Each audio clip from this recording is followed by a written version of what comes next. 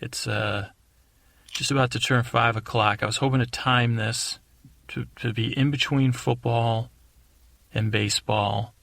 Like the evening in the USA, they have football games here at 10 a.m., 1 p.m. on the West Coast, and then 5. I think the night game starts at 5. There's also a baseball game that starts at 5. And those tend to dominate Twitter. But also on top of that, my phone is having trouble. Right now I'm pressing on it, and nothing's happening. So I might have to... Oh, there it goes. A little delay.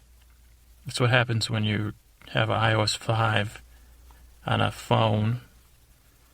I also jailbroke it because you keep this phone, you pay for it, but then you can't unlock it. I don't want to get started on the rules of the United States but now I'm on Twitter. It's booted up.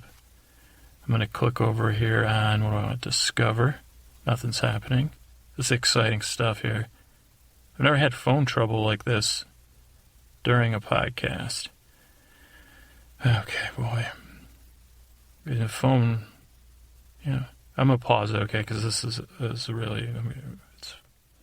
All right, I ended up getting it going. Not very well. I mean, we have what we need. Hopefully this won't be one of those battery drains instantly situations. I can deal with it, don't worry. But I've taken a picture of what's trending. And yeah, we're going to do our best here. No sponsored posts, but a lot of commercial-related posts or commercially friendly posts. But that's cool. That's interesting. We have, I think, the usual 10. I can identify almost all of them.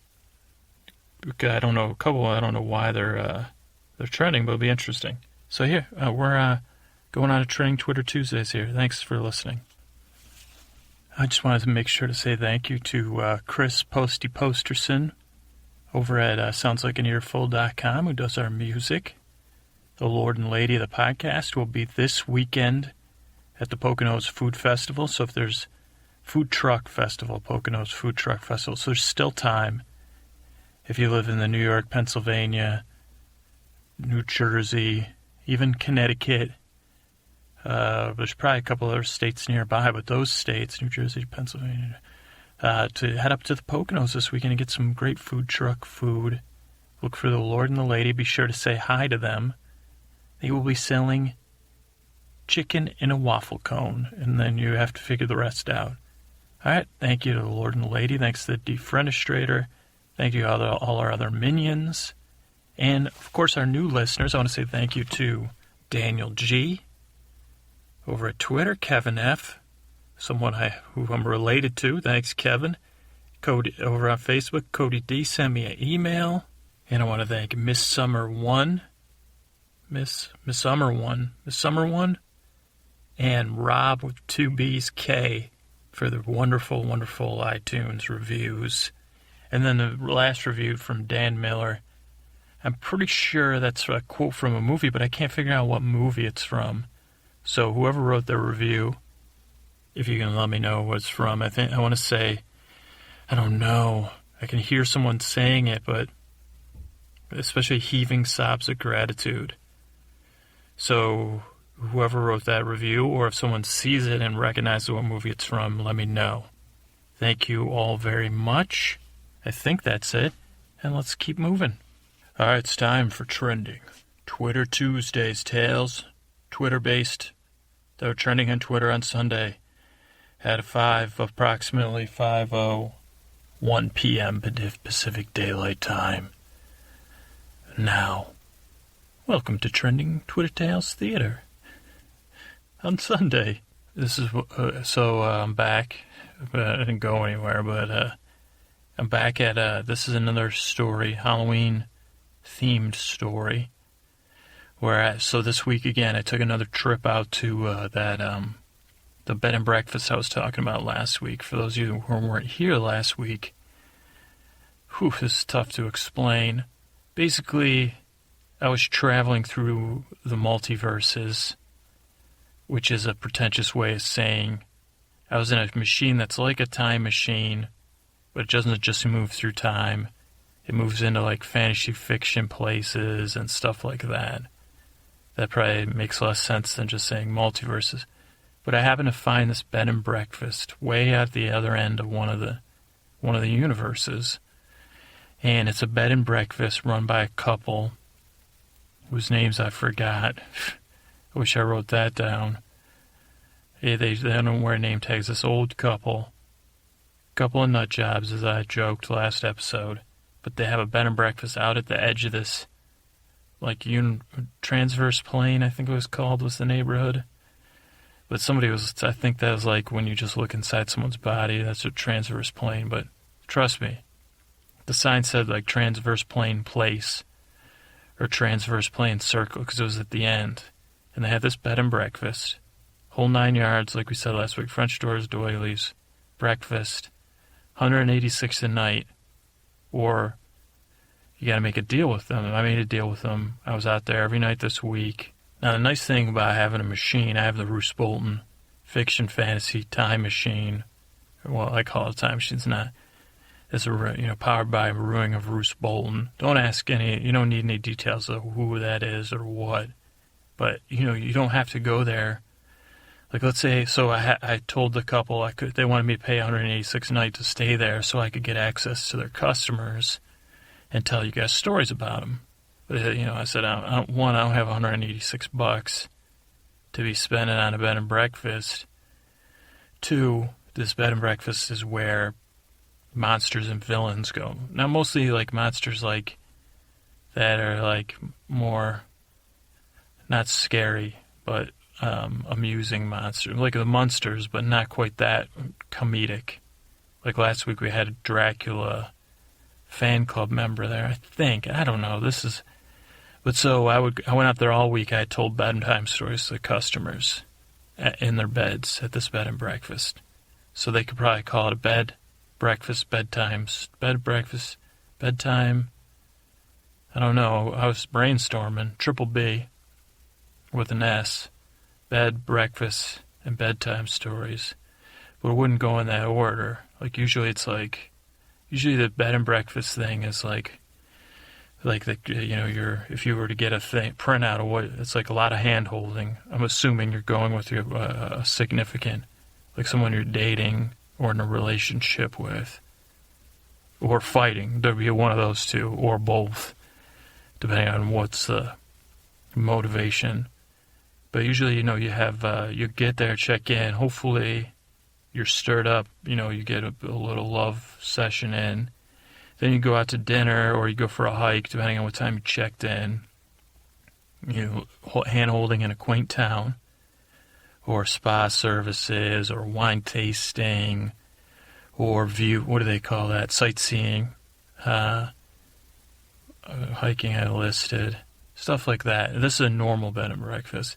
Then maybe you get, depending on how much you drank at dinner, maybe another, or if you got something came up at dinner that was uncomfortable, another lovemaking session, bed. Get up the next day, maybe, it depends on your relationship, And then you have breakfast, and then you go back to your dreary life. Or you do it all over again for another friggin' day. But so these ones, I was whispering, well, you probably listened to the one about Lionel Messi, about me telling him bedtime story, how well that went. But this went a lot better. It's a confidential agreement, so I can't tell you who I was telling bedtime stories to. George Clooney and his wife were not any of the customers, so that's definitely they were not, because they're not, they don't travel in that transverse plane that I know about. There's probably like a whole nother transverse plane for extremely good-looking, famous people. But these were moderately famous villains and monsters, so I was telling them bedtime stories. Well, I learned a lot that I can bring back to the podcast about how to soothe villains. And again, these weren't real, these were TV and movie villains. So it wasn't like I was like, oh, I'm not telling that person a story because I hate them. And one of the rules was I couldn't interact with them other than the stories. But whatever, not important. So I went out there, I told stories, I got some credits, got some breakfasts, spider cider, And what do they call them? Creepy cupcakes. One night they had cupcake night. So that was cool. But so story is that this one I think is really going to interest you guys. So I was out there hanging. You know, these rooms, they have like a sitting room where they might have breakfast, or some places have wine and cheese. There's usually a bird cage that doesn't have a friggin' bird in it. I don't know who decided on that in the Bed and Breakfast Council. Empty bird cage, might have flowers nearby. But I was sitting in that one room. Bed and Breakfast furniture looks better than it feels, but this couch, settee, sofa, whatever the hell it was, I was sitting in it, kicking back. The door opens and this guy comes in. He was male, humanoid, but not a mammal humanoid. He was some sort of swamp fish creature, and said, "What's up, man?" And he was down, and I said, "Where are you from?" He said, "The Black Lagoon." And I said, "Wait a second, you're the creature from the Black Lagoon. I thought I recognized you." And he said, "Yeah, that's me." And I said, "What's up? Like, you're here?" He said, "Yeah, we come out here." He goes, "This isn't like one of your human bed and breakfasts." He's like, "I want to go roll out on the transverse plane, and I'm here to learn something." And I was like, "Is this like kind of like your purgatory?" And he said, "I don't know what you're talking about, and I don't have time for you to explain to me your silly, human belief system." And I said, "Are you trying to provoke me? Or are you just blunt?" And he said, "I'm just blunt, man. Take it or leave it." And I said, "So do you have lungs and gills?" And he said, "I do." He said, "I have glungs, as a matter of fact, not gills or lungs." And I said, "I like the way that sounds, glungs. Rolls off my tongues, glungs." And he actually laughed at that one, and he said, "glungs." His was more of like because he's got a fish face, froggy fish face thing, glungs. So we were cracking up, and then the lady that runs a bed and breakfast, she brought out some tea, tarantula tea I think we had last night, and had an eyeball full and it was fake, and he made a joke about that. And then I was like, "So what are you worried about going out on the transverse plane?" He said, "I'm not really worried. I'm looking forward to it." And I said, "Well, you got a lot better attitude than I do, especially for a creature." I was like, should I just call you creature from the Black Lagoon? Should I call you like CBL, CFBL, or what? He didn't. He just looked at me. I don't think he trusted me yet. And I said, "Was there anything you're afraid of out there at the train? Like, it was the kid. There was a kid here last week. He said it looked like a lot like an orange vanilla ice cream swirl." I was like, "Do you tolerate lactose well?" And again, he didn't respond to that either. But I said, "Was there anything? What are you afraid of?" And he said, "Cowboys." And I said, "Like cowboys, like cops and robbers cowboys?"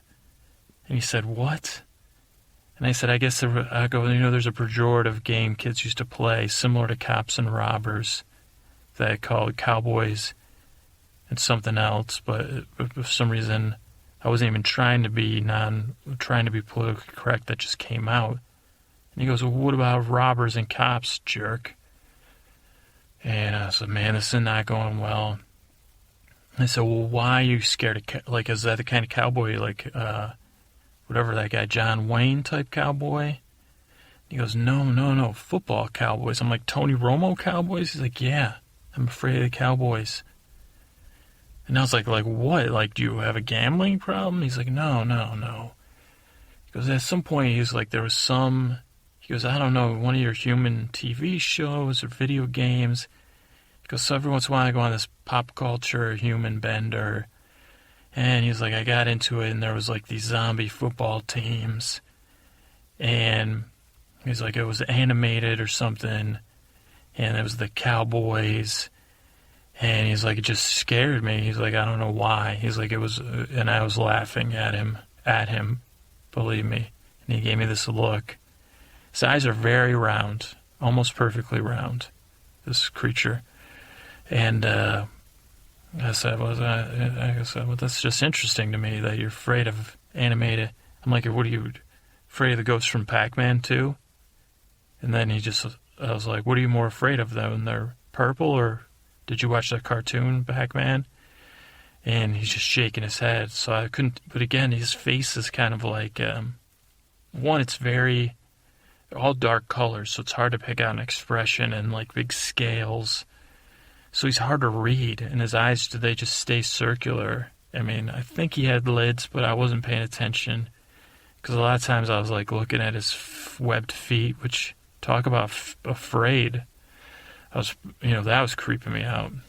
And I mean, I'm sitting here thinking, like, I got to get the story out of this guy. I was like hoping his fears would bring up some childhood trauma, and I'd get something out of him about, maybe he sang a song and became famous like last week, but that didn't seem like he wasn't biting at that. And then meanwhile, I'm like, man, I got to get home. I got a lot of work to do. And I still, Walking Dead's premiering. I want to watch that. Man, this guy. And but he could read my face. Oh, you're getting frustrated, huh? And I was like, well, I'm just here. I'm looking for a story about you. And so you're a creature. You're from the Black Lagoon. I'm like, man, what's the X factor? I feel like I'm talking about that all the time, but like, what's missing here? I'm like, well, have you always been from the Black Lagoon? And that was it. I could tell his eyes actually changed shape for a minute, and then I heard a noise in the birdcage. And I looked, and the birdcage was empty. So I don't know if he can throw his voice or what. But I look back, he's like getting up. I'm like, where are you going, man? He's like, I don't want to talk about it. And I said, what do you mean you don't want to talk about it? He said, come with me. Because now I know what I need to do in the transverse plane. He takes me with him. We head out to the transverse plane together, through the French doors, out through the English-style garden they had there, with Gothic overtones and undertones, and witty gravestone situation these people had. They had a swimming pool, and nice place. $186 a night. And I'm thinking about it. It's not. I mean, it's not terrible for this thing, especially when I tell you about it. So you get out on the transverse plane. Now when we get out there, must have been a different time of day than last week, because it was purplish swirls, like purple and gray swirls, which I was kind of like, what kind of ice cream is this? Like a blackberry, raspberry swirl, and I was licking the sky.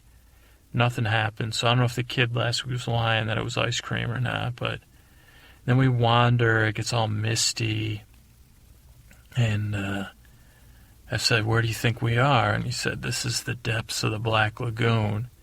And it's just this, like, I realize we're underwater, but it's some sort of, not an illusion. It's kind of like I was on some hallucinogens, maybe. I don't know. But it was like everything was happening around me, but not to me, if you know what I'm saying. That's sometimes how I feel like my life, but... So it's like then I'm like noticing it's more swampy, but a very unliving swamp. And I was like, so this is the Black Lagoon? He's like, yeah. And I was like, but this, he goes, it wasn't always this way. And I was like, oh, okay, there we go, story begun. Or now when it's supposed to. It was supposed to usually begin at the beginning, but now it just happens to be beginning now. And I said, so what happened with this Black Lagoon? I was like, well, what did it used to be like? It used to be, this used to be like one of the most wonderful places in our world. And I was like, your world? I was like, aren't you from our world? The Black Lagoon's in Earth, right? And he said, right, but he goes, there's also a monsterverse. And this, I'm just a reflection of your imagination, Because I can't explain it to you, man. It's like believing in something. You make it real, but it's already real in another universe where we're just living our lives, and it kind of pulls us into this universe. He goes, but you guys didn't catch up till it was already the Black Lagoon. Do you understand? I said, no. And he said, well, this, I don't think this is multiverse is here to explain it to you. But he goes, just pay attention. I'll tell you the story. Because everything started with, like everything is a terrible war. And fear ran rampant. He was like, like you guys are running around with this Ebola stuff, all afraid. And you should be afraid, but he's like, sometimes fear is a distraction. And he goes, so at one point, this was this beautiful lagoon, like almost like a lagoon planet. And I said, doesn't Chewbacca live on like a lagoon planet? And he said, who's Chewbacca? And I said, well, man, it's Dagobah's got a swamp too. Maybe you're more, is it more like Dagobah or Kashyyyk, I think is the name of Chewbacca's planet. Because it kind of looked like Dagobah and Endor mixed together, Kashyyyk did. And again, this guy, he's got this stone face, he's just looking at me. And he says to me, you know what it would feel like if I smacked you with this, webbed hand? I said, I don't want to find out, man, because you don't want to find out what it would feel like. And I didn't have a comeback because he was still staring at me. But I said, okay, tell me more about lagoon planet. What did you call it? Green lagoon? Pink lagoon? Blue lagoon? He said, whoa, you can't say that. And I said, can we say green lagoon? He said it was just a lagoon planet, man. It was just the lagoon, we called it. And sometimes we called it the Big Goon. If we were off planet looking at it, because he goes, it's so beautiful. Green from far away, we called it the Big Goon. And I was like, that reminds me of Big Kahuna Burger. And he goes, no, don't try to hijack. It's my story now. And I said, can I call you something? Because then he's like, I'm trying to think of something to call you in my head. I was like, you can call me Scooter or Scoot, because I know you seem like you like one syllable words, like goon, scoot. I was like, can I call you Goon? He said, no. I was like, yeah, it's probably best. I was like, I don't want to call you like a slee stack or whatever, but you remind me. I was like, you're cool, man. I'll just Cree. How about Cree? He's like, that's fine, whatever. And he goes, are you going to talk the whole time, or am I going to tell you this about my planet? And I said, go for it. But I was like, try and mix in some descriptive terms so I know if it's more like Dagobah or Endor or Kashyyyk or some other real thing. But I'm not very good with... there's like Beaver Lake Nature Center. Have you been there? And again, more... So he's like, listen, it was the Big Goon, okay? It was a beautiful place. He goes, there's lots of people like me. And we were called the Creatures of Goon. The Creatures of the Lagoon. And he said, we were an intelligent race. We were intelligent race creatures. And it was our planet. We were kind of the top of the food chain. And he's like, but we lived in balance and harmony with the creatures that you got. Not like you guys, I guess. He's like, he goes, the only other big creature on the planet was the Seahawk. And he's like, it was kind of like a dolphin that could fly with wings. So kind of like a manta ray dolphin, but nothing. Because you probably wouldn't understand. I was like, I was like a dolphin crossed with a hawk more. And he's like, kind of. And I was like, kind of like hawk. I was like, was it humanoid? And he's like, kind of, but fins. So I was like Hawkeye from the old Super Friends. And he said, maybe. And I said, okay, but like a fish too. So like Aquaman and Hawkeye had a baby. And he said, I'm not even sure that guy was called Hawkeye. I'm like, neither am I, but I was like, remember Flash Gordon? There was a guy with wings. So let's imagine him, but with a fish like you. And I was like, but were they? And he's like, they weren't as intelligent as us. He's like, they were close. And he's like, we kind of, he's like, they stayed in the deep water. He's like, off of the lagoon, swamp, you might call it. There's trees at the edge and kind of like with wetlands that, most of you guys dig those up. And I go, yeah, I guess we do. And he goes out there, he said there's some deep water. The Seahawks lived out there, and they hunted the fish in the deep water. And they lived their life. And he's like, we put some in, zoos like you guys had, but he's like, mostly we just like hung out in the swamps, sang songs, lived our lives. And, he's like, we just were one with the sea. He's like, it doesn't really he's like, warm, tepid water is great, for swimming. And he's like, we would be, mating. And he's like, we did a lot of mating, because we have a strange, pre-infant, it's really hard to get pregnant down there, so we do it a lot. And he's like, and then you just hang out in the water, and you're happy, and then you're splashing, and then you eat, and then you mate. And he's like, the great thing is, like, the swamp was so providing. He's like, but, you eat the same things every day, mostly, small insects, and I said, can I take over the story here, because you're not really... And he said, no, you cannot. And meanwhile, this is all happening in front of me. I'm watching all this. So I could have been describing it the whole time, but he's talking. So the whole time I could be describing to you like across, kind of like I tried. But this guy might open a podcast. I don't know. Because he's freaking terrible. But anyway, back to the thing. So I said, okay, we'll go from there. So you're eating swamp stuff. And he said, bounty, we call it swamp bounty. And I was like, did you eat like the stuff that's kind of like algae, but it's more together and like you ball it up, like seaweed, but it's...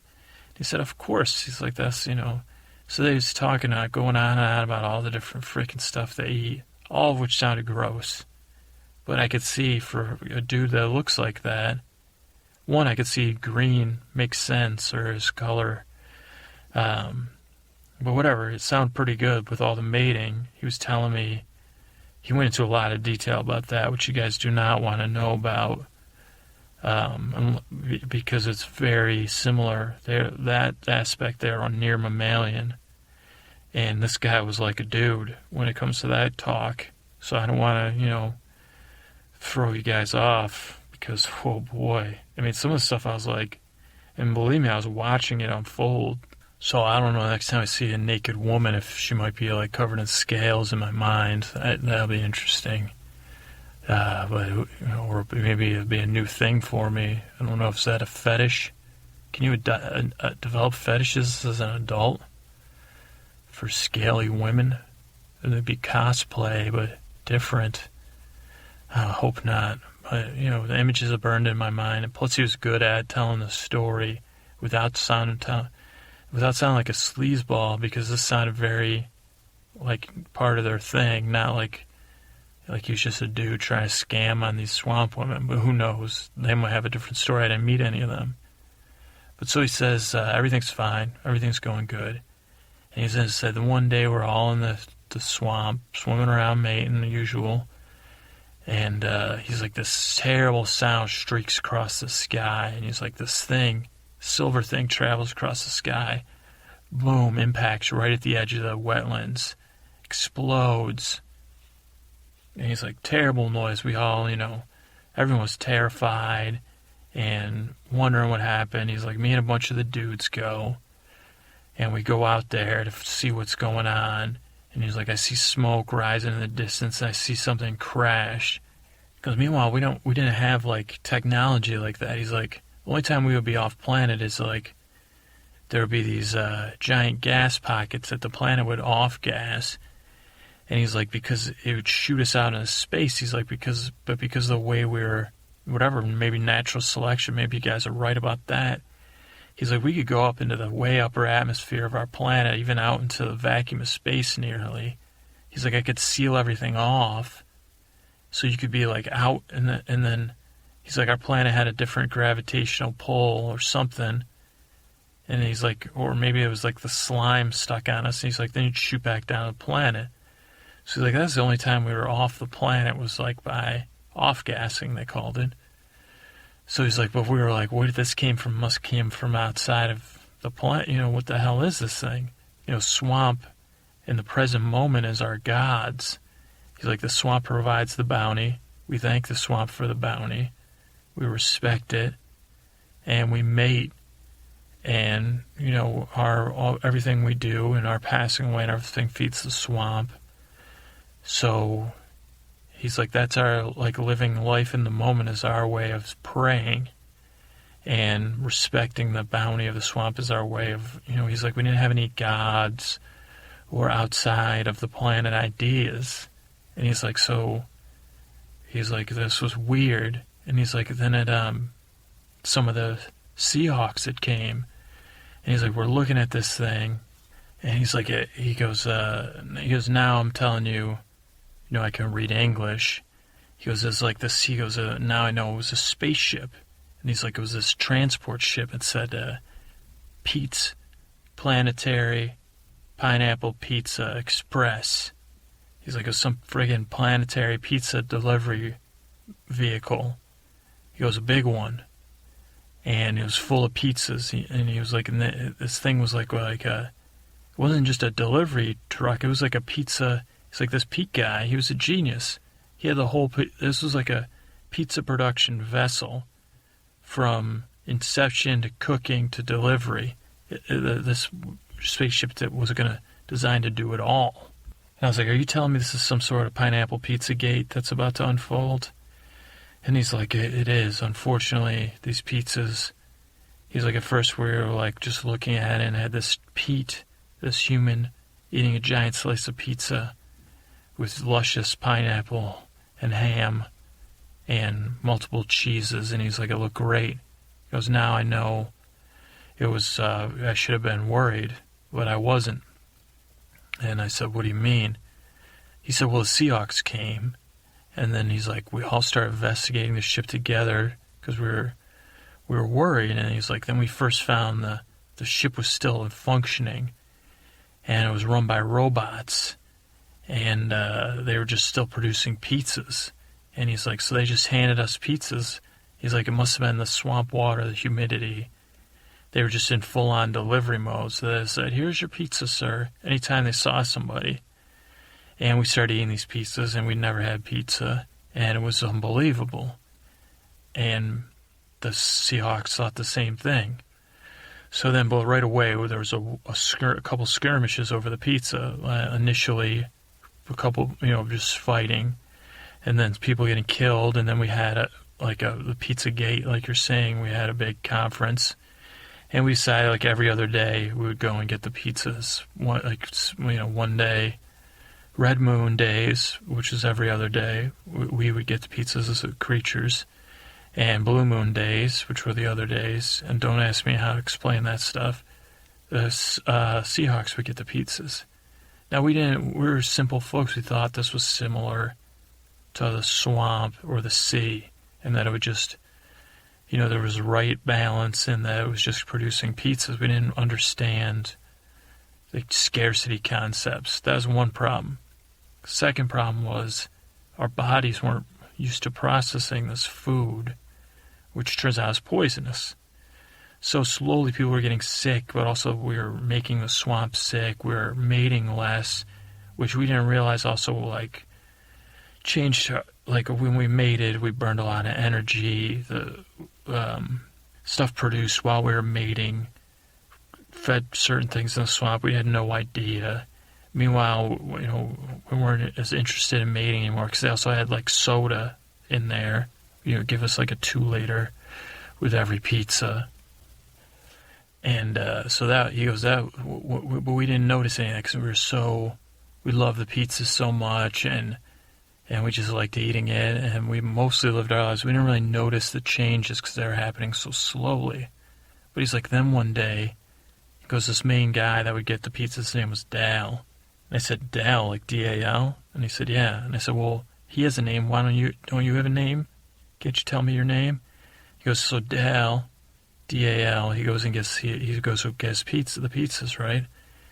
And usually he would go 3 times. He goes in the morning, he never comes back. We're sitting around waiting for him. Ends up he gets there, and they're like, sorry, no pizzas. Your pizza's not ready, sir. It's going to be a little while. It took him he never came back during the middle of the day. He didn't come back at night, so we sent out a party looking for him, and we get there, and he said, hey, I'm just waiting for the pizzas. And the robot comes out, he's like, don't worry, sir, your pizza will be ready in a little bit. And we're like, what? So he waits the whole night. One of the Seahawk dudes, a sea guy, shows up in the morning, and he's like, what are you doing? And Dale's like, I'm waiting for my pizzas. So then it's like Dale versus C, the C guy, and they're fighting because he's like, you can't wait for the pizzas.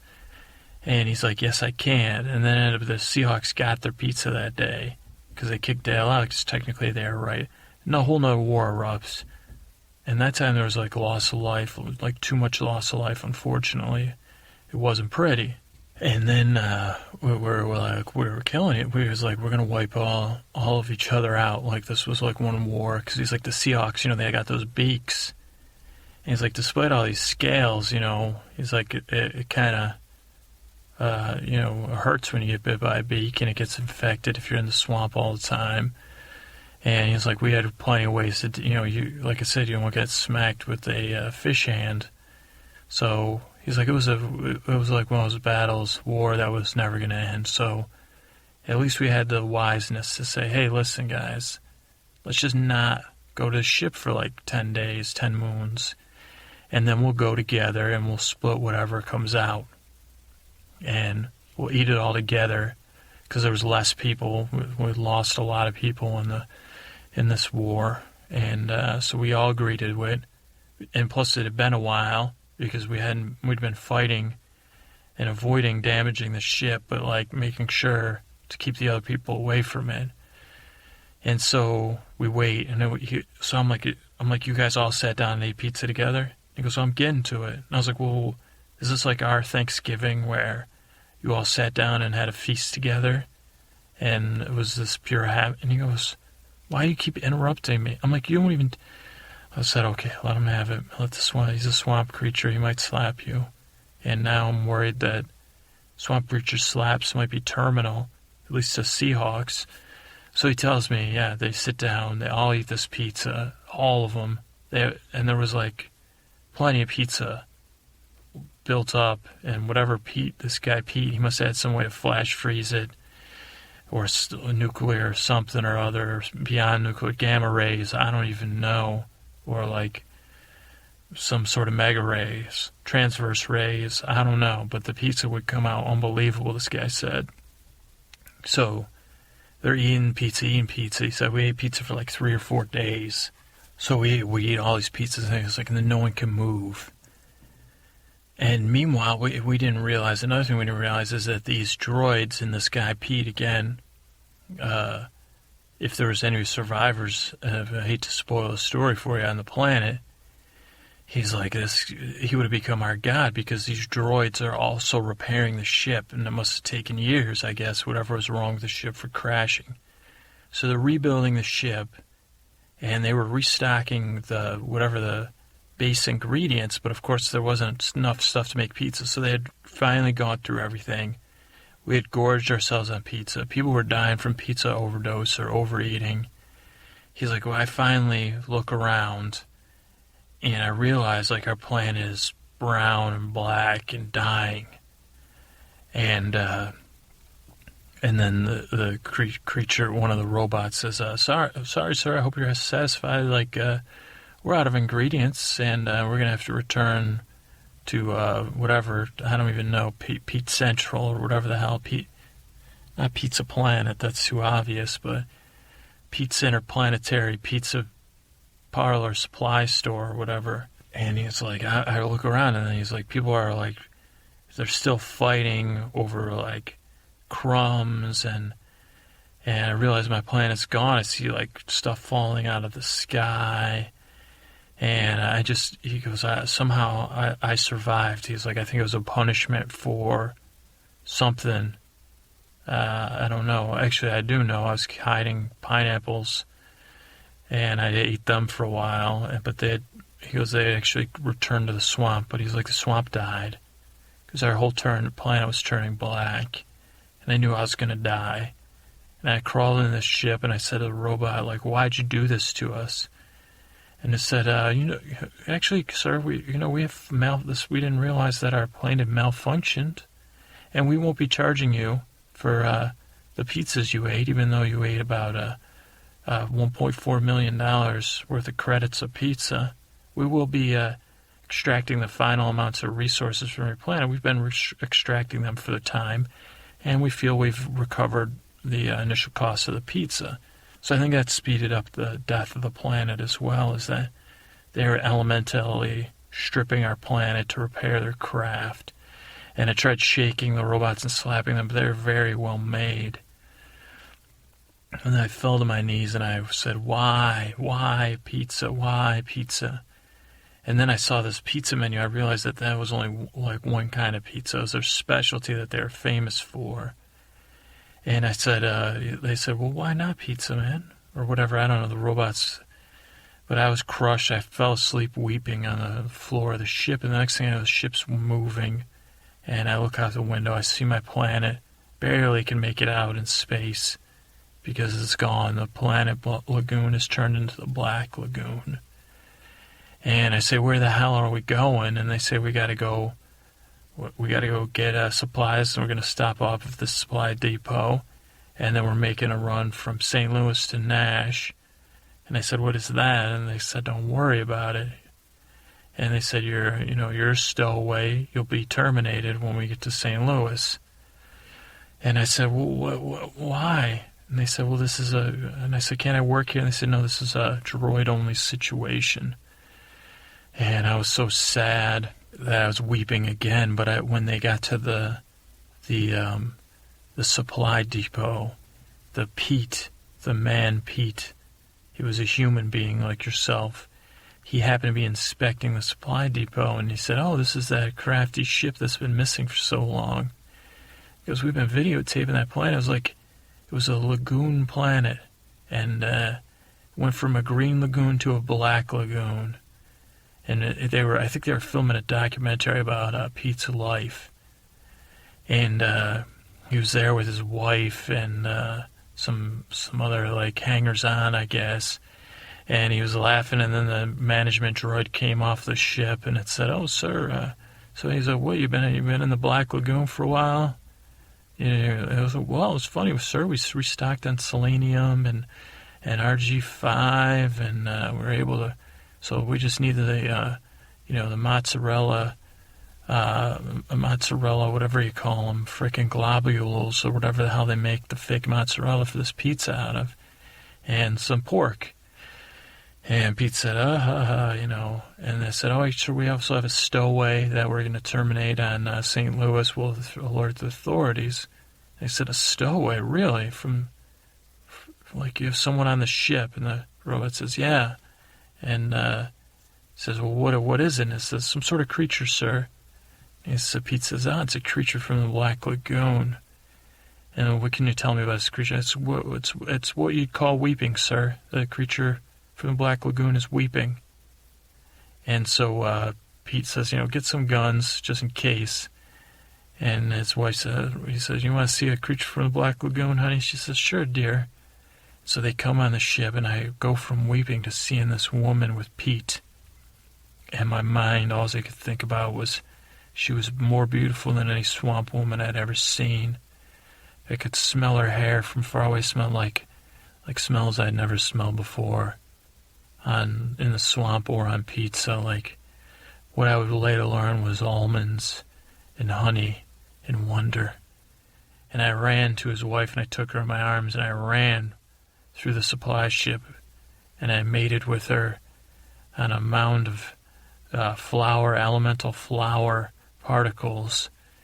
And then I barred us in there, and then they had to call in some space marines and to try to save me or take me. And I mated with her, and she fell in love with me with some Munchausen Stockholm syndrome or something. And then somehow the echoes of the story got back to your universe. And it was a more simplistic version, like a lagoon, a black lagoon, and I was a creature. But that's like basically what the story that you know is based on. And you don't have the whole story about the planet stuff. And I was like, wait, so you're telling me that you're a victim, like interplanetary destruction by pizza? He said, well, it's not really interplanetary. He said, well, I guess it is interplanetary. Yeah, I guess so. And I was like, so that was what they're calling it. You're the creature from the Black Lagoon. And he said, yeah. And I said, have you ever heard that song, Creature from the Black Lagoon? And he was like, no. And I was like, I really like it. So I was like, I can play it for you at some point. And he said, I'd like that. And I said, but we better be getting back to the bed and breakfast because, he's like, I got to take you back. And then maybe that's what I was here to learn is that, he goes, I need to mate with somebody, I guess. Maybe that's why I shouldn't come to this bed and breakfast alone. And I said, well, I'm not, mateable material with a swamp creature. He said, no, you're definitely, he goes, you're not mateable even with a lady swamp creature or a wife of a pizza baron or a pizza baron himself. And I said, thanks a lot. He said, swamp creatures, we have, sense of humor too. Just because we have perfectly round eyes and unexpressive faces and strange gills and, flaps and stuff. We're not monsters. And I said, well, actually you are. Like in this universe you are. Otherwise you wouldn't have been allowed to come to this bed and breakfast. He goes, well, we're a creature, monster. What's one or the other? And I said, the other thing is, like, you stole his wife. That's definitely monster behavior. And you gluttonized the planet, and you survived, and I don't buy, like, you were hoarding pineapple. That's another sign of potential, villainhood. So, yeah. And he said, well, I'm glad we shared this story. He goes, I could teach you how to lick the, transverse on the way out. He goes, then I'm going to go, try to find, I think there was a couple farmhouses on the way out of here. I'm going to try to see if I can get a farmer's daughter and carry her off into a swamp. And I say, you creatures will never learn. You silly goose.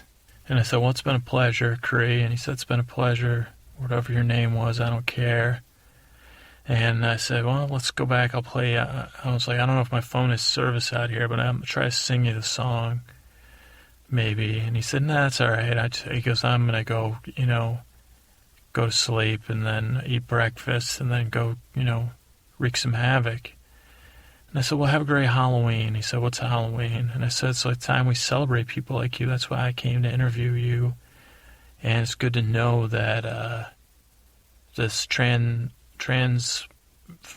experiences are metaphorical and a way that's beyond my understanding. And he said, well, yeah, it's not surprising. I said, yeah, but it's cool. Like, so somehow the echoes of you, he goes, we already talked about that. And I said, yeah, but it's a boring podcast. And he said, well, you're a boring guy. I said, thanks, man. It's great meeting you. And I said, enjoy your farmer's daughter. She has a sister. And he said, no, I'll take them both. And I said, I was like, they always, like, because, yeah, I'm really nice, actually. I don't like, cause, usually I'm rescuing them from some patriarchy situation where their father is a dirtbag anyway. So, and he's like, there's a lot of good stuff about the swamp. I said, well, let's leave it at that. So that's the words of wisdom for you guys. There's a lot of good stuff about the swamp or the lagoon, whatever the hell the difference is. He couldn't tell me. But it's interesting to know that the creature from the Black Lagoon was originally a creature just from a lagoon, which makes sense, I guess. And the song "Creature from a Black Lagoon," I think it's by a band. Not a famous band. One of the band members might have been famous, so I'll put that on the playlist. But I hope you enjoyed the story and fell asleep. Good night. Okay, tonight we're on our freestyle, off season. I guess maybe I don't know what to call it, but we don't have a serial story because I want to get caught up on some requests, and because I get requests. And I have a pretty rigid structure around here because that's how I get things done, to be honest with you. But it's nice to have a little break and to be able to do some new stuff or different stuff. So tonight I'm filling requests with a real-time recipes episode. If this is your first, there's only been one episode, real-time recipes.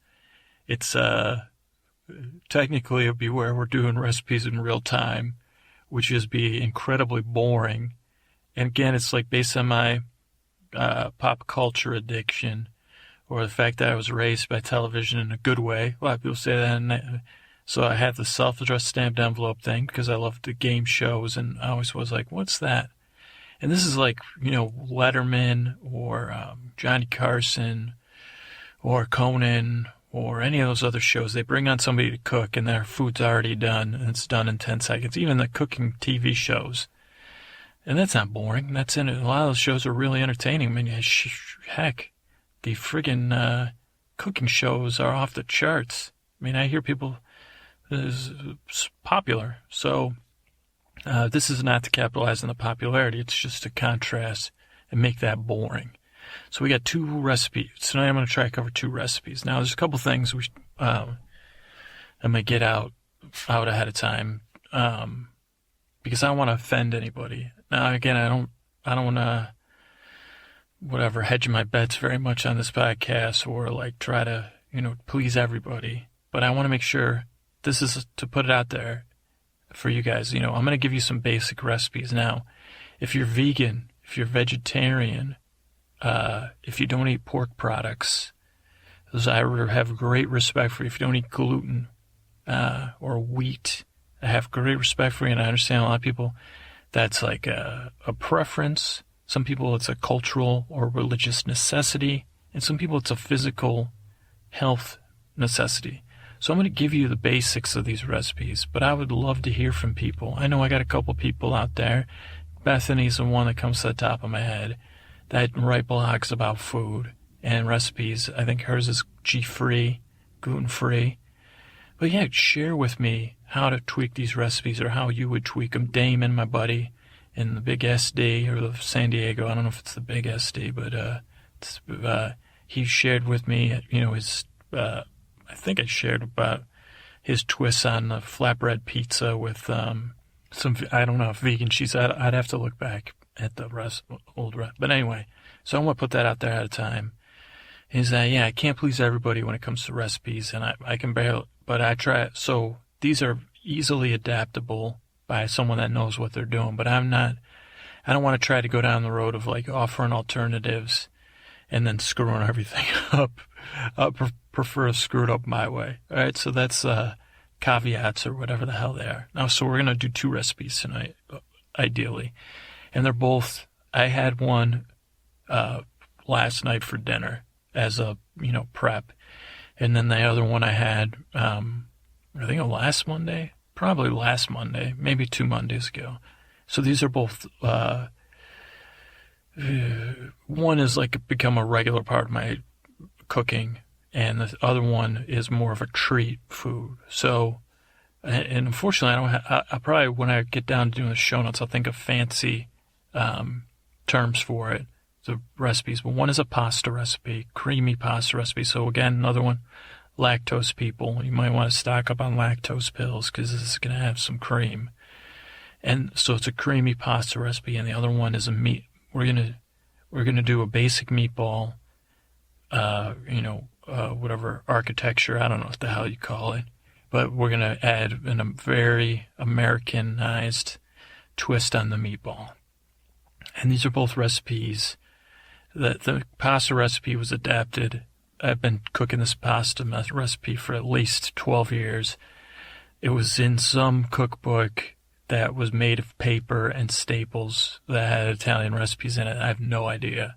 And I tweaked it so fair trade or whatever the hell it's called. It only partially represents what I saw, but it's a basic herb pasta recipe, herb cream pasta. The other one, now I don't want to toot my friggin' own horn because it's so basic, but I made it up, so there. Okay, so I grabbed my notes here, and first thing we're going to do is our shopping list. So don't worry yourself about shopping lists in your head. You're in bed. This is just real-time recipes here, but so it'll all be in the show notes. How good it'll be, I don't know. This is a podcast to put you to sleep, not to friggin' cook your dinner. And again, like I said, if your teeth need to be brushed, like I can't come brush your teeth for you, regular people. But if you're some crazy billionaire and you understand boundaries, there is a price. I have standards, so it's like not a price to do anything. But I'll come brush your teeth. But it's going to cost you, I said, like about, depending on once we have a appointment to discuss it, about 10 grand a round. So that's like if you do twice a day, it's 20 G's, and that doesn't count expenses. And that's no perversions. And so cooking-wise, you don't want to hire me as your personal chef because I'm not a cook. I mean, I'm a cook. I'm not a chef. But again, if you need me to come to your house and cook for you dinner one time, 100 grand probably. So 100 grand is maybe my starting price. So and again, I would have to check your accounts first because I don't want to bankrupt anybody. You'd have to be able to afford it. But so that's, I'm just putting that out there for any trillionaires that are listening that really like blowing your money. But again, if you're like someone that I come to get to your house and it's like MC Hammer in the old days, I probably won't take your money and I'll probably leave because I feel like guilty. So again, this ain't neither here nor there. Okay, so shopping list. Now we're gonna buy everything tonight except for salt and pepper, on the assumption you got nothing of the stuff, but you might have some basics like garlic and onion at your house already. And I'm talking, garlic, not garlic powder, olive oil. Did I say onion? I meant olive oil. So we're going to run down for the pasta. This is our shopping list. We need olive oil, garlic, salt and pepper, Parmesan cheese, basil, fresh parsley. Note on the parsley.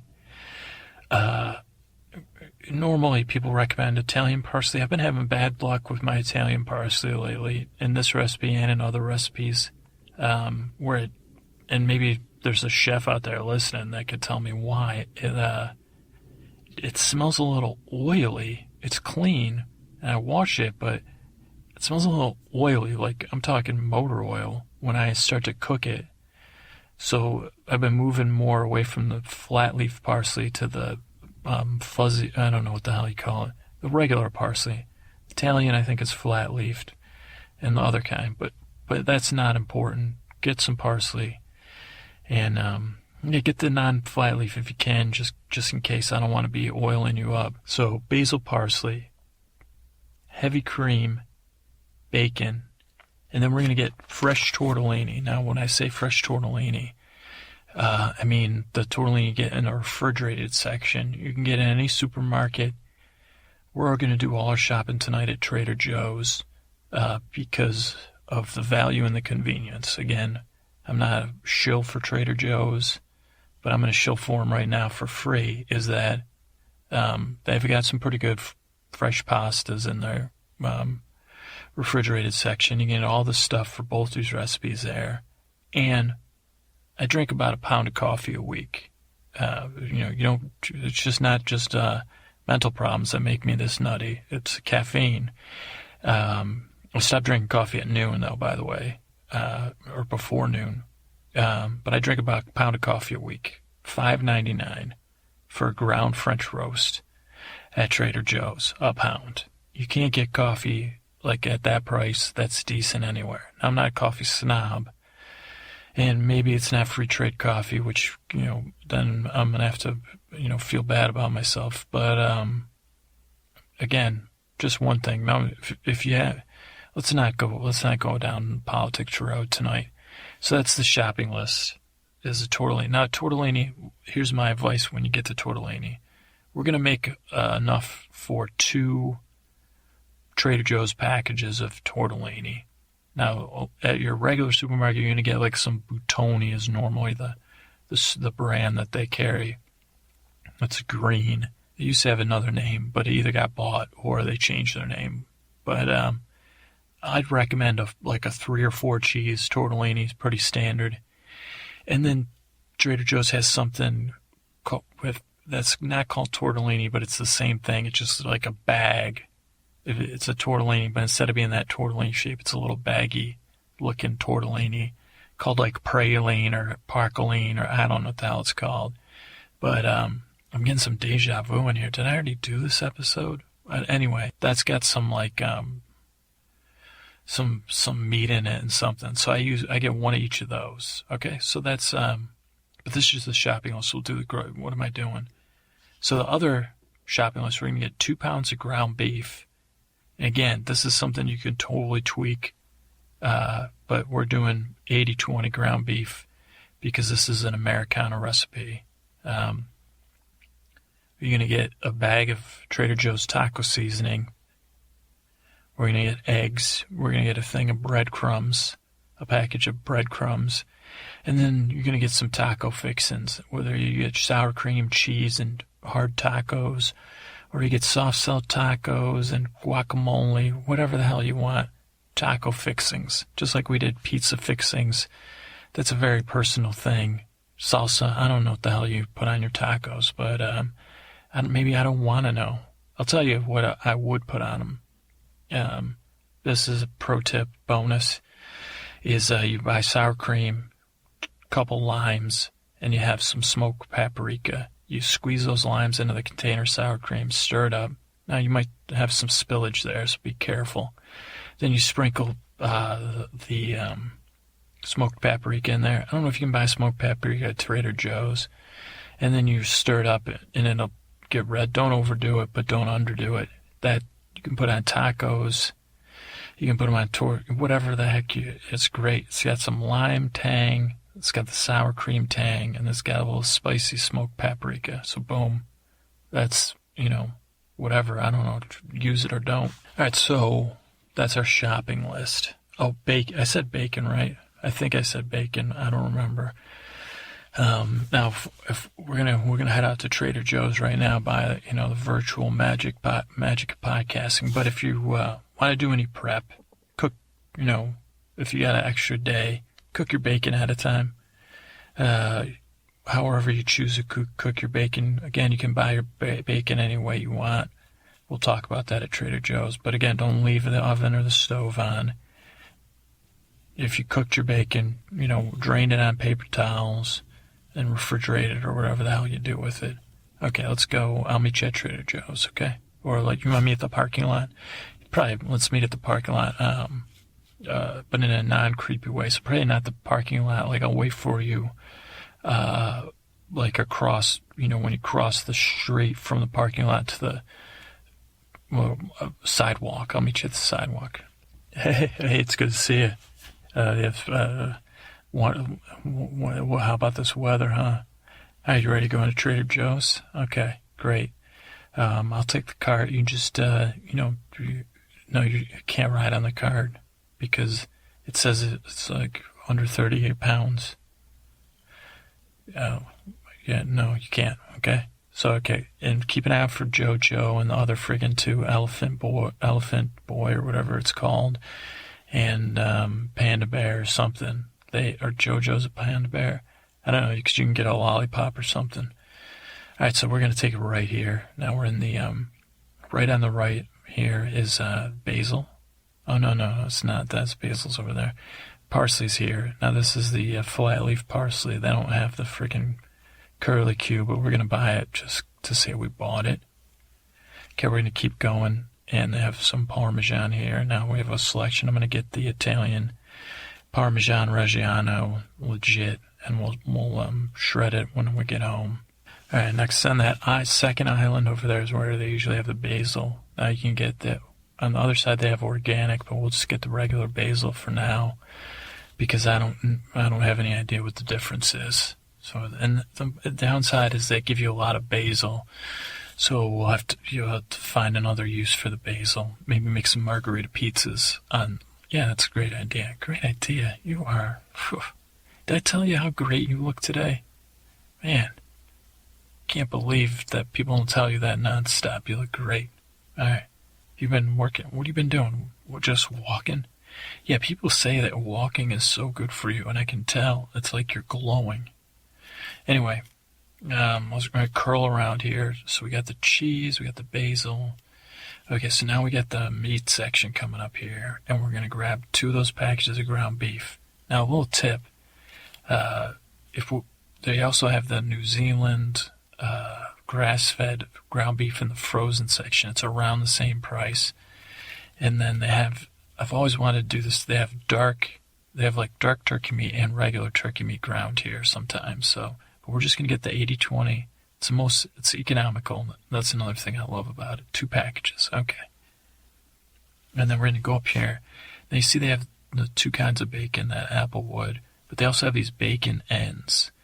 And we're gonna grab that. It's $2.99 for a pound. You really can't go wrong with it. Sometimes you're gonna get way too much fat, but we'll just deal with that, when we get home.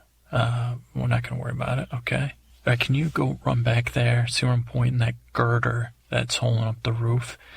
There's a garlic on that girder, and then I'm gonna go get this cheese from this. I've got to crush on her. So just give me, but I'm just going to get cheese. I'm afraid to talk to her. But, hopefully she'll just tell me she's in love with me this time. Instead of just, like, usually she talks to somebody else who asks. Anyway, I'll meet you back at the cart. Hey, yeah, that's the magic of you should go back there and try some of this. It's like some sort of cheese with truffles in it. And then I asked her if truffle was a mushroom. She said no. So, okay, let's keep shopping. No, don't worry about it. No, I don't want to talk about it. It's like some guy said to her, "What's up?" That works here. So I bet you it doesn't matter. It's not a big thing. Eggs. So grab a thing of eggs. Great. You're like a mind reader. You open eggs and check it too. I never do that, and then I always get home and they're once busted. Thank you. Okay, now right to the right of the eggs, which we could have missed, is the tortellini. Now see here, those are the 4 cheese, so we're going to get a package of that. And then those are the Pracon leans, or whatever the heck it's called. They got that prosciutto in them, and then some other stuff. So we're going to grab them now. I want to show you this right on the packages. You see the 4 cheese tortellinis, they cook for 5 to 7 minutes. And the praline friggin' thingamajigs, they cook for 2 to 3 minutes. So we just want to remember that. That's going to be one of your special jobs, okay? Oh, thank you. Okay, so we're going to curl around. Here's the milk and stuff. We're going to grab the heavy whipping cream there. Just the regular one. Yeah, it's like white and purple. And a nice color. It's actually the color of the podcast, those purples, because my buddy Scotty. Great. Grab that. All right, we're going to skip the frozen aisle. And then this next aisle, right there's the olive oil. And I'll tell you what, I don't know anything about anything, but I get the regular, that Spanish olive oil there. It's non-virgin. I think if you use the virgin, it's better for, when you're using it for, one of them's better for vinaigrette type stuff, but I think this stuff is, I don't know. I just buy, I don't know what the heck I'm doing, but whatever. Grab that. Hopefully at some point I'll be able to bump into the unfiltered, olive oil category. I'm not there yet, but, one day, right? One day we'll book a vacation and frickin' on the beaches of frickin' somewhere drinking unfiltered olive oil. What do you say? All right, so we got the olive oil. We're going to assume we have salt and pepper at home, right? All right, so we're going to go to this line. We're going to hang her right. That girl's just, okay, don't look at her. Don't look at her. She's yeah, she's cute. Be more than that. So hang her right. No. Please don't introduce me. I was not wondering. Hi. No, yeah, I was trying to make a joke about the truffles and mushrooms and, poisonous mushrooms.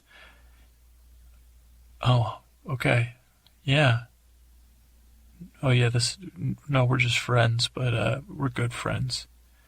Yeah, no, I don't have a podcast. I mean, I do have a podcast, but that's nothing to be, oh, you love podcasts?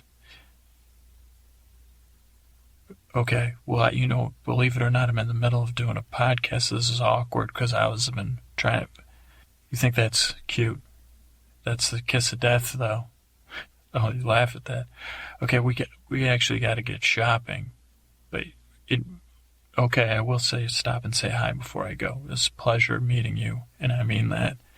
You like smiling at that too. Okay, so yeah, thanks for embarrassing me, but yeah, maybe one day. Well, thanks. I think I get it. You care about me. I appreciate it. Yeah, I know I'm red because I feel red on the inside too, but of the good kind. So we're gonna swing, but I gotta stay in the zone. Thank you. Well, probably, maybe I'll ask for a number, but I don't know if I have the courage to do that. But so we'll take it right here. It's a taco section.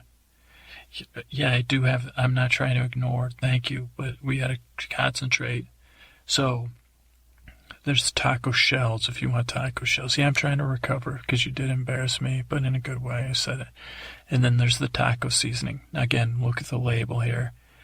Most taco seasoning that you get at the regular supermarket asks for 1 pound of beef. This is a 2-pounder bag. You can use it all, so just remember that. But we got 2 pounds of beef, so we're set. And then there's the breadcrumbs. So we're going to grab the breadcrumbs, and I think we're pretty set with everything. So if you want to grab any taco seasoning or anything, I should go grab it and you'll get in line and pay for it. Okay. No, I swear, I'll meet you. I guess I'll meet you back at the house. So we have everything. The one other thing, let me grab some cilantro, but I'll bring it with me. Okay, I got an idea. Oh, hey, yeah, I beat you home. I'm boiling water here. So, yeah, come on in. And I cooked. Believe it or not, I got home so fast. Did I ask her out? Possibly. No, that's not. Doesn't mean it's a no. It means I did. Maybe I did. What's her? No, please. We got to get this podcast episode done. So I'm boiling the water. It's not boiling. I cook the bacon. Now you're gonna notice. I've already chopped the bacon up. We've got about 2 handfuls of bacon set aside there. In a Rachel Ray style, we just have it in a bowl ready. So that's ready. The bacon's prepped and done. And water's going to be boiling for the pasta. Now, while the water boils, I'm going to chop this garlic up. I'm chopping up 5 cloves. You want between 2 and 5 cloves, depending on how you like your garlic. So I'm chopping it. Yeah, she was. See, she's like an understated beauty, no doubt about it. Yeah. What about you? What's going on with you? Well, I mean, what can I say? People are fools for not knowing how wonderful you are. It's a good thing we have this whole, just friendship thing, with underlying attraction, where we said it, I feel like I'm in a freaking, Molly Ringwald movie when I'm with you. Yeah. No, I don't know if I feel more like Andrew McCarthy or the guy that's on My Two Men or whatever that show's called that Charlie Sheen was on, John Cryer. Yeah, I don't know. I don't relate to either one of those actors. Not in and on. So garlic's chopped. So we're gonna set that aside. I don't feel like doing dishes, so I'm just gonna push it. I got this big cutting board, so I'm gonna push it into a little pile on its own, and then we're gonna make the pasta first, sorry, and then I'm still off from you, love bombing me or whatever you want to call it. So we're going to chop up 2 handfuls of basil and about 3/4 of a handful of parsley, and we can chop that all together. So I'm going to chop that. I don't know. I guess more Cameron Fry is who I am relate to as opposed to those 2 guys, even though I know he wasn't in like a romantic comedy. The Ferris Bueller, there was romance in it, and Charlie Sheen. But yeah, Cameron Fry. Well, but I'm not a hypochondriac. I'm definitely not Ferris, though I idolize Ferris. So that's it. The basil and the parsley's chopped, and we're going to put that in its own pile here. Okay, the water's boiling, so remember from the labels. And this is an important part here, is we're going to undercook the pasta by 1 minute.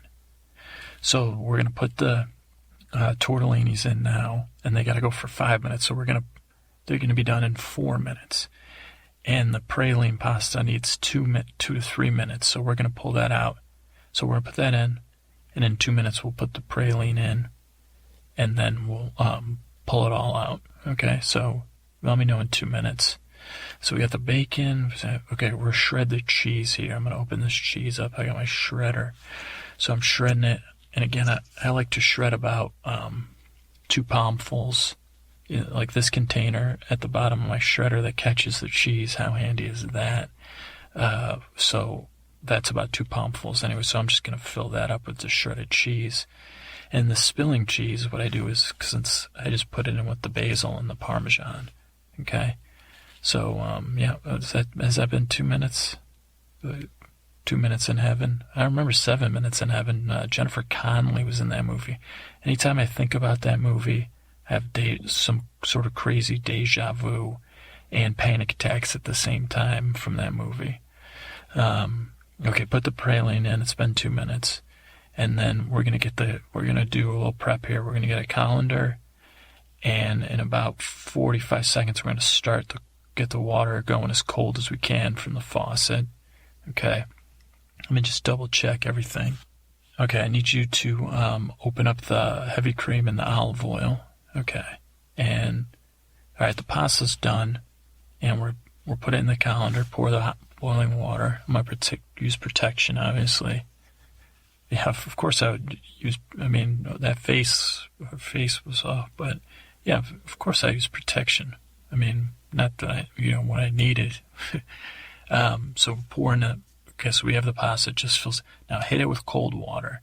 Now 2 things, we got to get all this pasta, we got to get the pasta down, the temperature down. Now, one thing safety-wise, because I care about you, is don't stick your hand in there, because there's still, even though as the outside of the pasta cools, you just shake the colander like that. Yeah, shake it like a Polaroid picture. Well, not really, because then the pasta would go everywhere. More shake it like your Jiffy Pop popcorn. And then now slowly start your finger in the middle of the pasta. It kind of feels, your hands are clean, right? Okay. So we want to get the center of the pasta cooled, and then, but we don't want to burn yourself. And then kind of, as it gets cooler, shake it around and feel if it's all the pasta cool. There's no more boiling going on. Okay. And maybe you keep doing that for a few more minutes. I know we have this magical system for recycling this water so it's not being wasted. So that's a positive thing too. But get that pasta cooled. You could have used an ice bath, maybe, but that sounds so fancy and out of my league. But yeah, good job getting the pasta down. Now I'm going to start this other pan, which is like could be any kind of pan that you're going to you can fill up with liquids and fry in. I use actually the thing we just made the pasta in, because it's stainless steel, but it could be a non-stick pan if you have that. But so I'm gonna put it back in the heat, and I'm gonna put on a different burner because I want to get the temperature just to medium, and then watch the olive oil. I'm gonna do 3 glugs, glug glug glug, and then swirl that around. I'm gonna get that up to medium. Pasta's good, right? Just you can keep it on the side there. Now, as the olive oil heats up, usually you can tell if it's heated up. Some people say it shimmers. I can just tell because it smells like a little olivey. And we want to get to medium. Let's just stay medium. Like if you cook a lot, you can go to medium high. But if you're not a regular cook, keep it at medium, because what we're going to do is, now that my olive oil is hot, I'm going to add the garlic. This is a critical part here, is that you can't burn the garlic, because that'll it's not good. You want to barely get the garlic cooked golden, but barely golden. So what I do is I throw the garlic in, because I'm going to be over medium high, but I'm going to pull the pan off of the heat, swirl it while my garlic cooks. It's going to take maybe a minute to 2 minutes, but since I'm at medium high, it's already cooking, but I'm watching it, and you can tell again by the fragrance, after you've been doing this a while, that it's at the right stage. And then boom, we're going to push the basil and the parsley in. We're going to put it back on the heat, and we're going to swirl that together. Now the basil and the parsley is going to bring the temperature of the oil back down, and we can raise it up to medium high if we're not at medium high, and just spin that around and keep an eye on it, that the garlic doesn't burn, but you're just going to keep it for a minute or two. We're going to kind of wilt the basil and the garlic, or cook it, whatever you want to say it, and then see how that's going. Swirl that. Yeah, you know how, those triceps on you, man, those are, it's an underrated muscle.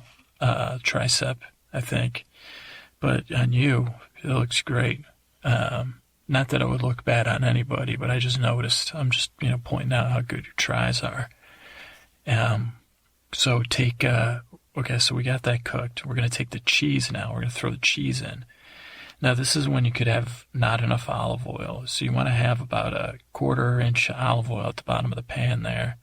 So that your cheese is kind of floating on the, and now just start swirling it together and see the cheese is starting to melt into the oil. And we're just going to soften up the cheese a little bit in the oil by itself. And then we have this container of heavy cream. And then we're going to put about half of the heavy cream in there. Again, this isn't science. Glug it in there. Glug, glug, glug, glug, glug, glug. And now we have a little, just start stirring. Now, we're at medium-high. And we're going to bring this up so that the cheese melts into the cream. But you don't want to scald the cream or burn the bottom of the pan, the cheese, or anything. So keep stirring and keep an eye on that. I'm going to grind some pepper in there, and then I'm going to add the bacon. See? And then you swirl the bacon in. And if you're a spice person, you could add some hot pepper or some hot sauce at this point, or not. And salt is a dangerous thing with this. Like, this would be the time to add a little bit of salt. Now, see, it's going to start bubbling. The cream's going to start foaming. Just stir it, and we're going to drop it down to medium. It's almost boiling, and we just want to melt the cheese, but we don't want to cook anything. But, we want it hot, so maybe keep it at medium. Okay, that's good. And swirl that in. The pepper's looking good. Now, you can add salt, but you never know how salty your bacon's going to be. So maybe just add salt to taste while you're eating it. So that you don't over-salt it and ruin the dish. But so at this point, the cheese is melted, everything's mixed in. We're going to add the pasta back into the pan and, just stir it. And you're just going to keep stirring it and folding the pasta into the cream and just keep folding it, and then something magical is going to happen. Watch as you do this. Maybe we can bump it up to medium-high again, and we're going to kind of heat the pasta through. And see, watch as you're folding it, notice that it's thickening. The sauce is thickening because the liquid is being absorbed by the undercooked pasta. And we're going to do this for about a minute or two. And I'm going to get some bowls. I'm going to shred just a little more cheese. And you could sprinkle herbs on the top if you want to be real fancy, but we're just going to shred a little more Parmesan. Parmigiana. Yeah, and see how that's thickening up. And you can see it's steaming, so we're getting heated through. But you can get it nice and thick there. And now this is going to be a hearty meal.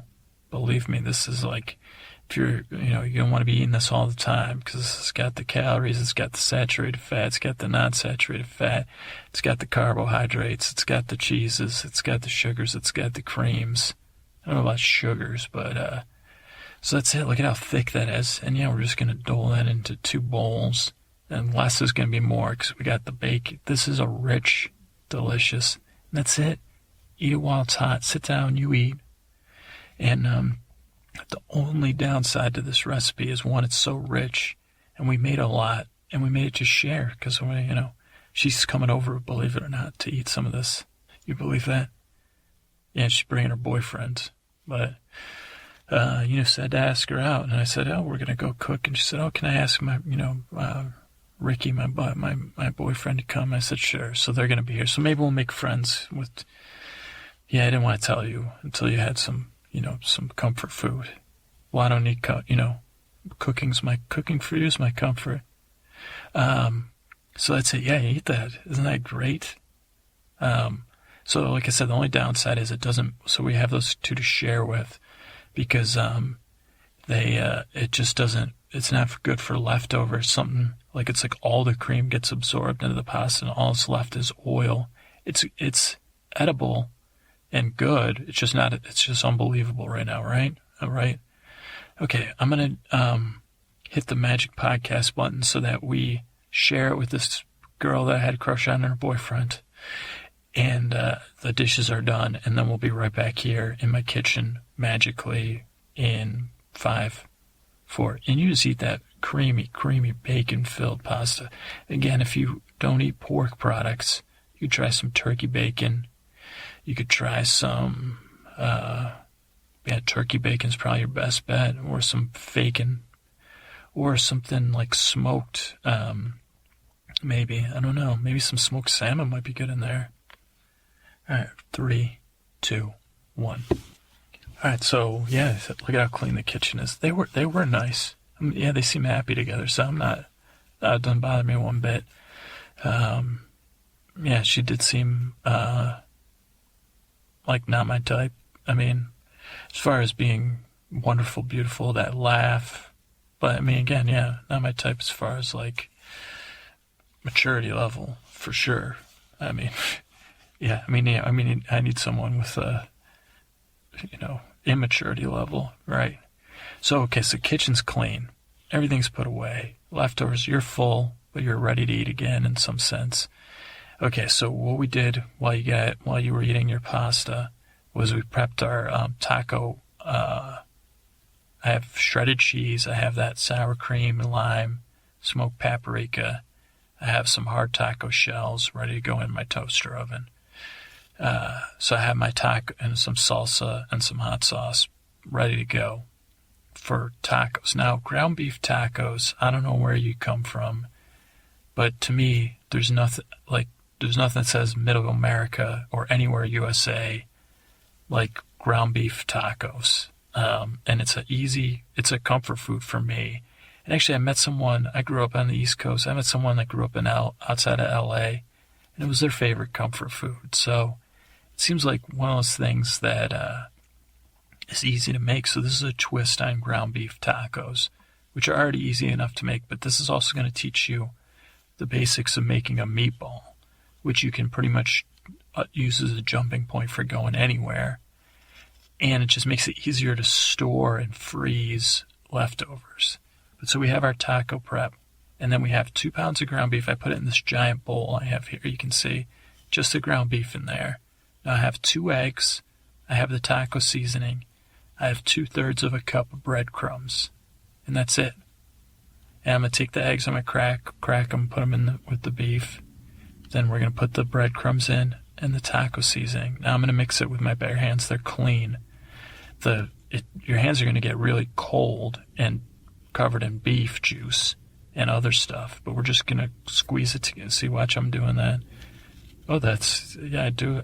I mean, I have some, thanks. I'm glad you like my hands. We're just going to squeeze. Yeah, it's fun squeezing the egg yolks through your fingertips, isn't it? And crushing the ground beef. Very therapeutic, but we're going to see how the seasonings are starting to mix it. The taco seasonings mixing in. But this is your basic ground beef superstructure that I follow is 1/3 of a cup of breadcrumbs, an egg, and 1 pound of ground beef. And now I just remember that I chopped up 2 handfuls of cilantro that I'm going to throw in there, if you like cilantro. So yeah, we're just going to do that. And that's it. See, it's all mixed together. And now I'm going to start making little meatballs. I make my meatballs in my hand.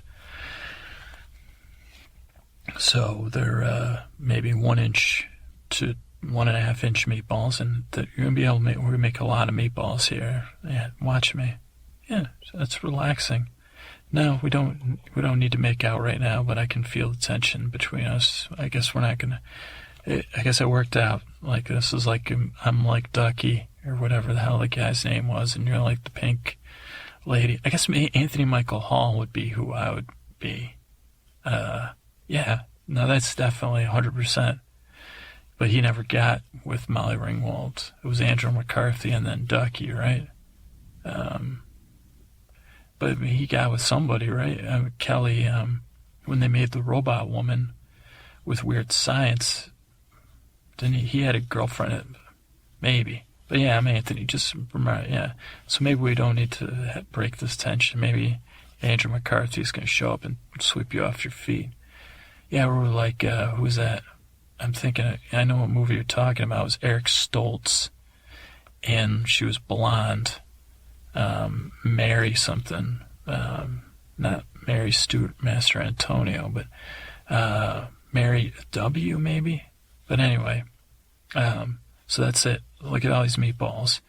Now, cooking your meatballs. You might be saying, what the hell did you do? So, what I have on my stove here is a cast iron combo. It's a griddle on one side and a grill on the other. Now I'm going to turn it over. It covers 2 burners, so I can cook all these meatballs on the grill here at about medium heat. My grill's warm. And you just got to rotate them and cook them. Now, there's a lot of ways to skin a cat. You could cook them in the oven. You cook them on the grill outside.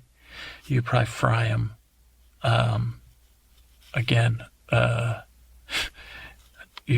For this case, if you're just making it, like, just take how many you need for dinner tonight, maybe, and fry them if you don't have a stovetop grill or a grill outdoors.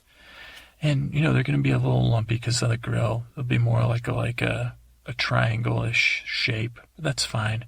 And the nice thing is we're going to get them, they're going to be nice and crispy on the outside. That's the way I like them. And then it can be medium well to done on the inside.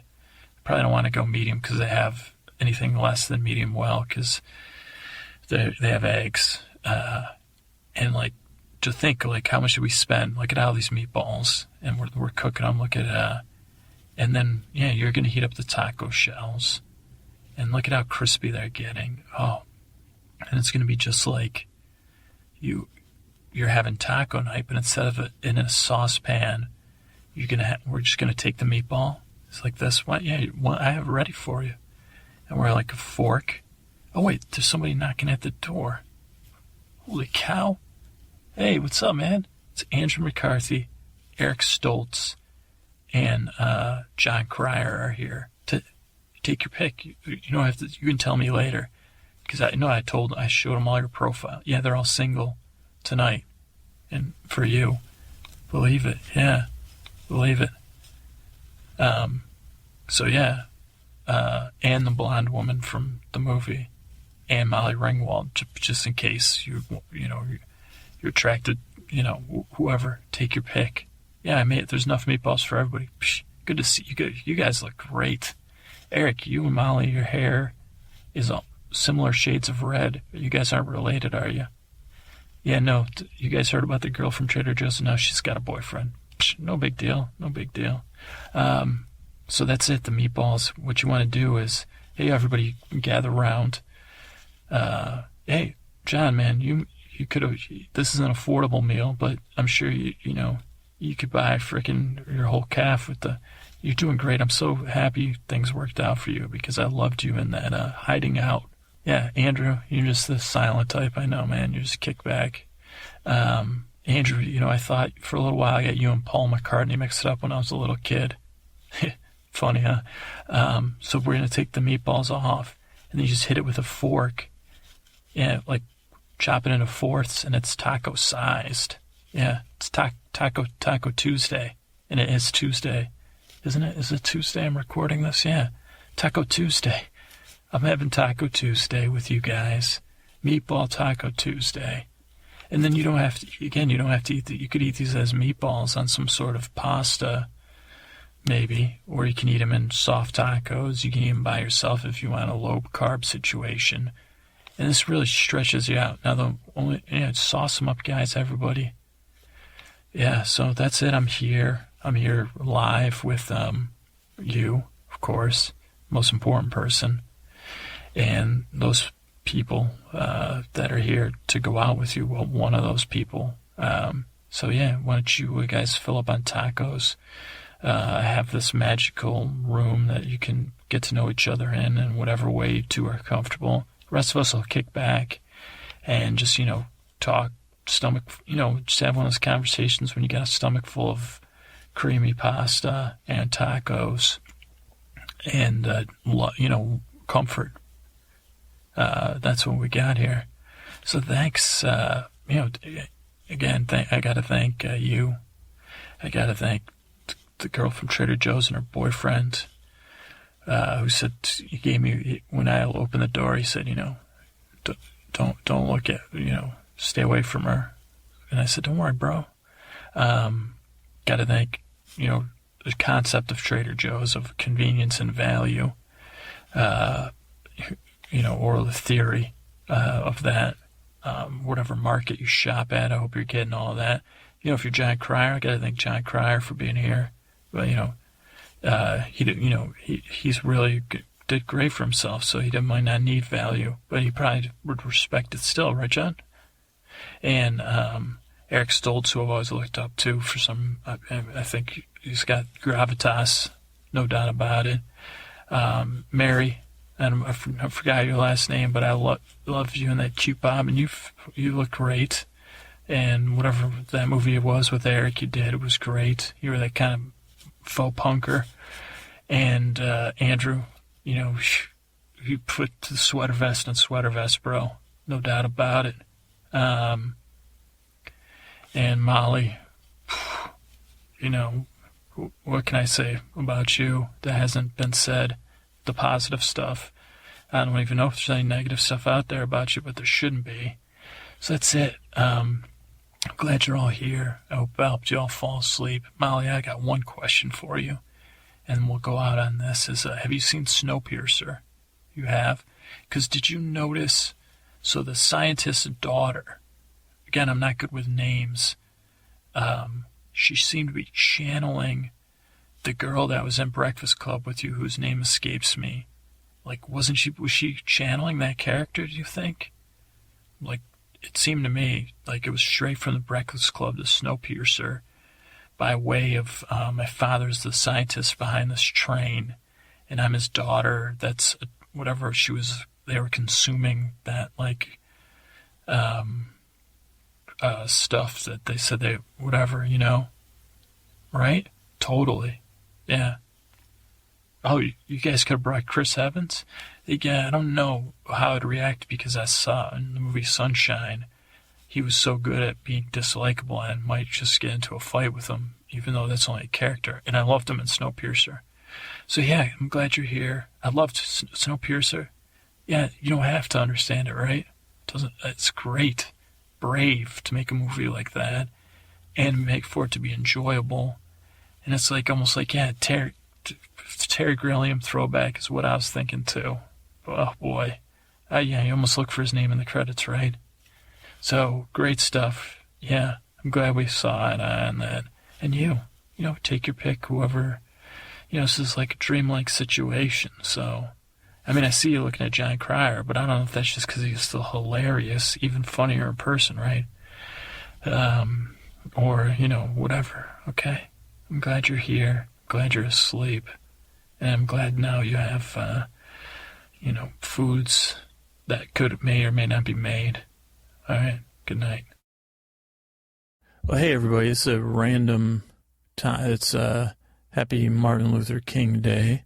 Or more, instead of happy, maybe take a moment to think about, all the people, Martin Luther King as a spearhead that sacrificed so much, that had so much taken away from them, but then sacrificed so much, not, for the rights of other people. I don't know. Let's just take a moment. And I guess take 2 moments, because we took that one. Okay. Well, what time is it? It's like 1, maybe 1 o'clock earlier. Maybe look. A little bit earlier. Just past 12:30. And doing a Reddit, Twitter, what do we call it? Trending Twitter Tuesdays. This is going to come out next week. Since the tech meltdown, I'm trying to keep a couple episodes in the hopper, with the old, stay ahead of the game. So by the time this hits your ears, it'll be January, I don't know, 2020, mid-20s, I think. I don't even know. I think today's maybe the 17th. It could be the 18th or the 19th. Probably, yeah, I think maybe it's the 19th. It's a Monday. And we're doing trending Twitter Tuesdays, because it's been a while. This goes out to my buddy Andrea G. We'll probably repurpose this, but this is our first test run. Okay, so the good thing about Twitter is it's only 2 screenshots. I'll pause. and I'll be right back. Screenshots are taken. 12:41 Pacific day.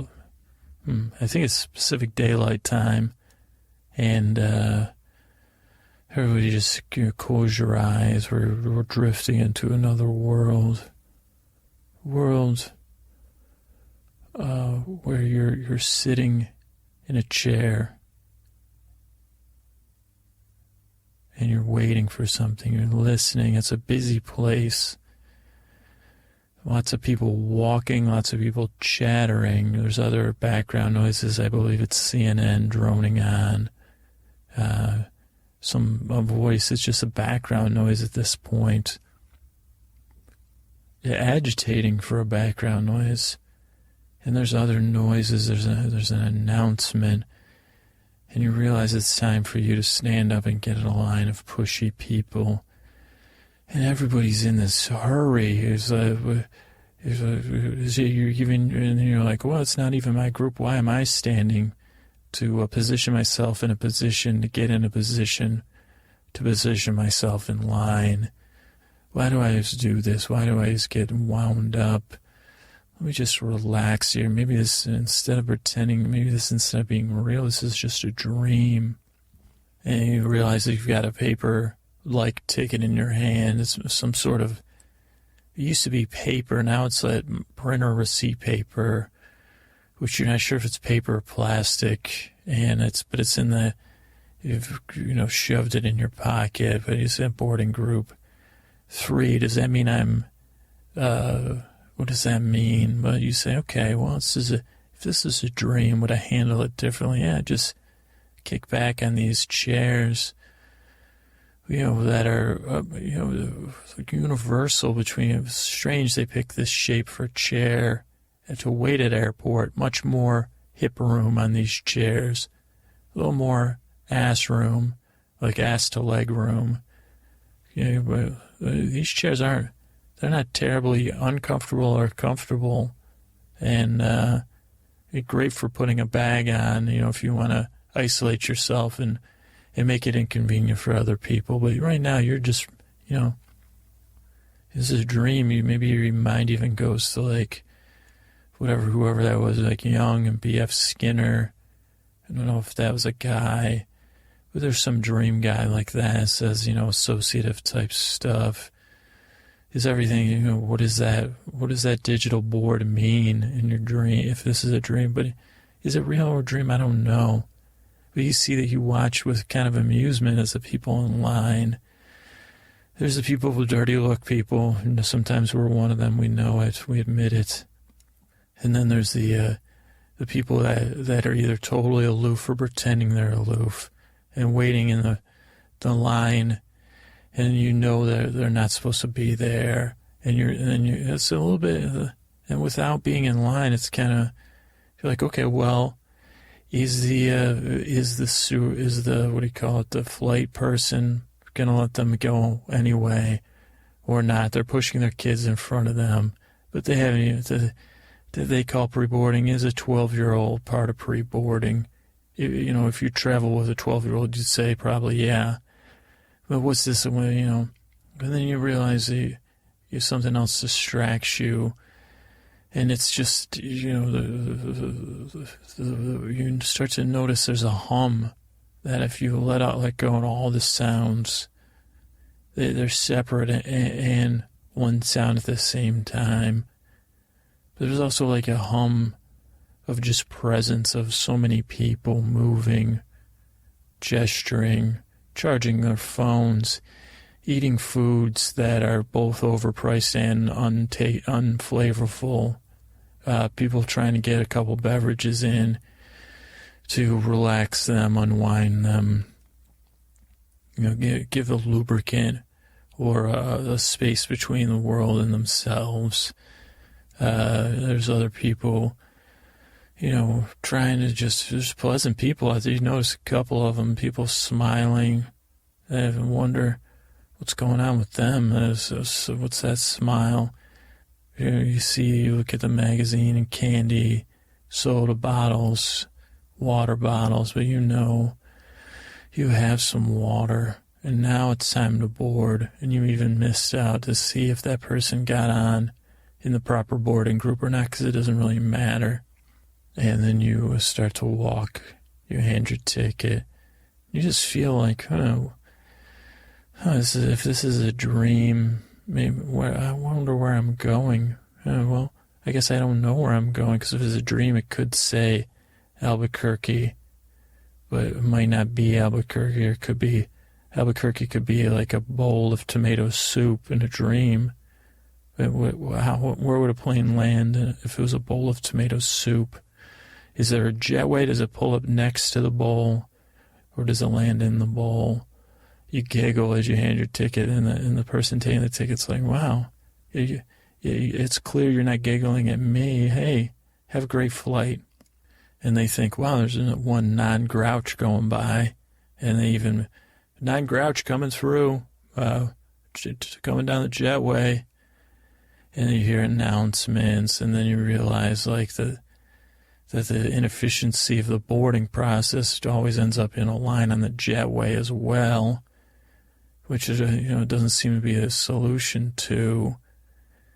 And you imagine, you're sure you read somewhere that they tried calling people by their seat once upon a time, or did they ever call by name? Somebody would probably sue about that, so they probably didn't do that.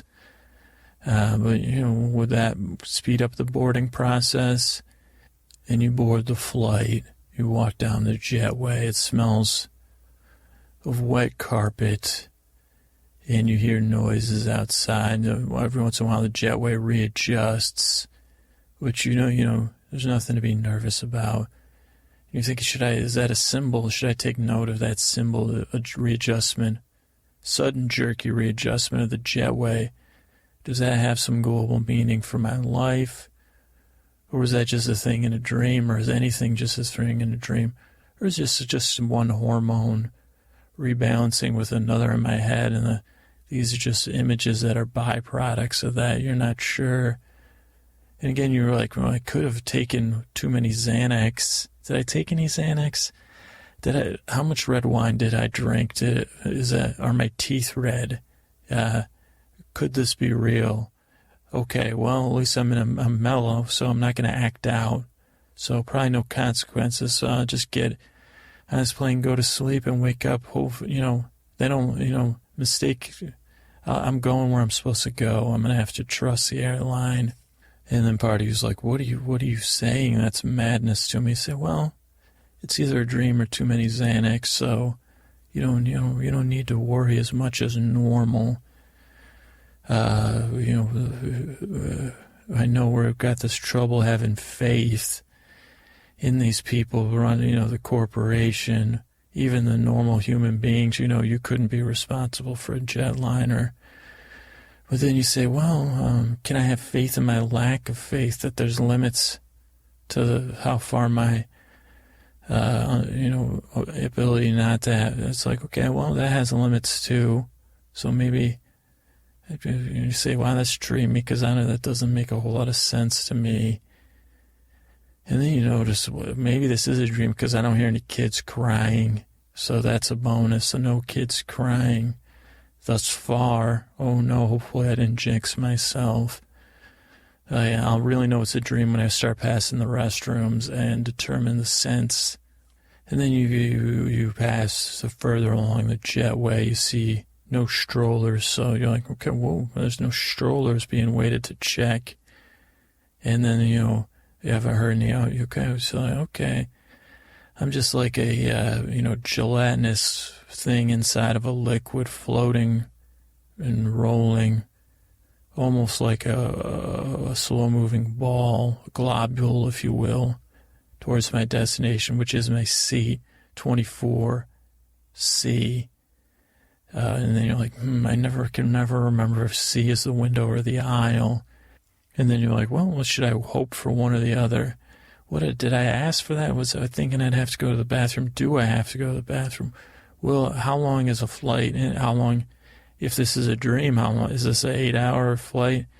Or like, is my alarm about to go off? Will I awake to go to the bathroom in real life? Or will I wake, and it's not a dream, I'm on a plane going to the bathroom. Well, that would be awkward. But maybe, I don't, okay, well, let's just wait and see. How about that? Okay, we're at the end of the jetway, and this is a threshold. And our first step of faith, as we say, okay, I have a tiny anxiety that the jetway, with a small, minuscule gap between the jetway, but it's okay. And even if the jetway readjusts, it's readjusting for my safety. And I say, you know what? It's a dream. I'm just going to walk right through the jetway into the plane like a globule, or a globule, if you will. A gabagoo. And then you think, man, I got the giggles there too. Maybe I had some goo balls, but I'm not sure if I did or not. Probably I wouldn't do that at the airport, but this could be another. That would be a good business. Maybe I should write that down. Airport dispensary, or, well, I guess you can't dispense it. Say, well, they wouldn't like that. Airport pharmacy, on-site consumption only, dispensary. And the airlines wouldn't like that. Well, no, put it in the brainstorm pile. To TBB, to be brainstormed. Or should I put it in let me look at my list here. To be, what's the other one? Discerned. Maybe should I go on the TBD, to be discerned list, where it just sits in my subconscious. Well, if I'm in my subconscious, oh wow, I'm already on the plane, walking down the aisle. I don't even have a bag, and I don't care. Oh wait, that's my bag. It's already placed perfectly. Jesus, I'm noticing this sense of calm on this plane. Calm I've never seen before. And the funny thing is, it's below the surface. I can see everyone's faces. They're the normal people like to call monsters, or jerks, jerk faces, a-holes, rich guys, bratty. Well, again, no bratty kids at all. So it probably is a dream. But wait, no, those are kids. They look bratty on the surface, but somehow I've got some essence ray vision or something. It's like, oh, well, there's a calm below that. Maybe below and below it, like peel away all the onion and there's nothing left but a calm lotus-like thing that is opened onto itself. If that even has any meaning, it doesn't, but it doesn't matter. And you say to yourself, wow, I guess I'm going to have a seat here, my seat. And you say, it is both an aisle and a window seat. And you take a seat, and your brain hasn't caught up with your words, so you haven't tried to make sense of it. And you sit and you're like, wow, I got a lot of leg room too. This is great. And you just smile. And normally, you're like me, you smile. What are you, crazy? I'm not going to smile. What do I got to smile about? But there's some sun coming in through the window, the right amount of sun, warming, refracting. There's probably some refraction going on with the two panes. But it's on your arm and the side of your face, and it feels good. And so you smile like a cat laying in the sun on a piece of warm concrete. You feel like that. And you breathe and you say a couple ding-dings. And then you notice most of the people are seated except for this man coming down the aisle. He's an unassuming man. And he's confused. And then you're like, okay, this is probably the guy that's going to be sitting next to me. Doesn't look like he smells, though, so that's a bonus. He's somewhat slight of build, so that's another bonus. Maybe he's a talker, probably a talker, but hopefully his breath will be, hi, hello. Hey, hi, it looks like I'm sitting, wow, would you believe these seats? Both an aisle and a window seat in some sense. So, because we're in that weird exit row where there's just two seats, by themselves on a little island of seatdom where, there's room in front and back to walk. So it's like I can look out the window or I can go to the bathroom. You can do that without bothering me. You can go, we can go around back or we can go around front. It's like a little sweet. And I didn't pay extra for this ticket, did you? And then you think to yourself, well, I'll just guess I'm going to go with the flow and listen to this guy passively taking it in the calmest way possible.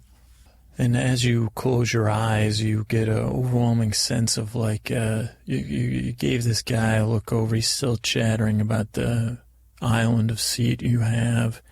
You think this guy, I have an overwhelming sense of calm and trust in this man, and not in this guy kind of reminds you of a professor you had that really was into the subject he was talking about.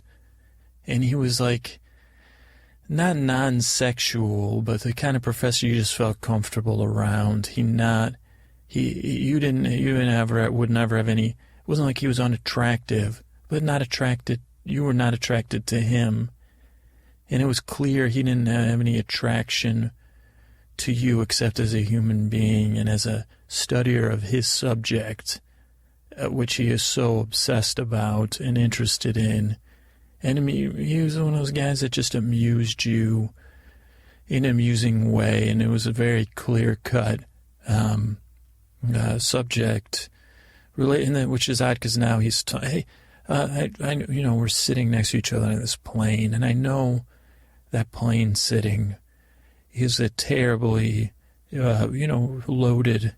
I don't know. I'm unsure. My ticket says tomato soup on it, so I'm not clear on where we're going or how long this flight is. And when I asked the stewardess, where are we going? Anyway, I just, you seem like a lovely young person, and I want to, I find it best to have a flight. I have a lot of social issues. I'll be honest with you. I'm an idiosyncratic person, so I find it interesting. We have a flight. Kind of like a flight man. I haven't never written it up formally as a flight passenger manifesto agreement, but I think, there's a lot of joke. Oh, who's going to run the, let's have a little, alpha dog type thing about this here armrest. I don't think that addresses many of the things. Now, I'll be honest with you. I'm a somewhat observant fellow. I can tell you're slightly nervous. So here's what I propose. I will talk, because I am just a human chatterbox, but you don't have to listen to me. You can just pretend I'm like the CNN on at the airport, that you can, your ears can either focus on what I'm saying or not focus on what I'm saying. But, just take with it that there's a sonic level of comfort behind my words that is like, I don't know, carry you, kind of like the vibration of the plane once we just pulled away from the jetway. That will give you a sense of like, yeah, everything's going to be fine here. And maybe it's going on at some sort of, I don't know, I don't understand scene waves, wavelengths, cosine and sine. I did not, I teach at a liberal arts school. We don't offer tangible assets. We offer the intangible ones, which are debatable. But anyway, that's not. So that would be my deal with you. And if so I'll talk. That brings me comfort. You can either listen or not listen. Or I also offer earplugs that are incredibly powerful, is the other option if you don't want to listen to me talk. But I think it will provide you with a sense of comfort. And it will also comfort me. And maybe by me being comforted by chattering, you are offering me comfort in this strange relationship. So maybe even if you don't want to listen, you'll do it out of the kindness of your heart. Because I'm a little bit nervous. But by talking to you, it will calm me down and make me less nervous. And I know there's really nothing to be afraid of. All this is out of my control. But I'm going on. So that would be my offer to you. My other offer will be that you can have full armrest privileges or we could share the armrest. And I tell you what, if you fall asleep, there'll be no, I will be here to make sure there's nothing strange. We can go coordinate drink orders. If we're both asleep, I guess we both miss out. Snacks, I have a bag of snacks. So that is, if you have no snacks, I have every snack imaginable in my bag. And since this is some strange plane flight to, was it tomato basil soup or just tomato soup? Because I don't know. But anyway, how's that sound? And as the engines are roaring up, I just want you to relax and listen to me and close your eyes. Feel the perfect temperature of the plane. It's MLK Day today, Martin Luther King, and I'm not the brightest guy, and I guess when you listen to me, you're going to realize that my mind goes strange places, but I honestly, in my ignorance, I don't know, was Martin Luther King named after Martin Luther? When I was a child, I learned about Martin Luther King Jr. first, and then Martin Luther second. I think he was the guy that hammered things on. Okay, now we're taking off, but you can just listen to me talk. And yeah, the plane's picking up, and you can grip my hand if you need to. Grip it hard, grip it good, and that as you grip it with that powerful grip you have, some sort of energy is leaving you. But I was thinking, I remember he was the guy that hammered things on a wall of a church, I think. Or and this is not a joke, I get that mixed up with Thomas Merton, maybe. Because I know there was like a guy that wanted to get divorced, and there was multiple schisms among religions. And I think it was the Church of England was involved. I know there's Protestantism and Lutheranism. Martin Luther, well, of course, that would be Lutheranism is somehow related to him. Protestant looks like protest, so I'm not sure. But there was like the Church of England, and someone wanted to be divorced, I think, and they were like, oh no, and they were like, oh yes, and then I think there was like the 46 notes. I don't know. I mean, you're smiling, and you know what? The plane has taken off the ground, but we're still climbing, so you could be aware that you're physically aware of it. But think about that my mind is not soared like this. It's like so was it the 40? What's that like being smarter than? It's just like so. But we know Martin Luther King Jr. is a hero, of American hero, a worldwide hero, who was a brave man, and I would just like to have met him, and spend time to see what his capacity for caring and compassion, like what was that waved against his bravery and his vision. They like soak him in. People say soak this person in. I'd like to soak him in and see, and I guess again it underlies what little I know. But to see like what he was like, what it would be like to just sit next to him on a plane maybe, and rub arms with him and say. He said, well, this is how I would, this would be a fantasy. It was a dream anyway, possibly. It could be a real flight. It would be strange. Maybe I'm misreading tomato soup. Maybe I got tomato soup on my ticket. That might be it. Was there an American city that starts with Toronto? Maybe we're going to Toronto. What other? Toledo soup. I don't know. It's Toledo. We could be headed to Toledo. I think Bill King, I've spent time in Oakland. I'm not sure if he was the one that came up with Holy Toledo or if it was another baseball announcer. But so we're taking off. I want to tell you one of the reasons I'm flying is a job interview. I specialize in, I like to do tours, walking tours. And somebody was saying, there's 5 words. I think it was a joke going around the internet about 5 words to ruin a job interview. And so somebody that I was waiting with at the airport, they were looking and said, hey, what's 5? And I said, well, let me think about job interview. I said, well, 1, I said, I am picturing you naked. I am picturing you naked. I think that's 5. And then does I'm count as one word or two? That's a question for you as we bank. We're just going to cruising altitude, so that's no problem. So that was one interview. I said I am, but then I said I'm one word or two because I don't want to cheat. Clearly, I'm picturing you naked. Was another interview. That's another ruin. And then you say if I'm's one word again. I'm picturing you naked. Oh, that's one. There's a pause in there, but it was built into the word.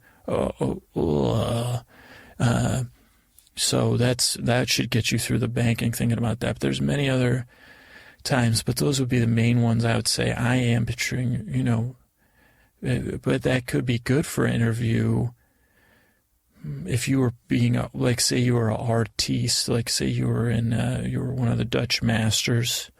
Did they do nudes, Dutch masters? I just like saying Dutch masters. Doesn't that sound... Hey, welcome to our flight of Dutch masters. We'll be cruising at 30,000 feet with not watercolors, but those other paints that are thicker, and you can make, wavy stuff. And we'll be saying words on this flight like odalesque, and tangential. And we will have your beverages will be served by Rubenesque nudes, who will be clothed. Thank you for flying this Flemish airline. No phlegm, just Dutch masters. Tonight on Dutch Masters. So, that would be relaxing, huh? Would they have those hats? Those hats would probably take up more than one seat, unless you have a seat island like us, then you could kind of cock it to one side, and that would get out of the way. So now we're at cruising, and we're just cruising. So it'd be good time to rest. And then maybe if you're on an actual flight, save it for here. And then, we'll pretend that you could save it and then restart it if you needed. If there's ever any turbulence, I'll just, we could pick up here where I'm talking. It's like so the other thing was this kid I was sitting with at the airport. He was like, oh, you got to check out this new Cayenne and JC video. And I said, oh, Cayenne and JC, they're the best. I love their videos. And he said, which one's your favorite? And I said, that one where Cayenne is like, I dislike magenta so, but girlfriend, I've drank so much wine, JC, and I threw it in her face.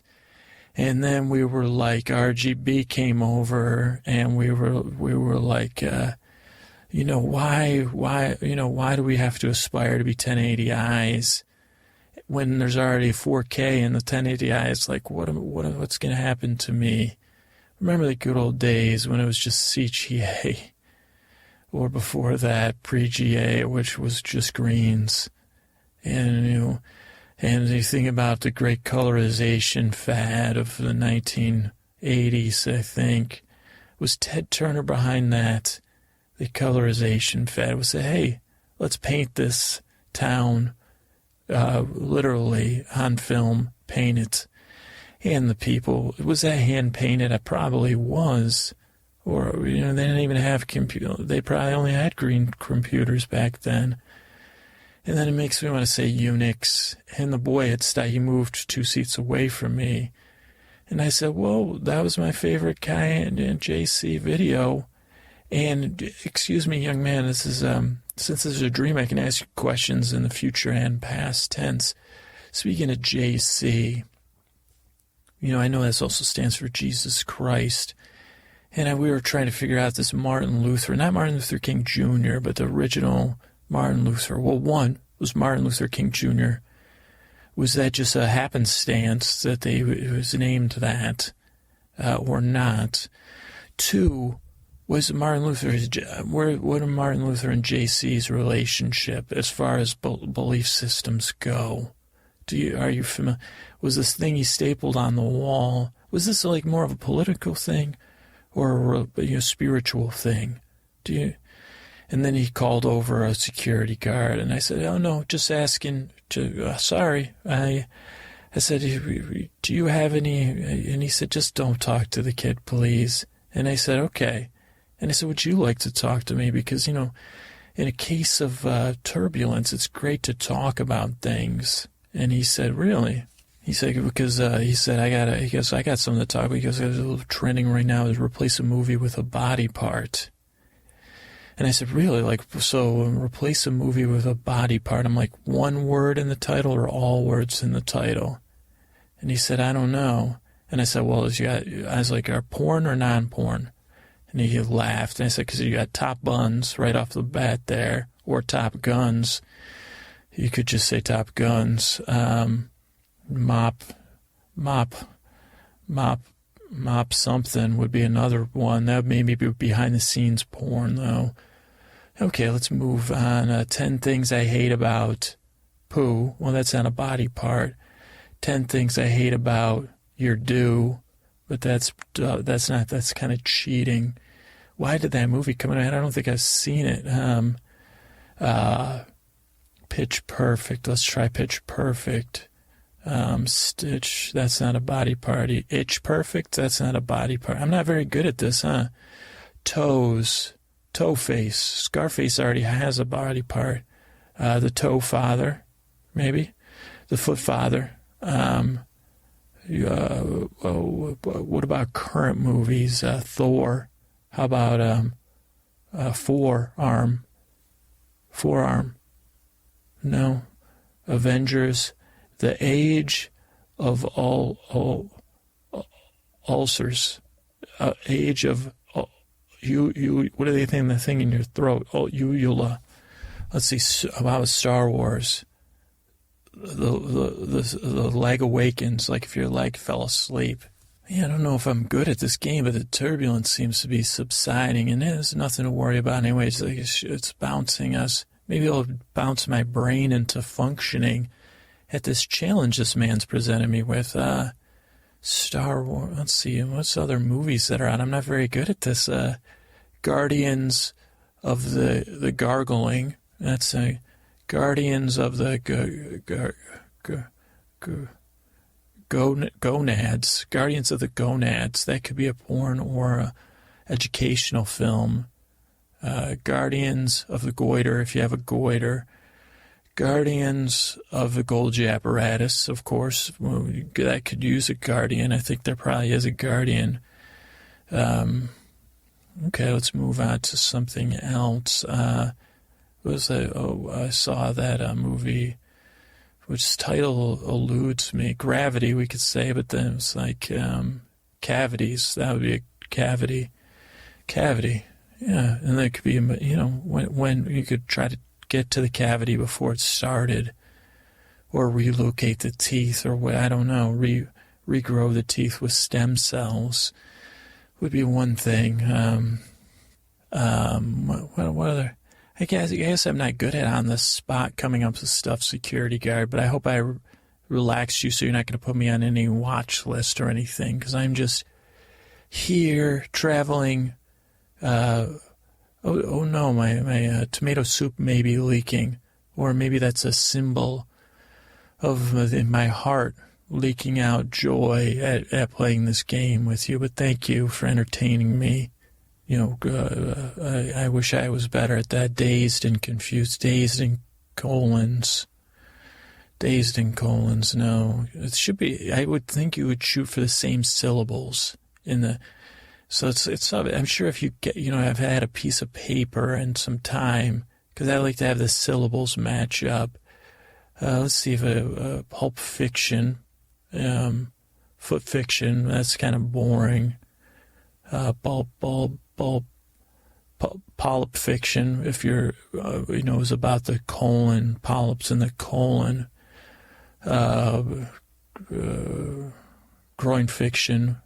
That would be not a great title for a porn, but maybe for edgy high school education, Groin Fiction. We could make. What about it? What do you think? This is some stuff you've been told, that kids tell each other about their groins. That's just not true. the first myth you have is that, depending on the household, that's a place of evil. Your groin is not a source of evil. And some people might say your groin has a mind of its own. And what do they mean by that? Is that true? Well, you'll learn all this and more on Groin Fiction. Presented in a manner that is pleasing to both adults and teachers and sophomoric teachers and people that would watch it on YouTube and make funny comments, but not the children that would actually benefit, because how would we get it approved? Thank you. And, for preceding Growing Fiction will be presented in nonlinear order. Also, stories that are related about the Growing Fiction, but that come together like two groins come together. Almost like two spaceships in gravity. Or cavity. There's anyway, thank you, security guard. And by the way, we're through all the things. It seems like, I'm sensing that we're going to be landing soon. Again, I'm confused where we're headed. Because it might not even be we could be headed to, isn't Toledo a place in Spain as well? Interesting, I don't know. So, interesting possibilities of this flight, huh? What was my point? I guess you might say, what was his point? Did he have a point? It was a few good men, a few good seamen, a few good men, a few good feet. Again, you need the same. I don't know if there any body parts that are 3 letters that rhyme with men. Few good glands. No, see, it's glands. I think that's one glands. That's one syllable, but not sure enough. It doesn't rhyme with men. A few good phlegm.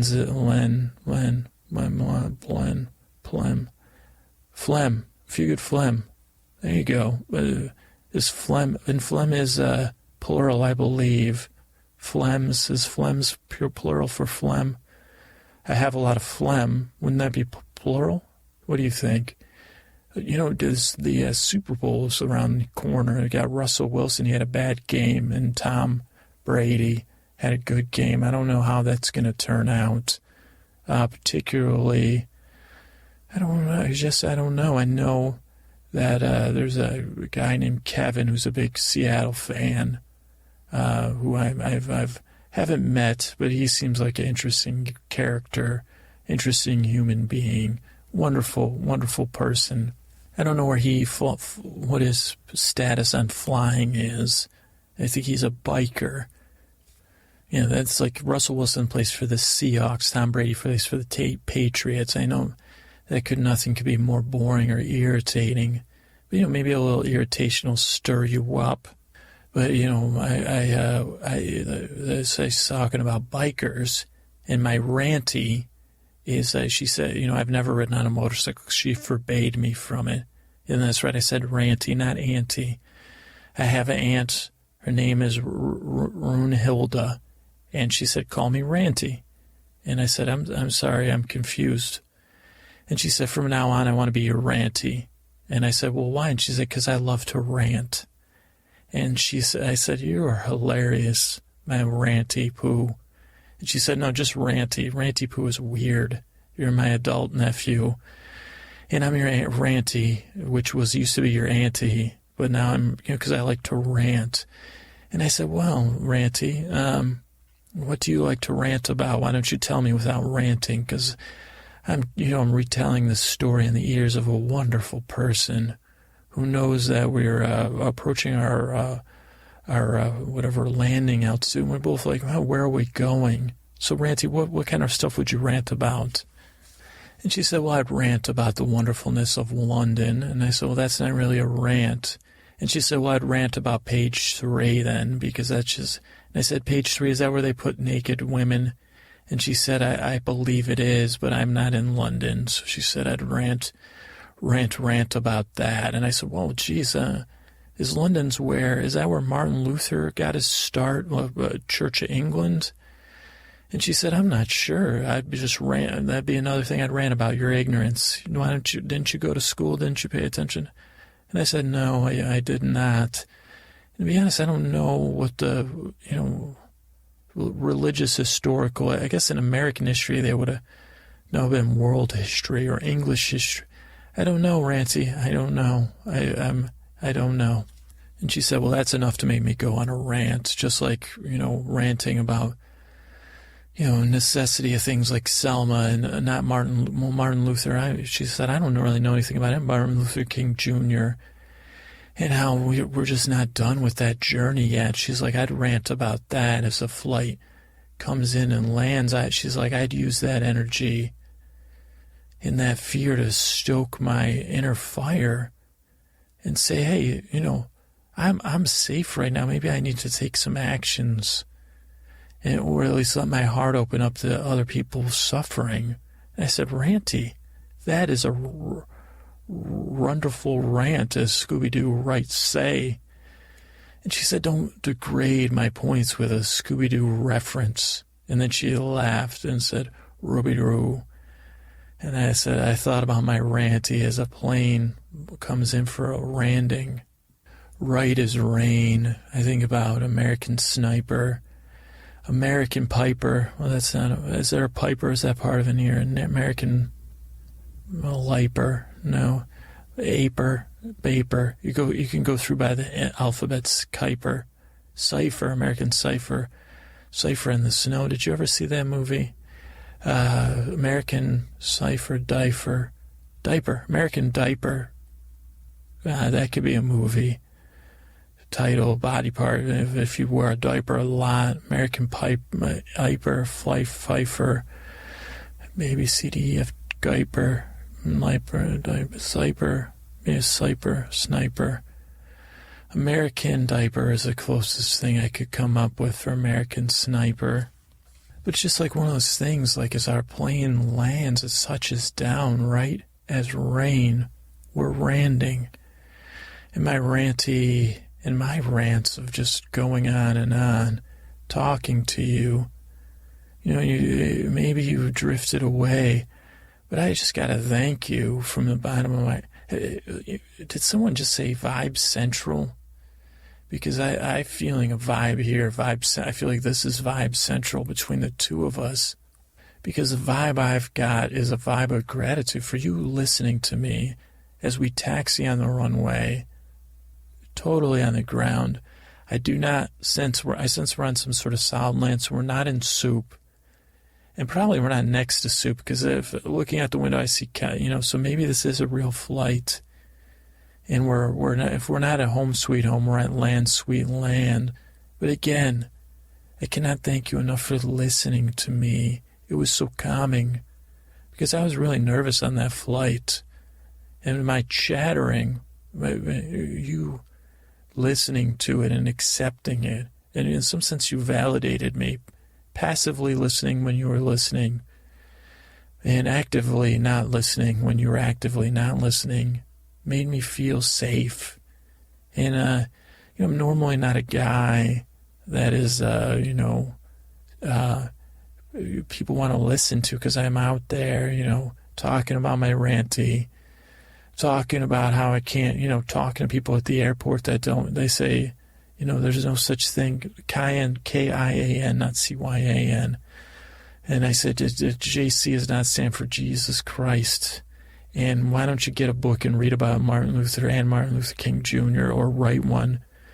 And I said, Ranty, I said, no rants. We're trying to calm people here. And she said, sorry, kid.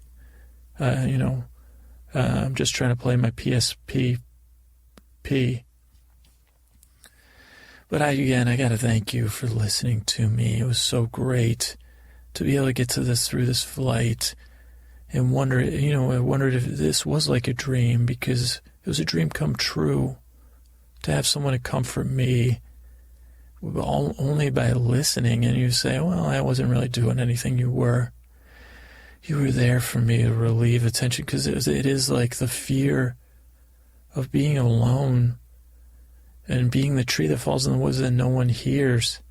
You were hearing my fear, processing it through your, thing and coming out the other side and bouncing back to me off your face and your hair and your ear and your smiling grin came back to me and put some peace, the sine waves and the cosines and everything. So I'm just glad that I'm here, thank you.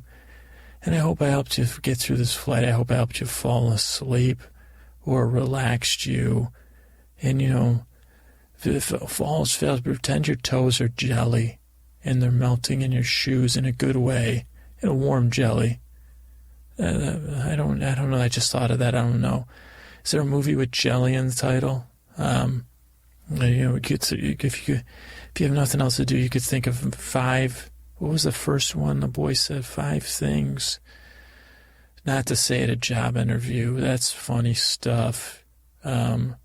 I hate your guts, asshole. That's another one I said. That was an interview with my Ranty to be her assistant, though, and she said, you're hired. And then she said, and then you're fired. And I said, Ranty, did you just hire me to fire me? And she said, I set up this whole interview for that. And she said, but I didn't expect you to say that.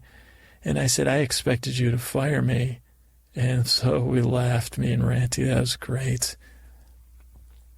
Does a pretend job interview count as a job interview? So those are all questions to think about. And then you could think about movie titles that are body parts. Body Double, was that a movie? So then what would you replace it with? Double Body. That would be one. Body Heat, Heat Body. Or you could say body bleats if you were talking about sheep. Body peeps, if your body makes peeps. People's bodies make a lot of noises. Body sheets, heat, body heat. Bodyguard, you'd say, body lard. Our bodies do have lard in them. I think that's a term for it. The lipids. Body star, body. I don't know. I'm not good at that. So those are things to do while you wait to get off this plane. But you're good. You're fine. You made it and you helped me make it. So thank you for being so wonderful, so kind and so open-hearted. And if you need extra smile, just think of my Ranty and what she would say about these people. As they already stand and they said, please don't stand. And Randy would say, what are you doing? You could be Ranty instead of being you getting mad. Just be my Ranty. Ranty. Is there a movie with a rant? Okay, good night. Bye-bye. All right, test. All right, everybody. Hey, everybody. It's time for another Trending Twitter Tuesday. It's Super Bowl Sunday, so I was a little bit worried about what we'd get, but I took some screenshots. It's 12:31 Pacific Daylight Time on happy February 1st, right? Is that February 1st? Double check that, yes. So yeah, those of you guys that don't care about sports or don't live in the U.S., the Super Bowl's going on. It's the NFL championship game to find out who wins, Super Bowl. And it's interesting because there's it tends to be a very American thing. And I don't know, people get usually sometimes the game's disappointment, or a lot of the times it is.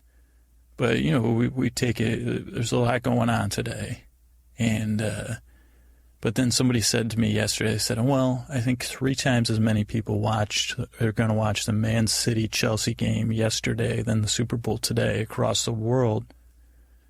So that's at least they had the decency to say Super Bowl and NFL National Football League instead of like the World Bowl or the World. I think they did have a World Football League. But so we got I took pictures of our tweets. I was trying to think. I heard this story that I was wanting to tell you guys tonight, and it's about I don't know. It's I had that dance class story, and I've been thinking about dancing and music because I'm trying to figure out how to write the algorithmic song. And I'm like, okay, well, and then I'm like, well, let's do one thing at a time. Let's write the song, and then we'll figure out how to dance. And then someone was like, did you ever hear about the dance, the Dougie, the real story behind the Dougie? And I was like, the Dougie, that rings a bell a little bit. And I was like, and they said, remember that YouTube video? And I said, oh, wait, the one with the young woman from the Clash of Clans ads on TV. And they said, that's not Clash of Clans, it's some Clash of Clans-like game. And then I started thinking about freemium games and, getting irritated, to be honest with you. I'm not here to bash anybody or get up on a soapbox, but it's tough. But then they said, well, this is it. They said, this is interesting because this is the story of how freemium games came to be. And it's a legal battle, a dance battle. And, it was sad, battle of technology versus, common sense when it makes more, And I said, well, you got to tell me this story, man. Like, I cannot. I was like, wait, give me a minute while I think about that video and try to picture it in my head, because it was very cute. I remember, I can't think of her name, but she was very cute. And I remember it was a basketball game or something, and her friend was laughing.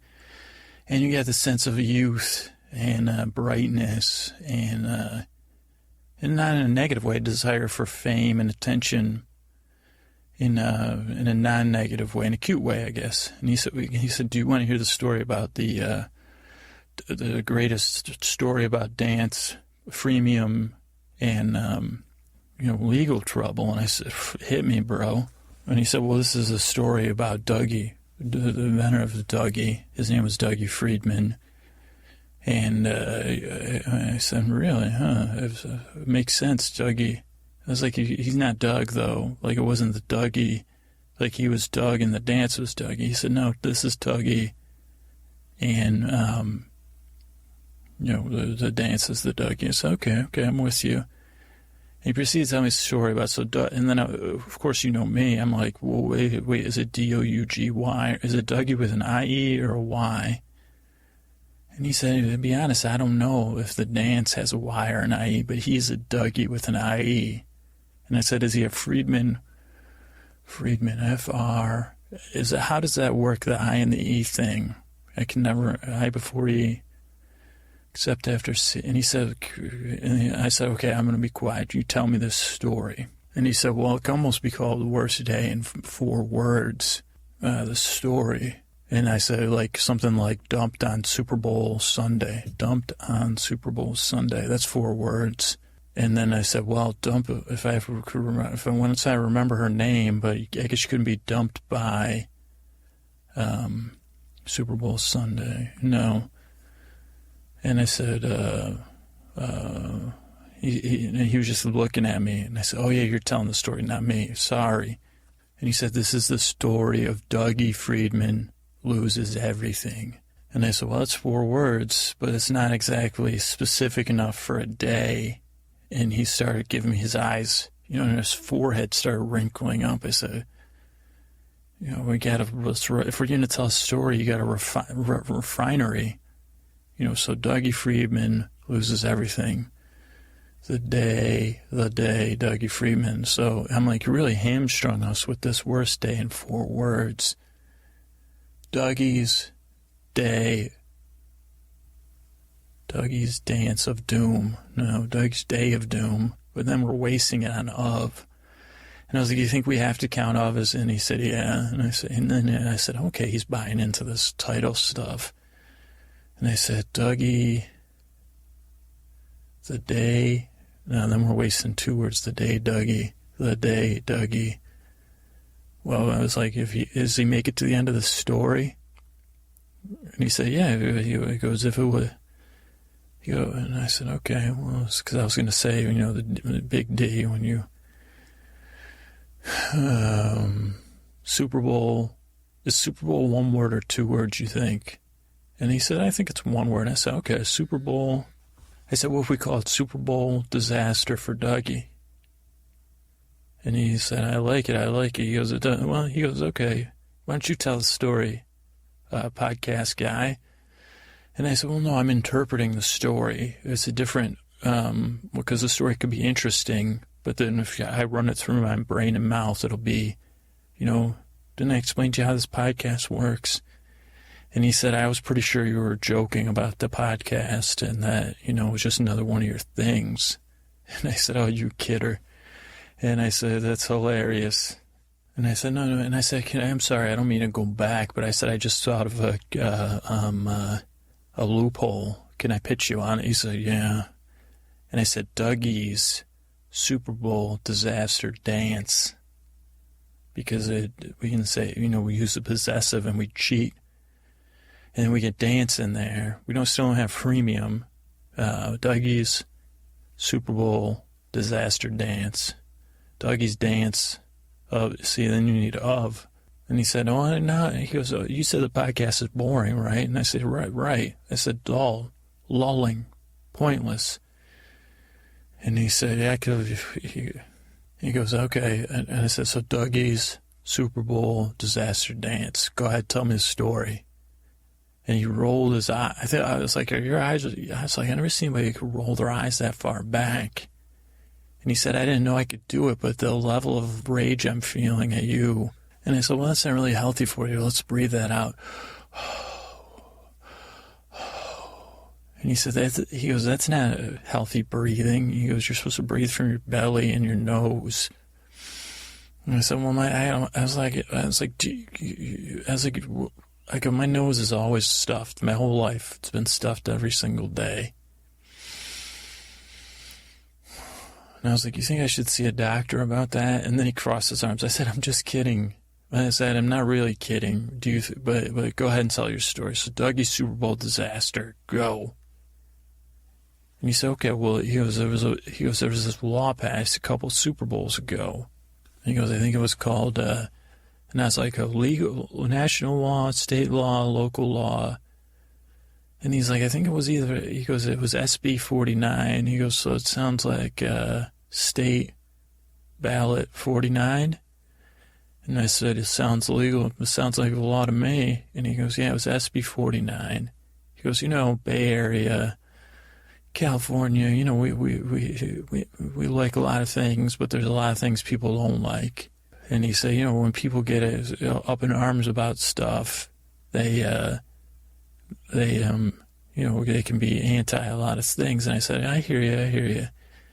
And I said, but I thought those powers were taken away from us by, the corporate financing loophole. When corporations became people, I thought, all those propositions were out of our hands, because we don't have. And he said, well, he goes, no, those are more chaotic than most of the other stuff because, you can spend all this money. And then he goes, he said, but he goes, you never know how people, what people are going to get angry about. And I said, well, was this a law to ban freemium games? And he said, no. He goes, there's a way. He goes, you kidding me? They wouldn't even, he goes, they could get, make those signatures disappear if you tried to ban free. And I go, what about a freemium labeling act? And he started looking. He goes, what are you, crazy? He goes, you're going to mess with the free, what are you, nuts? He goes, you're crazy. And he said, don't you have a love for games that are both, fun, but also irritatingly asking, And I said, well, it depends on how you roll. Like, I was like, I love me a Temple Run too. And I said, that's freemium, right? And, but, you can still play it. And, what I look for in my games, ideally, is like while somebody else is in the bathroom or I'm waiting for a bus game or, I'm somebody's late. Those are what I look for in my freemium games. And he said, well, what are you playing nowadays? I said, Chip Chain is, well, I got sick of that. And I said, me, I don't know. Nothing really. I was like, I've just been, I got a lot of going on with this. You wouldn't believe the amount of work that takes to do a lulling podcast. And they doubled over in laughter. And he said, you are hilarious sometimes. And I said, anyway, let's get back. So SB 49 passed. you're having enough fun at my expense. And I go, so explain to me this whole SB 49. What was the law? And he said, well, it's basically, he goes, it's the Nipple for Nipple Act. And he goes, basically, they said if the Super Bowl, he goes, it was crazy. He said, Super Bowl, he said there was a bunch of other stuff in there, including something we'll get to that's surprising. But he said one of the things was that if a nipple is shown, a nipple of the opposite sex must be shown, incidentally or with intent, a nipple for a nipple. So any male nipple needs a female nipple, any female nipple needs a male nipple, or no nipples. And I said, oh, that's interesting. I said, what about interspecies nipples?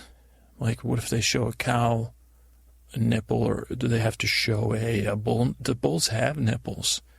And then he said, the day I told you this story, how many words is that? I said, I don't know. He said, because this is going to be the worst day of my life so far. And I said, okay, so SB 49, nipple for nipple. I was like, and he said, well, that's what's interesting. He goes, the people that wrote this act didn't foresee that. He goes, sometimes you really are fortuitous. And I said, I don't think you're using that word correctly. He said, I don't care what you think. He goes, because I'm about to compliment you. Maybe I meant foresight. And he said, because they had this big fundraiser for the Super Bowl. This is maybe last Super Bowl or before the Dougie. He said maybe 3 or 4 years ago. He said it was the Kitten Bowl. And the law had already passed, and they were having this huge kitten bowl. He said this was like the, Kitten Rescue Society. He goes, even the other animal rescue societies, every humane society. This was going to raise like millions of dollars. And he said, because wherever the Super Bowl was, he said they were like, okay, we'll give you free advertising during the Super Bowl for this kitten bowl. And he goes, that was the great puppy bowl backlash, because people said they were sick of the puppy bowl. And people were like, where the hell are the kittens? And he goes, this was before they realized that cats are boring when compared with puppies. But he goes, anyway, all these politicians ran at it because he goes, I was like, well, I'm a cat politician. I love dogs, but I love cats a little bit more. And he said this Dougie Friedman guy, right? He said he was like an executive producer, director. He goes, he was the vision head behind the broadcast of this kitten bowl. And he was a charmer. He got all these politicians, celebrities, athletes. Everybody that loved cats was coming out of the woodwork for this kitten bowl. And he goes, and we're not anything. I mean, they didn't realize, just because people got sick of the puppies, he goes, they were sick of the idea of the puppy bowl. But once you see the puppy bowl, you're like, oh, little puppy. Oh, you licked the other one. Oh, that one's going to the bathroom. He goes, cats, it's more unpredictable. He goes, as an aside, I have I'm trying to make a cat screensaver one. He goes, I think cats are better as a screensaver. And I said, what's a screensaver? And he said, are you joking? I said, well, kind of, but a joke, a biting joke, because no one cares about screensavers. What are you, living in 1999? And he said, anyway, back to my story. I said, yeah, back to your story. He said, so Dougie Friedman has everything's ready to go on this kitten bowl. And then he says, so he's getting ready to broadcast live halftime of the Super Bowl. And he goes, I think this might have been at the Seahawks' new stadium, maybe, where the Super Bowl, was there a Super Bowl there? And I go, I don't know. I go, what do you remember where Super Bowl is? And I said, I don't remember. And he said, okay, well, he goes, they had this, everything's ready to go on the puppy bowl, or the kitten. He's like, everything's ready to roll on the kitten bowl. And then he says, one of the writers of this, SB 49, he goes, well, you wouldn't believe this. He goes, there's some people out there that are anti-cat and 100% dog or 100% whatever, but this guy was a legal genius, and he had heard about it. Plus, he was like part of the, what are they called? The he's one of those, groups that is against everything. And I said, okay, I got you. He said, okay, you better keep going. Your story's getting boring. And I said, I can't, if you had double boredom, it's like a double negative. And he said, well, excuse me, Mr. Pointless. And I said, you're the one that's pointless. And that took a while. I won't even tell you guys. We went back and forth about who was. And he said this guy figured out that, he goes in 1080i, you could see cats' nipples. And it was silent just like that. I said, now, I was thinking, I was like, I don't know if I've seen, and I was like, okay, wait a second, I've seen a litter of kittens. And I said, wow. And I said, on kittens? I was like, that's kind of weird. I mean, just looking at cats' nipples, I was like, I know they joked about it in that Ben Stiller movie, but I was like, there's something wrong with that guy. He goes, exactly, but he called in the station. And I was like, what was this running on, like Cat and Garden TV or something? He said something. He goes, something like that. But he goes, they were picking up the feed for the ad. And he's like, they were going to do a live commercial. He goes, so this guy got a hold of the network. And I said, oh, wow. And he said, you can't show kittens' nipples. And I can see them on 1080i. I'm watching the raw feed. And I'm seeing nipples everywhere. And he goes, I need to know there's a 50-50 ratio of male cats to female cats in there. And Friedman was on the phone. He said, what are you, crazy, man? He goes, you can't just set male and female. He goes, this isn't like dogs. Because I don't know what will happen. And the guy said, I don't care. And meanwhile, it was he goes, there was a countdown for the live commercial going on. And this guy, he had cronies, so he's calling up the network heads. They're like, okay, start throwing. So they just start this guy's in like an arena, a fake arena they built with walls. And he's like, his cats, and they're throwing more cats in there. And I think maybe even this guy, he had planned it. So he had truckloads of adult cats. And he goes, this poor Dougie Freeman's in there. And he had fancied himself like a, future celebrity. So he's like on there ready. He's doing the broadcast too. And they're supposed to be like Miss America or Mrs. America or Miss Teen USA. I can't remember which one was supposed to be in there with them, but they were still working. But they hadn't gotten in the arena because once they saw these cats, then the cats started getting agitated. And then there's almost too many cats. And then they said, we still don't have a count. We can't go to they said live in 5, 4. And they went to live to broadcast. And they went to live to broadcast. And Dougie, the only thing he had to think to do, what are you, they're yelling in his ear, the producer, and they said, whatever, why did you hardwire the equipment to go live? Why we can't cut this?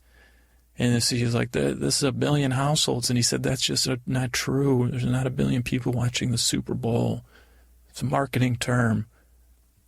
And they said, do something. You're live. And so he got up to the camera, so he filled the whole frame, 100% of the frame. And he was like, huh. And then he did the Dougie, the dance. And I said, okay. I go, that's not the end of the story, right? And this guy was telling me, he goes, no. And I was like, because that was kind of a build-up in the wrong place. And he's like, excuse me, story master. And I said, well, no, I'm just telling. And he said, don't worry. He goes, that's only like he goes, and then people were watching him do this dance. And it caught on. Like people, he goes, that was the start of the Dougie. He goes, the thing was, he thought it was hardwired live. Everyone there did, but the network didn't. So he's like, it only made it on YouTube. And he goes, it didn't actually make it to the Super Bowl. And I said, well, what did they show in place of it? He said, well, a sponsored ad. And I said, well, what do you mean? And I said, well, let's do a little sponsored tweet. And he said, no, thank you, you do. And I said, okay, well, it's halftime, right? And he said, yeah. And I said, well, all right, I'll take over. I said, hey, everybody. Sorry, we were going to do a kitten bowl here, but we had some complications. But there's nothing better than sitting around with kittens. No nipple kittens. Now, what, kittens that are perfectly flat on the floor, no matter what, I'm sorry, I got distracted from the commercial. You said they couldn't see it in 720p, but did you say 1080i or 1080p? My friend's like, you're supposed to be doing a fake sponsored post for, and I said, well, there's nothing I love more than not looking at cat's nipples and soda pop. Soda, some of you call it, Buffalo Bills fans call it pop. Green Bay fans may call it pop, I don't know. I wonder what other NFL cities call it pop. But anyway, whether you call it pop or soda or Coke, what you really should be drinking is a Pepsi, because that's who sponsored us, and that's what I like to drink when I'm looking at a cat, that caramely sweetness, the caffeine, especially to perk me up, to have the energy to run around with a bunch of kittens at the kitten bowl, close to the ground. No kitten nipples were shown or harmed during the making of this commercial. Thank you. And I go, okay, we're back. Go ahead and finish your story. He said, okay, so he goes, clearly, the corporate people, he goes, the guy the head of the kitten bowl, everyone turned on this guy. They were like, he goes, the big shot guy was like, Friedman, doggy, I don't know what the hell that was, but for the love of Tom Brady, get the hell out of here. You're finished in home, garden, kitten, lifestyle, entertainment. Don't even, don't even pretend to be a Purina puppy chow person and try to get on the puppy train. Get out of here. And he was crushed, clearly, because he had dreamed of one day starting, an empire, or, hitching his wagon. Wasn't there a dog ad used to be with a wagon that crashed into a dog's bowl? Chuck wagon, is that a dog food? And he said, and I said, oh, sorry. Sorry, I interrupted you. And he said, he was crushed because he had big dreams of, being an obscure, those cable channels that you don't want. And then he was so depressed, he started thinking about that. And then he said, well, maybe my dream was crazy. He goes, maybe one day, niche cable channels will only be available to the people that want them, and not to the people that are so incredibly bored or super high that they'll watch the channel because it's, funny at the time. Or he goes, I'm so upset right now that I'm just watching these infomercials. And he goes, I forget that they're trying to sell me stuff, and then I remember, and I'm resentful. And I guess he watched a ton of TV for weeks and weeks at a time. And he only subsisted on this Waffle House food by his house. He would eat there 3 times a day and just watch strange cable channels. So he would know World War I. He'd be like, did you see that 3D World War I show? To the people at the Waffle House, and people would be like, what? I'm just here for my grits, man. Leave me alone. And so, but one thing he noticed was, so he's thinking about this, why? Because I don't have any interest in this, exercise program or, fishermen that fish, ice hole fishermen or whatever. He goes, if I did, maybe I would watch it, because I don't got anything against it though either. And he was just confused and lost, as they say. But what really got him is so he's on this, he eats 3 times a day, like a normal person that follows that advice, eat 3 times a day. But he was eating there 7 days a week at the Waffle House, and so he noticed that he had lost track of time. They had fired him, but he was well paid, so he was surviving on his emergency fund. He was one of those people that was lucky enough to have an emergency fund, which he was slowly blowing at the Waffle House. But since he had lost track of the days a week, he noticed, Monday, no line for 9 o'clock breakfast at the Waffle House. Tuesday, Wednesday, anytime between 8:45 and 11, no line. But he said he noticed like 1 or 2 days a week he'd go there and he'd have to wait for his Waffle House, even though he's eating alone. It was pretty busy because it's a weekend. I mean, he didn't know it was Saturday or Sunday. But he was, after the first couple of times he had outbursts. They're like, listen, Dougie, you can't be doing that.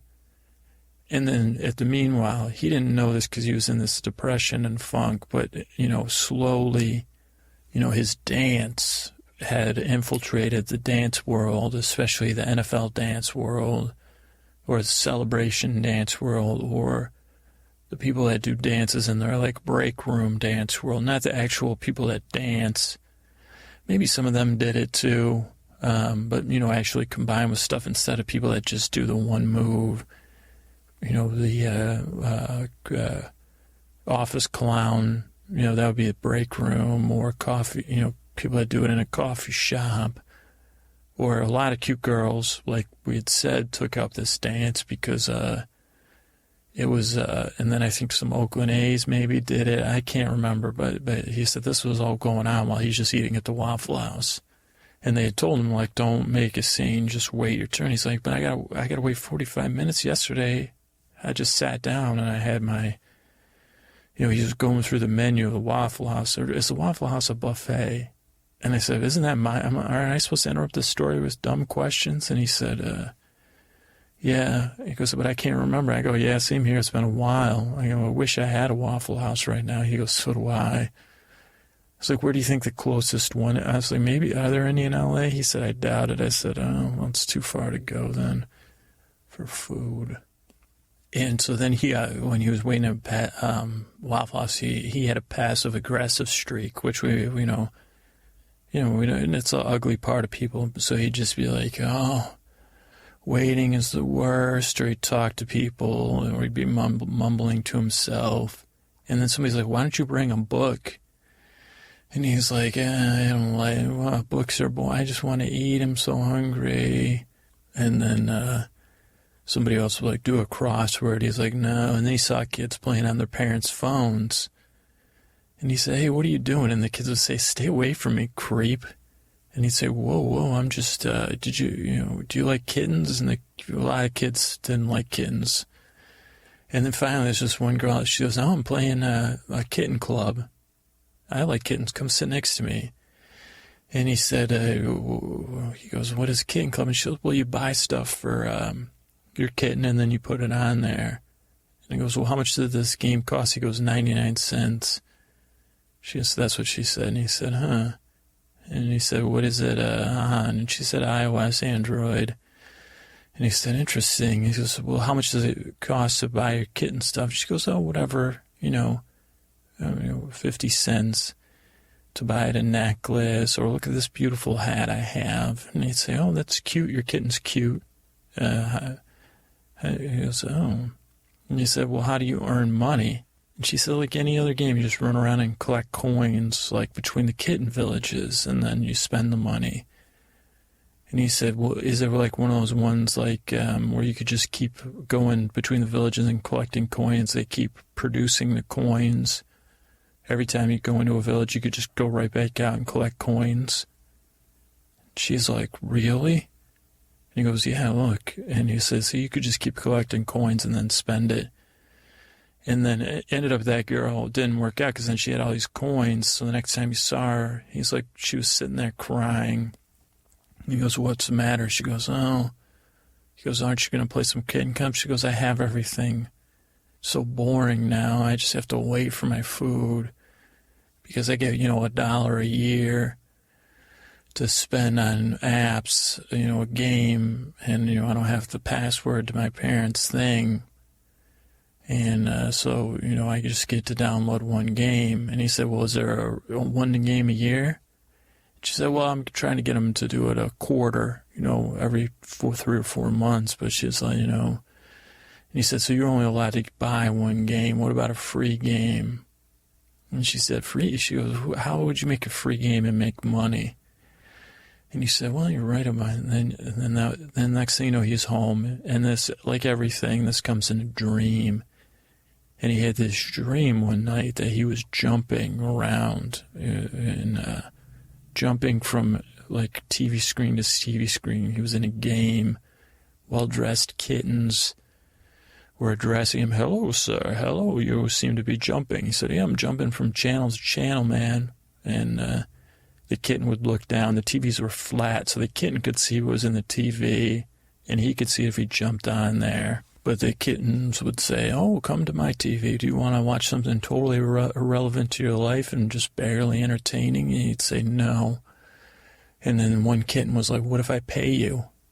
And then he said, "Well, how much?" And the kitten said, could I pay you in fancy hats? Because I have a lot of fancy hats." And he said, "No." And then another kitten said, "Pearls." And he said, "Well, pearls, possibly." And he said he had the stream went on, and he was collecting things from fancy cats. And in exchange, watching shows about housewives that are incredibly wealthy and irritating. And he said sometimes he was like, I'd binge you. There was a couple of good ones. There was a hair salon one that was good, but then he's like, get to one that would be about a toenail salon, fingernail salon. He's like, it wouldn't be good. It'd just be yelling, without a charismatic character that I could root for, or someone that was like conflicted straight. He goes, too good and evil, not just, paradoxical or enigmatic. And I said, wow, for somebody, this gets pretty deep for someone that just, was. And he said, probably, my friend said, probably, the depression he went through and all that. He goes, this is all the dream, too. And okay, dream logic, got you. And then so he said he kept having this dream, and he's like, what message is it trying to give me? And then he remembered, like, he goes, he was having it must start on a Monday at every night. And then he goes, Saturday came, or Friday night. He goes, Saturday morning, he wakes up, he's got to wait in line at Waffle House again. And he sees the girl, and he's like, hey, what do you got, a new game? She's like, yeah, this game's great. And he said, what do you do? And she said, it's like, Tetris, but with, she goes to Tetris, but, different. Go Betris, and goes, oh, like in like a freeware type game. She's like, yeah. And he goes, well, and she goes, well, you do a math equation. That's the only difference between, so my parents got it for me. And he said, how much was it? She goes, this $1.99, but it's educational. And he said, well, it's him. He goes, well. And then he was looking at it, and he goes, oh, he goes, there's something wrong with the way they're sending the equation. He goes, the odd numbers are always on the short side. And she goes, really? And so then she was, cracking that game. And he said, this kind of feels like something. And then he said he started jumping around the store, and they banned him from the Waffle House after that because he knocked a couple of kids over. And he was like, I don't know what got under me. And they said, you're jumping around and saying fancy hats. And I said, oh, boy. And he was hoping that was a dream, but it wasn't. So he was banned from Waffle House. And then he said, well, this is it, man. Banned from the one place I eat. Maybe I should change my diet. And because I can't shake this cable, buying stuff you don't need. It's a video, and then he said, he goes, he was like, wait a second. He goes, these games. He goes, and he sat down, and real fast we go, when we're going to do these. He sat down. He, instead of watching TV, he started learning these whatever the language of games is. And he started making games. He said, well, I think I can fix that Tetris game. And then he was like, oh, he started learning the different, coding and all that type of stuff. And meanwhile, he would like to have the TV on in the background as like background noise. And he was like, that dream, fancy cats. And now meanwhile, same time, his fame now, his dance is officially the Dougie. That woman, I almost had her name. I can't. But anyway, so he's like, oh, wait a second. He goes, why he started playing that fancy cats game because he wanted to reconstruct the cats from his dreams. But while he's doing it, he's like, what if the rate of coins was torturously slow?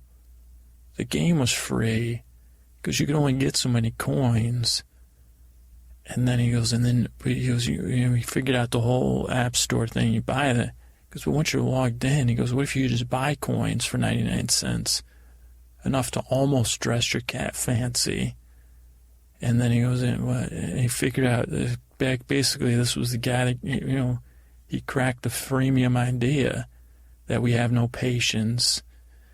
Because he was like, I can't wait in line. Everything came together for him. Not, the whole thing about the Waffle House.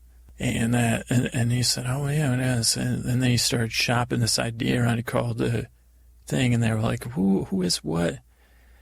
And then he said, since he had only been at Waffle House, he had a whole raggedy beard. He said, he started cleaning up his act. He got a suit. As soon as he started going out, people were like, you're Dougie. And people would do his dance. And they'd say, Kate, I almost had her name there. And he'd say, what? And they say, look at this. And he'd say, wow, that was a beautiful young woman doing that same dance I did. Out of awkwardness, she's doing it with a plum.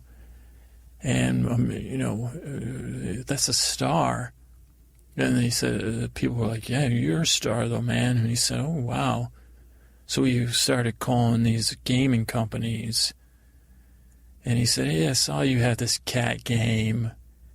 And he goes, I have an idea, model that could make your cat. And he said, the thing is, he he said, why don't we team up, he goes, with some corporations. And I don't want to say what company he started with. Now, it was really hard to patent this idea, I think, because it's like ripping off people because they don't have patience and they didn't realize at the time about the App Store catch. Now, so I don't know if he was at the company that made Candy Crush or Sweet Face or whatever, Kitten Mouth or whatever game. But he did, Dougie hit it big. And we made a lot of money. Now, not as much money,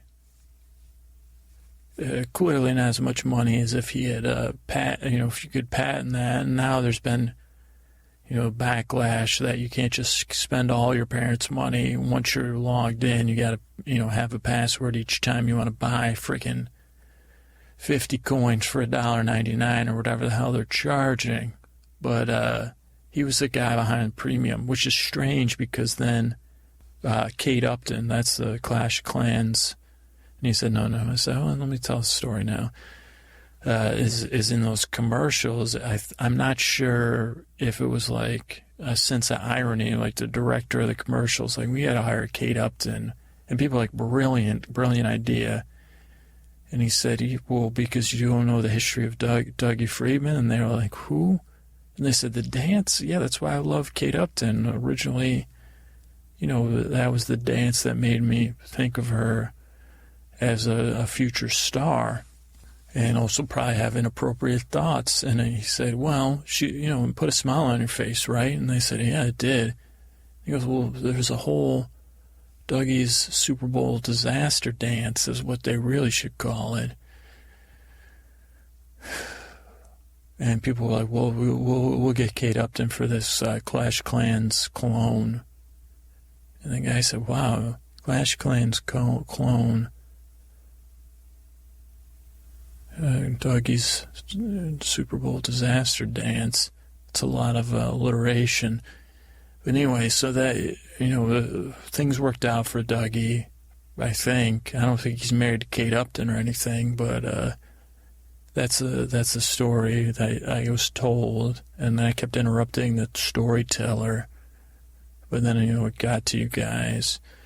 So interesting stuff, I guess. I'd like to punch. I'll be honest. If I see this Dougie, I'll punch him in his face. Well, maybe not, because he's responsible for the Dougie. He cares for cats, so maybe I won't, but probably will, because that freemium. And I haven't even spent any freemium money. No, I did. I did one time. What was it on?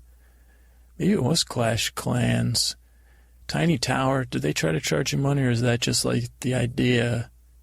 But that was Tiny Tower. I wasted a lot of time. That was fun. and then Tiny Death Star.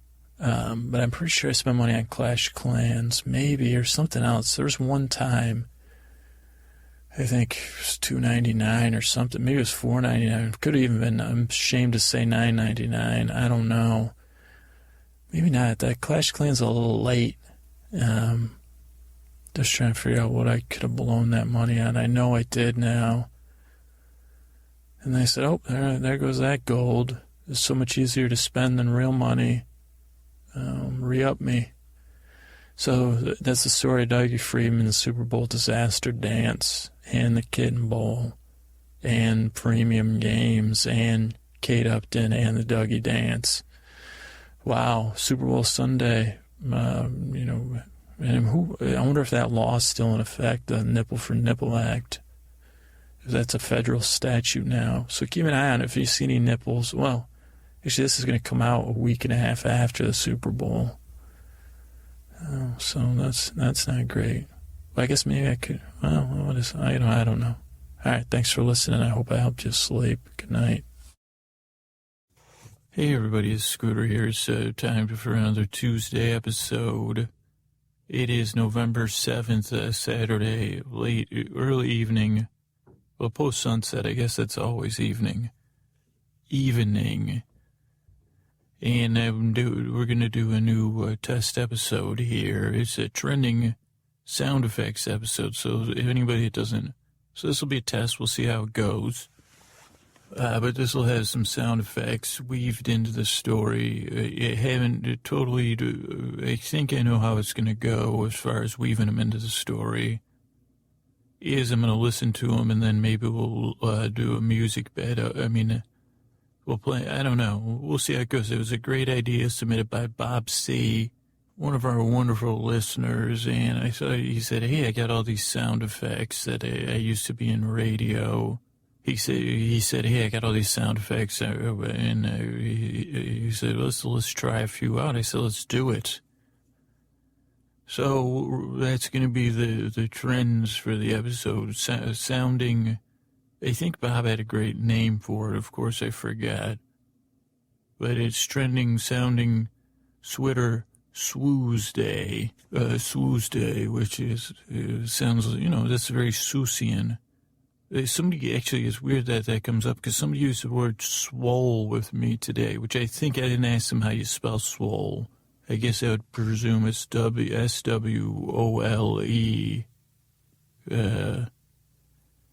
And I think it means, muscular, swole, is swelled, swole. Is that the present tense of swollen, so swole? Because we were walking by a gym and they said, hey, I used to get swole at this gym. They were using it they were just using it in parlance, I guess. So that's interesting. But so here's where my thoughts were with tonight's episode. A new James Bond movie comes out, or it came out, I guess, Spectre.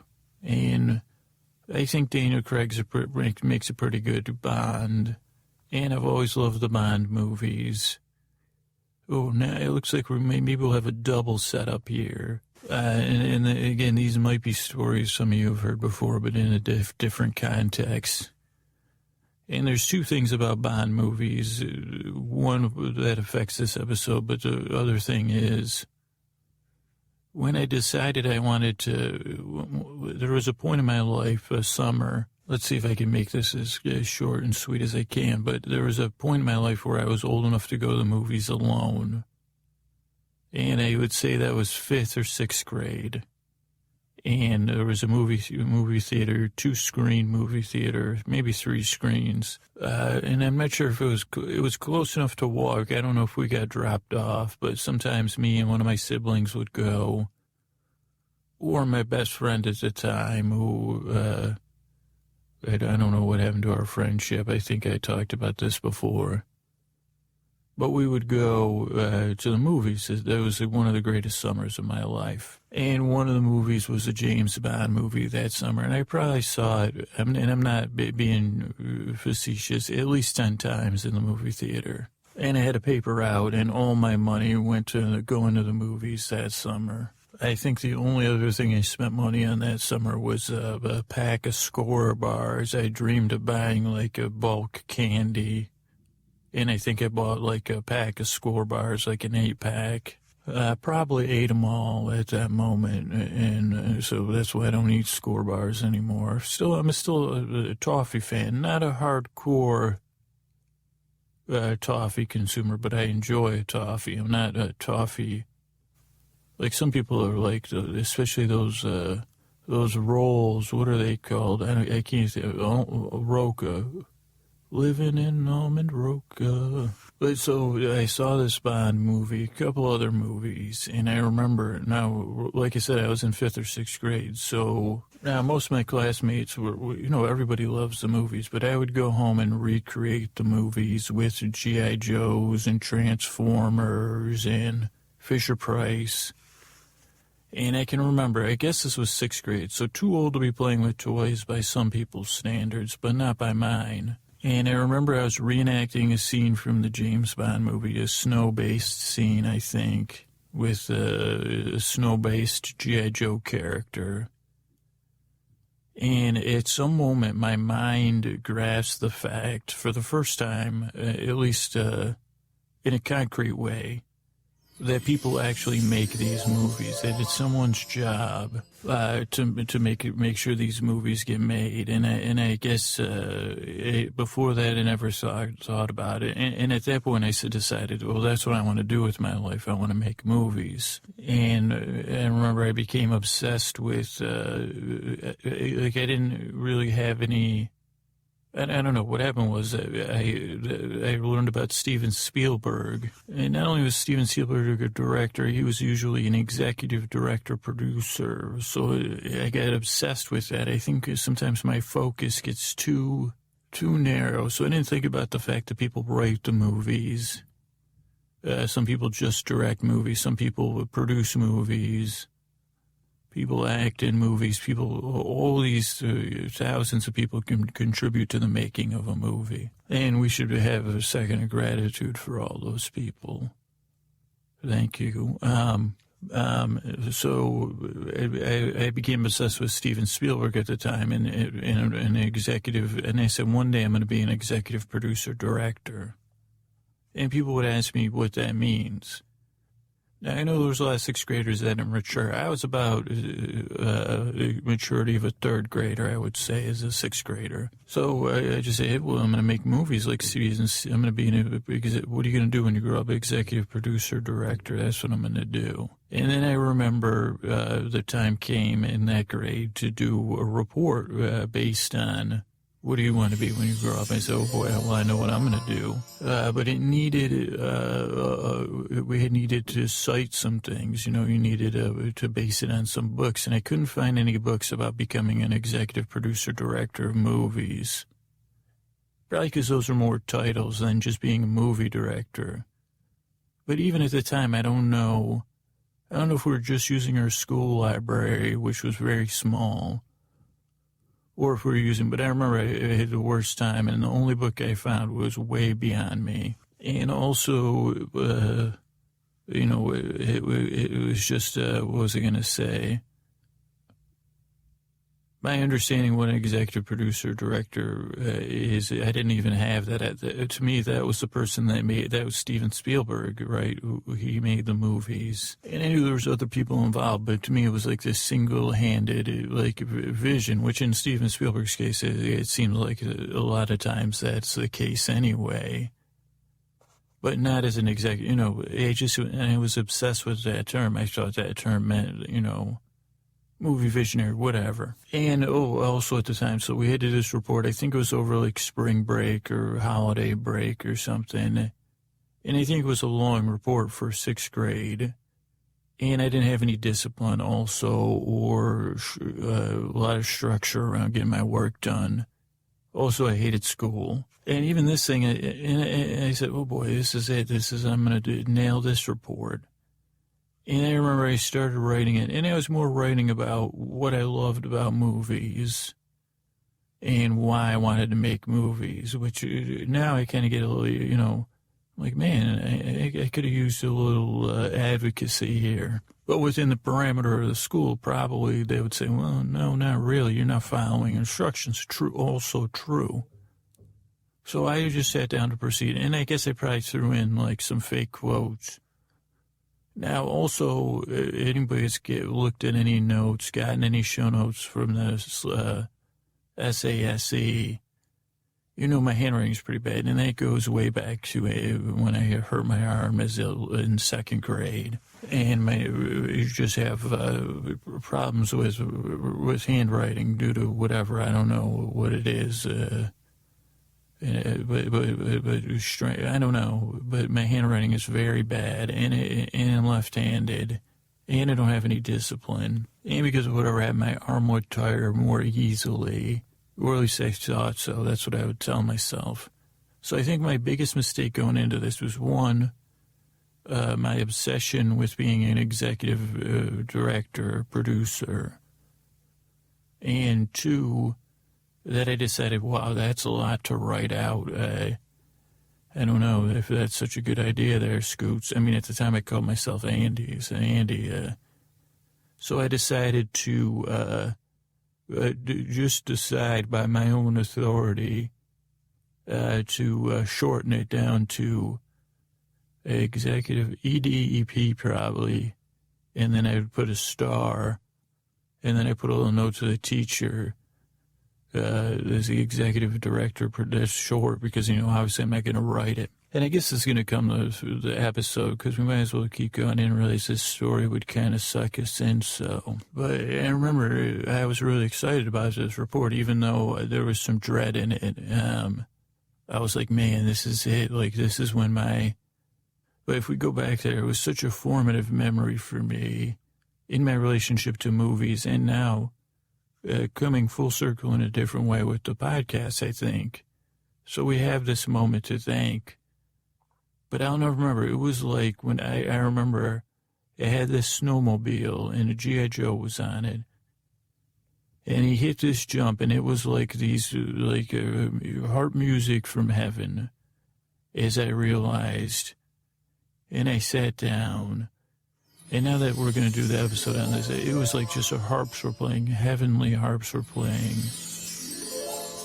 And I said, someone makes these movies. And this is going to date me, but I don't really, I'm fine with people knowing I'm 41, so there's out there. But, so this was also the summer, and I guess ironically, it was just Back to the Future Day, that Back to the Future came out and Goonies came out. And I think these all came out in the same summer, so, like, these three movies is the James Bond, A View to a Kill, Goonies, and Back to the Future. And it was also the first time I could independently go to the movies. I had money for my paper route. I literally saw Goonies, even more times than Back to the Future. I must have seen that movie 20 or 30 times in the movie. And I think it was $2 or $1.50 or $1.25 or something cheap, so cheap back then. I guess not as cheap as Redbox, but to be able to go there and it'd be during the day and the summer. And you'd go into the dark of the movie, it'd be air conditioned. I lived in Syracuse, New York, where it get hot and humid, but you'd be in the air conditioned theater. And sure, we didn't have, we spent our money on movie tickets, so we didn't really have any snacks or anything, but all the smells and the popping of the popcorn. I can feel it now. My God, I'm not even kidding you. And the lobby would be full of, in my mind at least, chattering anticipation of people laughing and excited and saying, Jesus, what's this, I'd seen Goonies, but I said, what's this Goonies about? I hear it's great. And in reality, probably was some magic going on. Let's be honest, like matinees are where lovers meet for a tryst or for the beginning of a tryst. Or, people playing hooky from work, or they say, well, geez, I'm going to go. Or really a place of solace. Matinees are like a place where you can say, I need to escape from the world. So the chatter of the lobby could have been real. These people, like, what's that word? It's like a word for countercultural, or like almost, matinees are almost a place of rebellion and childhood youthful spirits, Pure escapism. You're escaping from the day into a wonderful deep dark night, and then the projector plays. And for me, it was magic. So I saw this Goonies, then I saw A View to a Kill. And then at some point, also, right after I realized that someone made the movies when I was playing with my G.I. Joes, I realized that, or I watched the news and they said, coming out later this summer, also produced by Steven Spielberg, because I think Steven Spielberg had something to do with Goonies, nothing to do with A View to a Kill, but they said his movie Back to the Future is coming out, and they said it might even be bigger and better than Goonies, which I said, okay, that's not possible. But then it ended up, it was different. It wasn't bigger or better. It was like it was another wonderful pinnacle experience for me. And so that's where my obsession with the executive producer, director, I think was the term at the time. And I think Steven Spielberg, well, at least for me, was the first, a celebrity director. I mean, he had done E.T. He was, I don't know. And it's weird that, where I choose to funnel my attention, because I didn't funnel it into an obsession with Steven Spielberg. Like, I had an appreciation for his work, but I didn't really know what an executive, like, to me, they made movies. And so I worked on this report. We'll go back to the report here. And all that love of movies was there. So the report, I guess this would have been the summer between 5th and 6th grade. I don't want to stop and Google and look up the date or whatever. But that would make sense that the 6th grade was when I was like, oh boy, this is it. I know what I want to do with my life now. And now another thing is, this was when I had my insomnia. This was also 5th or 6th grade was when it was probably at its peak. And it was because of my relationship with school in 5th and 6th grade was when I started to have some real problems. And also in 6th grade, me and the teacher just had a hard time interacting, and we just didn't see, I don't know. And so at some point it became time to turn this paper in. And this paper was full of misguided joy. I think just like in McFly, George McFly was always being accused of being, what's that word? When you're kind of innocent and without guile, gullible. Is that the right word? I'm not sure if it is. I think that's what Biff would say. Don't be so gullible. So maybe it's something different. And gullible and vulnerable and innocent, but also with me, I'll admit it, it was also maybe on some level intentional. And I don't understand it because I was a child, and child logic is beyond understanding. Because children are just doing their best, with what they have too, just like adults in some sense. We just have a little bit more, experience and ideally patience and stuff like that. But this paper, even it was filled with no facts. So let's be honest. There was no facts about what an executive producer director does, other than make movies, produce, and direct. And I don't think I knew what those were either. Which is funny, kind of funny talking about it here, because I'm like, man, it's 6th grade. I don't know how old that is. Maybe 12, 13, I'm guessing. It's like, geez, I was a little bit George McFly. I was way more, I wanted to be Marty McFly. Oh, how I wanted to be Marty McFly. But I was way more George McFly. In Goonies, I don't think I could fit with any character. I think I was like maybe had some of Chunk's personality, and then a little bit of Data in me, and maybe what's the lead character, Mikey? Yeah, I don't think I had Mikey. Mikey was a leader, you know. Maybe Mikey's curiosity, Chunk's humor, a little bit of Data's sense of adventure, because Data loved James Bond, too, which made me love Data. Nothing with Mouth, but I loved Mouth, I loved that character, too. And I'm sorry if you don't, I'm trying to avoid the plots of the movies in case, because I know it's weird that Goonies can be a source of pain. I talked about this before, but for people that haven't seen Goonies, and let's not do this, let's agree as a community not to do this to anyone.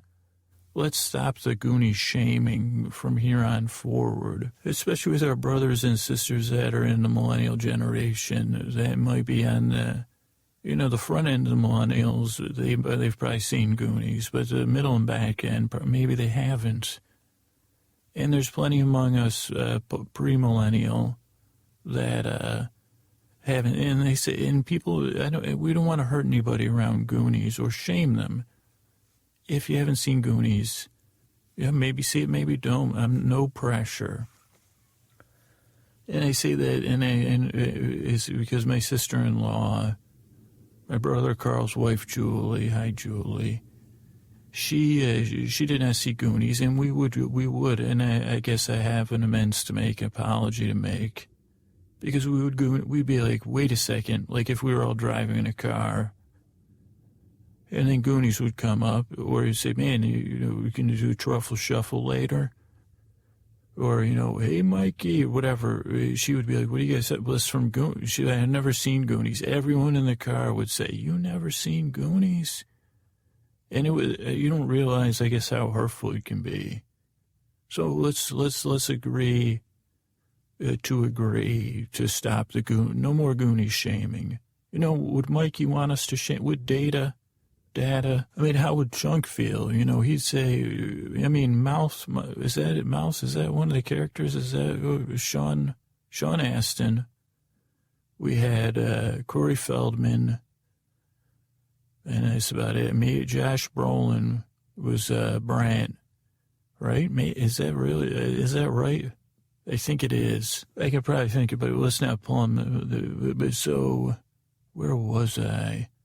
I don't know. I just remember pouring all that movie love, like being ready to go in the movies, only having enough to get into the theater, and then like hearing a clink on the street of a quarter, hitting the pavement, and saying, I don't think popcorn was 25 cents at the time, but it might have been 50 cents or $1. But saying, okay, but I poured everything in that paper. But so I poured all my love into this paper of movies, but no facts. And I think the assignment was, and that would be a good sixth grade assignment, is to have like, what do you want to do with one primary source? And also, again, my handwriting and penmanship were awful. And I was Mr. Messy, as we've talked about on the show. So everything, I guess there's so many new people now.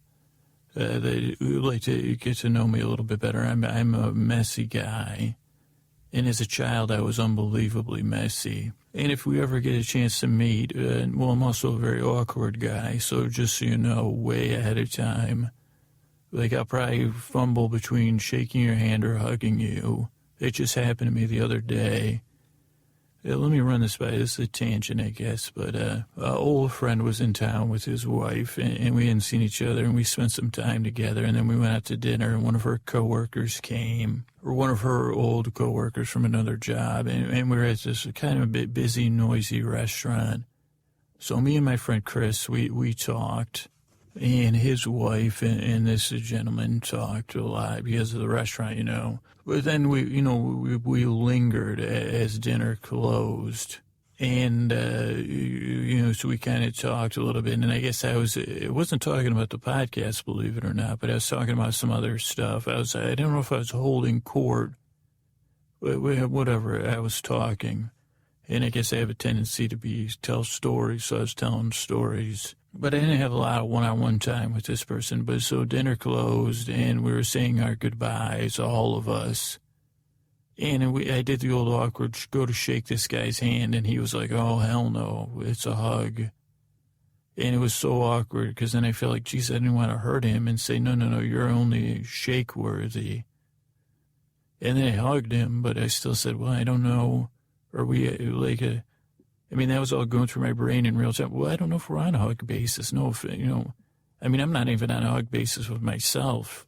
I'm just, and I think I should be.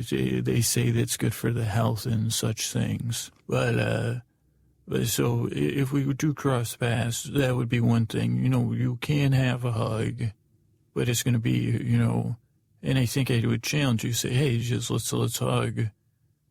But, it'll be awkward because of me, but it doesn't need to be, I don't know, you know what I mean? I'm trying to grow here. But that's one thing. The next thing you probably won't notice about me, because, if we're just meeting, or it wouldn't be appropriate for you to stare at my clothing, but whatever I'm wearing, there's a 90 to 94% chance there's a stain on my clothes somewhere. And that's how it plays out as an adult. Like, everything I wear gets stained. Usually some sort of grease stain nowadays. And I always say, geez, why don't I take my clothes off before I make dinner and put on some, but then I forget. Or I'm out there in the world, I get stained. I'm a messy person. And that applies to this paper because, I don't know, I just have terrible penmanship. I would always get a D or whatever on that, or NI needs improvement, or NS not satisfactory probably. But so I hand this paper in, but I still was like, just like a young George McFly, like a 6th grade George McFly. And I handed this paper in, and I expected, honestly, I wouldn't have been surprised, and I'm not kidding, if I got to school. And again, this is why I tell boring stories or podcast stories or whatever. I would not have been shocked. And probably a large majority was expecting me to get to school one day and Steven Spielberg was going to be there. And I would probably I'd probably have feigned shock, but I would have been like, and he'd be like, hey, I read your paper. It was the greatest thing I've ever read. I don't know if you've heard about the trouble we've been having with ET2.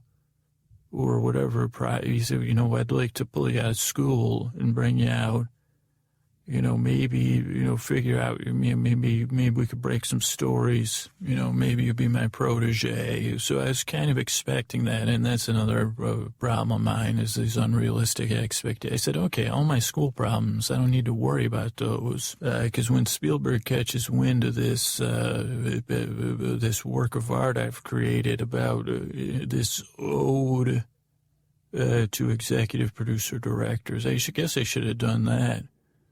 Oh, to those. It would have been like that, too. It was well-intentioned, but the paper was probably nonsense. And I don't mean that in a hurtful way. But it probably was like, oh, to those who direct and produce with executive oversight the movies. You enter the darkness, and magic happens, and you are the makers of that magic. Without you executively producing, directing, we would not see the images on the screen. I would not go back in time. I would not see the sights of one-eyed Willie Ship. Oh, to you who executive produce and direct. Oh, I salute you.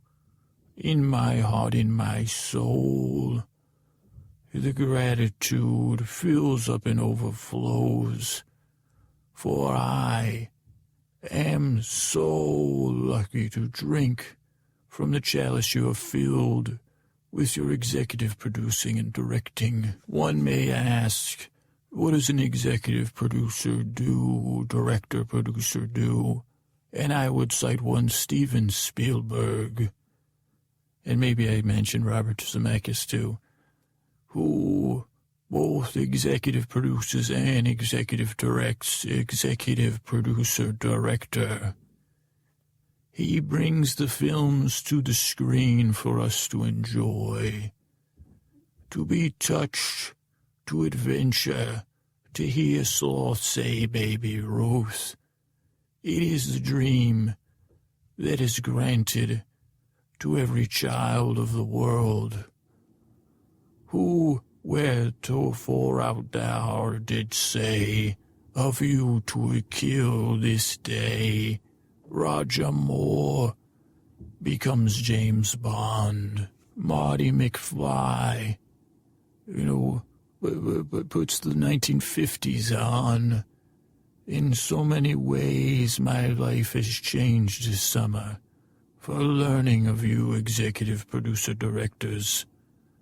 It was not a bummer, and that is why I have decided to dedicate my life to the executive production and direction of films. And that is why I read this book, cited heretofore, Murphy's book on movies, for it tells the tales, so deep and so wise, of the making of movies, and the wooing of sighs, of the cries of heroes. This book does tell. But within its chapters our true hero dwells. It is the executive producer director that one day I may become. For a child's dream is yet to be won. But there is one who stands above them all. Steven Spielberg's the name. This book doth cite him and his executive production direction game. And that is why I write this ode. For my dream has thus been told to be like Steven Spielberg, as cited in this here book, an executive producer director. My head has thus shook in affirmation, blah, blah, blah. And I think that ode that I just did, is that animals making a noise about that ode? And I wish they would have made the noise before I handed in the paper. And also, I'm a very stubborn adult, and I was a child, so I'm sure any proofreading, well, it had a complicated relationship with schoolwork and authority figures, so it was difficult for them to help me in any way. So it was always a battle for me. It was either, so it's tough to give a fair version of I don't know if anyone could have helped me avoid any of this. And I'm sure people did try. I'm sure my parents said, hey, what are you, there's no substance to this. They say, you do not, they say, how dare you besmirch the name of one Steven Spielberg in his trade executive production direction.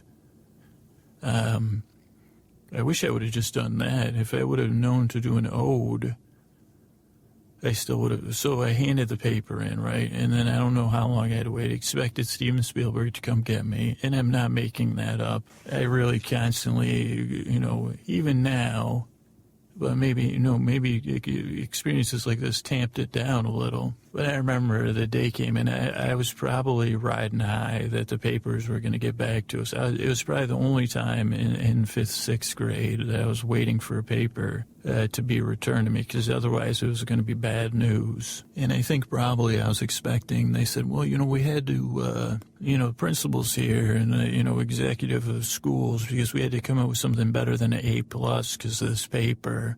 We've got the directors and the producers guild here.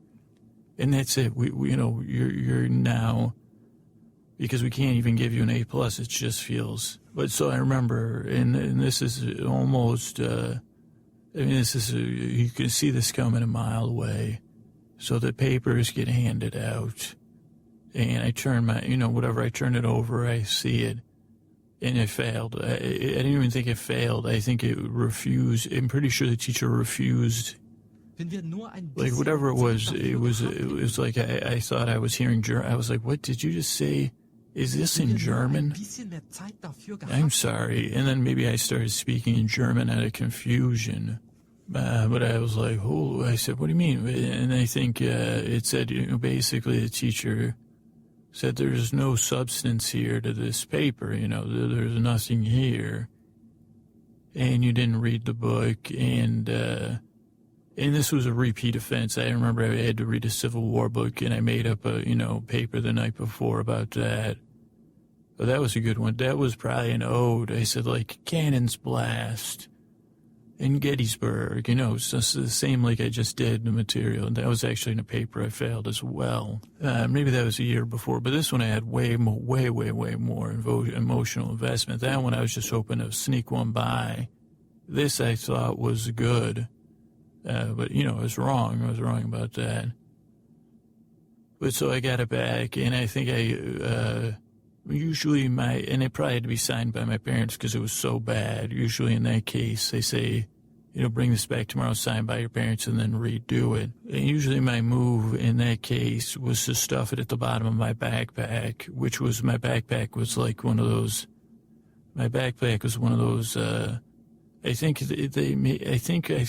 I heard on Star Talk, they were talking about my backpack in 5th and 6th grade because, I'm pretty sure they located like a missing satellite in there like 5 or 6 years ago because it just it's got some kind of, like I just stuff in there. And then I probably went with hopefully that problem will go away situation. And then I do remember, like having the book and trying to go through it and just being in this war with adults, with all adults in my life. Them saying, well, okay, can't you just cite stuff from this book about what an executive producer or director does? And me just staying with the ideal of like, no, I want to make movies. And I guess this is where strange kids, I know all kids have trouble, and maybe this is just more of like a narcissism or individual. This is, formative experience for me. So, but, I just had trouble, I don't know. I think it was like, my brain didn't work the way, like, it was like we were operating on different interfaces or different languages even. And a lot of times I wasn't even speaking the same language as my peers or even my siblings or whatever. So teachers would be like, I don't know what the hell is wrong? Why can't you just write just dial it in? And I also had an inability to do that, not because of any, aspirations or, big, it was like, no, this is about me being an executive producer, director. Even though that might have been meaningless, it meant something to me. And so that just became something that I said, okay, let's box that up for as long as possible. And, and I guess maybe if I had written an ode, maybe I could have packaged it up. I guess I should have done this, like taken the paper. This would have been cool, like a cool, like I don't know if Brant and Marty McFly were combined into one character, because Brant was pretty damn cool. And he was a good older brother, like protective, adventurous, outgoing. He was trying to connect with Andy. And then Marty was cool too, but he was a little more comically cool. But if they were combined into a character, that character may have, rewritten the paper as an ode, put it in a bottle, gone down to the beach, and sat with the beach sounds. And maybe this is like the final part of this is my healing process. And saying, let's set this, maybe if I had Brant and Marty, and they say, hey, Andy, come on, let's go. And I would say, I'm Andy, why? Just so you know, Brant. So don't pretend I'm like the girl you have a crush. And he said, no, don't worry, let's go, Scoots. We'll call you Scoots. And I would say, what do you mean, guys? And they said, well, one day in the future, it's all going to be okay. I know it's tough being in 6th grade. And you're a little different, and you can't get along with the teacher, and you can't really you really have a lot of trouble with authority. And it's not, you're not a bad kid. You're doing your best. And, we're characters. And, it was unrealistic for you to say, we'll be like your imaginary movie friends, Scoots. And we're going to take you down to the beach. We're going to write an ode, which I just performed somehow. And I say, how do I do that? And Marty said, head back to the future. Roads, we don't need roads. Odes. We don't need no fucking odes, man. Where we're going, it's all odes. And I would say, are you sure it's not all toads? Because I don't want to go to any future that's all toads. I said I could probably tolerate a future that's all odes. Do people speak in odes? Because I would get sick of that pretty fast, Marty. And he'd say, this is a metaphor, Scoots. Oh, okay. Sorry, I didn't mean to steal your thunder. And they say, let's go down to the beach, and we're at the beach, and we have the beach sounds there. And they say, hey, Scoots, it's going to be okay. You're having a tough time now. And Steven Spielberg's not, he can't come rescue you. You have to go through this. You have to just do your best. You don't have to be brave. You don't have to change anything. But maybe, you don't have to be so worried either. I know it's kind of scary. And maybe you have some feelings. I don't know what they are, Scooter, because I don't want to tell you how to feel. I'd say, Brant, I wish I had an older brother. I said, just remember, I'm imaginary. Could you be my internal Brant? And he said, well, I don't even know if the character's name's Brant, Scooter, because I'm already inside you, believe it or not. Are you telling me I have an internal Marty McFly and an internal Brant? Or Brent? Yeah, it'd be good if we knew if it's Brent or Brant. They think it's Brant, or that's how Andy would say it. Well, anyway, Scoots, you're stealing our thunder. Okay, sorry, big imaginary movie brothers. Thanks, guys. Anyway, Scoots, we just want you to know it's going to be okay. We're going to take this ode and this F paper or whatever, not even less than an F, not even worthy of a grade paper. And we're going to pack it up in this bottle here, and we're going to set it sail. And we're going to watch it go off, Scoots, and it's going to go off. Well, where's it going to go, guys? It's going to go where it goes, Scoots. It's going to go somewhere else, somewhere far away. You got to let it go. Don't hold on to it, okay? We don't want these experiences to hold you back. And we don't want you to hold on to it. It's like an anchor. It's an anchor, but it's floating, guys. We know, Scoots, it's a real metaphor because it's really floating. But Scoots, you stick with us here because we're pulling everything together now. Oh, thanks, Brant. You guys are kind of talking in one voice now. Well, you said you wanted to combine us into one. So, but I'm just not sure what to call you now. Well, just let us talk, Scoots. Yeah, sorry, I'm so excited to be hanging with you guys, even though you're one, and you're inside me. This is the best imagining I've done, and it's so great. I just feel, well, that's why we're here, to help you feel a little more. And it's okay to feel sad as that bottle drifts away. And yes, it's an anchor, but it's floating away. That's the magic of letting it go. And what we were saying before you kind of took us off track there, Scoots, and that's fine, is letting the anchor float away frees you. Because we want you to float like that kid that was floating after the movies. That dreams of making things. That dreams of giving an experience like you had. Remember, I was listening to you earlier because I can travel back and forth in time, right? I could see you were going to ask me that, Scoots. But I could feel the inside of the movie theater. I could hear and smell the popcorn and the chatter. I could sense the emotional and the chemical feelings of anticipation and elation as you entered the theater. And the wonder, even though it was your 17th time seeing Back to the Future, the wonder, I could see it on your face. And I know you were changed that summer, Scoots.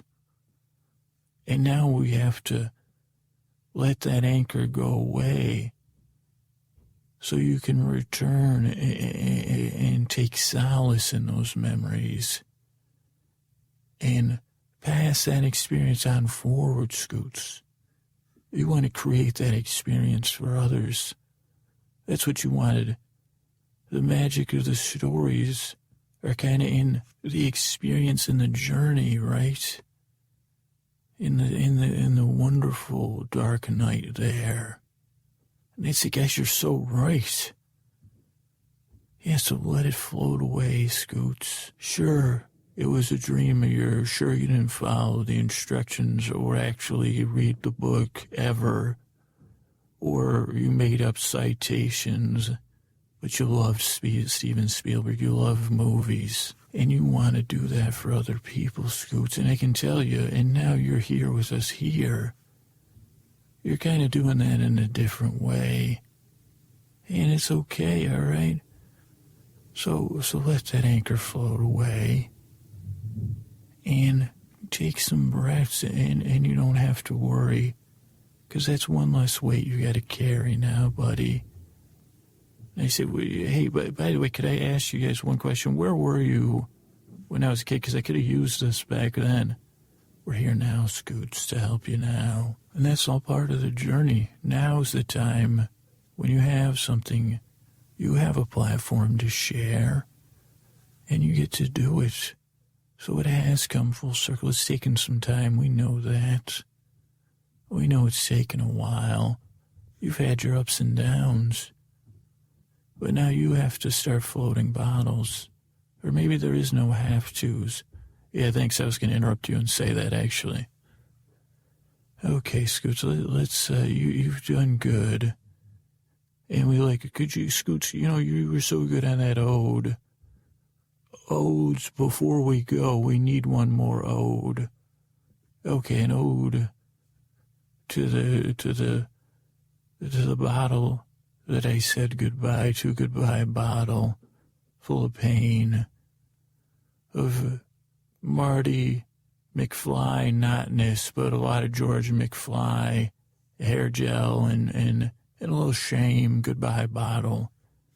As you float away, I hope you don't sink, but you always see the light of day, and you reflect, and you stay dry. And maybe somewhere in the paper are some tears I've cried, yes. I had some sorrow, and in some sense maybe I caused my own pain. But goodbye, bottle.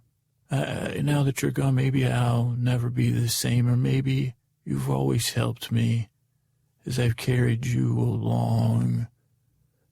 And somehow I've learned to grow and become strong, and thank you, Steven Spielberg, for the things that you've made and those around that helped you and that followed in your wake, and everyone else that's created things wonderful and grand and tiny and minuscule but wonderful in their own ways as well. For those things, whether they forever change me in the grand way of that summer, or they just put a tiny smile on my face, my life is always changing. And I wish I had some witty way to bring it back after that, but thank you, even for your little notes, even for your tweets or your thank yous. For somehow, really, I am living the dream I had back then, and I'm truly full of gratitude, for I couldn't do it without any of you. Good night. I want to say thank you and good night for some emails to Catherine. Thank you and good night. Amanda, thank you and good night. Eric T. from ADHD Rewired Podcast, thank you and good night. Rebecca, hopefully I'll be doing an interview with Rebecca soon. Thank you for your email. Meg, thank you. Alexandra, thank you. Ahab's wife, thank you. Bob C, thank you. Sophie, thank you for the email. Thank you and good night. Joey K, thank you once again. Adriana, thank you. I want to say thank you and good night to Lauren B, for her email. I want to say thank you and good night to the team at Blab, who is still working on things, but I think they might have almost everything sorted out. And I want to say thank you and good night to Ben. And thank you and good night to Amanda. iTunes reviews, I want to thank Soda Janie from U.S., Soda Janie, who says thank you, lifesaver. DCI Topolsky, Topolsky or not Topolsky, that is the question we ask ourselves. When you say, do I want to do that or not? But DCI Topolsky says, puts it on, gets them to ease, and they fall asleep, spreading the word. Thank you. Inertal gnosis. See, holy moly. Did anybody hear that? Because I just said that correctly. Inertal gnosis, maybe. And that was fun. Says the podcast, amazing. They put on a sleep timer for 30, and it works. Thank you. Lulu double G. Triple Lou double G. In my heart, you're more than 3. As I say, I thank thee for your review. He says it looks, when they say it works like a freaking charm, thank you, Triple Lou, Double G. A Janerator is like a kegerator, but named Jane, or a refrigerator. Maybe a brain bot, could be an android. Could be one of those, organic plant-human robot hybrids they're working on. And they're in Canada, so that means they're nice no matter what, even if they're say they're kind. Canadians are kind, they my experience.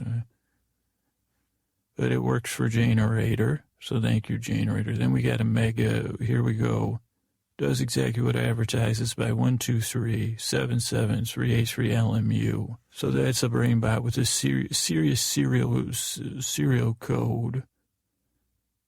And they say it does exactly what it advertises. So, though the concept of the podcast is weird, they were skeptical. Love a skeptical brain bot, especially one so high in the numerical letter order. Still works for LMU. So thank you. The Face is 022 says they prefer earlier episodes, not the later ones, and that I have slurred speech and vocal fry. And, I'm always trying to figure out how to improve the sound. So instead of paying myself, I'm already started, I've got Chris Posterson working on this, and we'll be working on whatever equipment upgrades. But I think the podcast sounds good. Can it sound better? Of course it can. So I'm working on that FaceO 2, double 2. I can tell you it's not a stylus. Whatever you're hearing is what you're hearing. I'm just here doing the podcast. So will we adjust things or won't we? We're working on it. We'll see. But thanks for your feedback. Uber helpful. That's Stally Lover, a lover of Stallies. You should get a show, The Stally Show. Stally, or it's just Stally.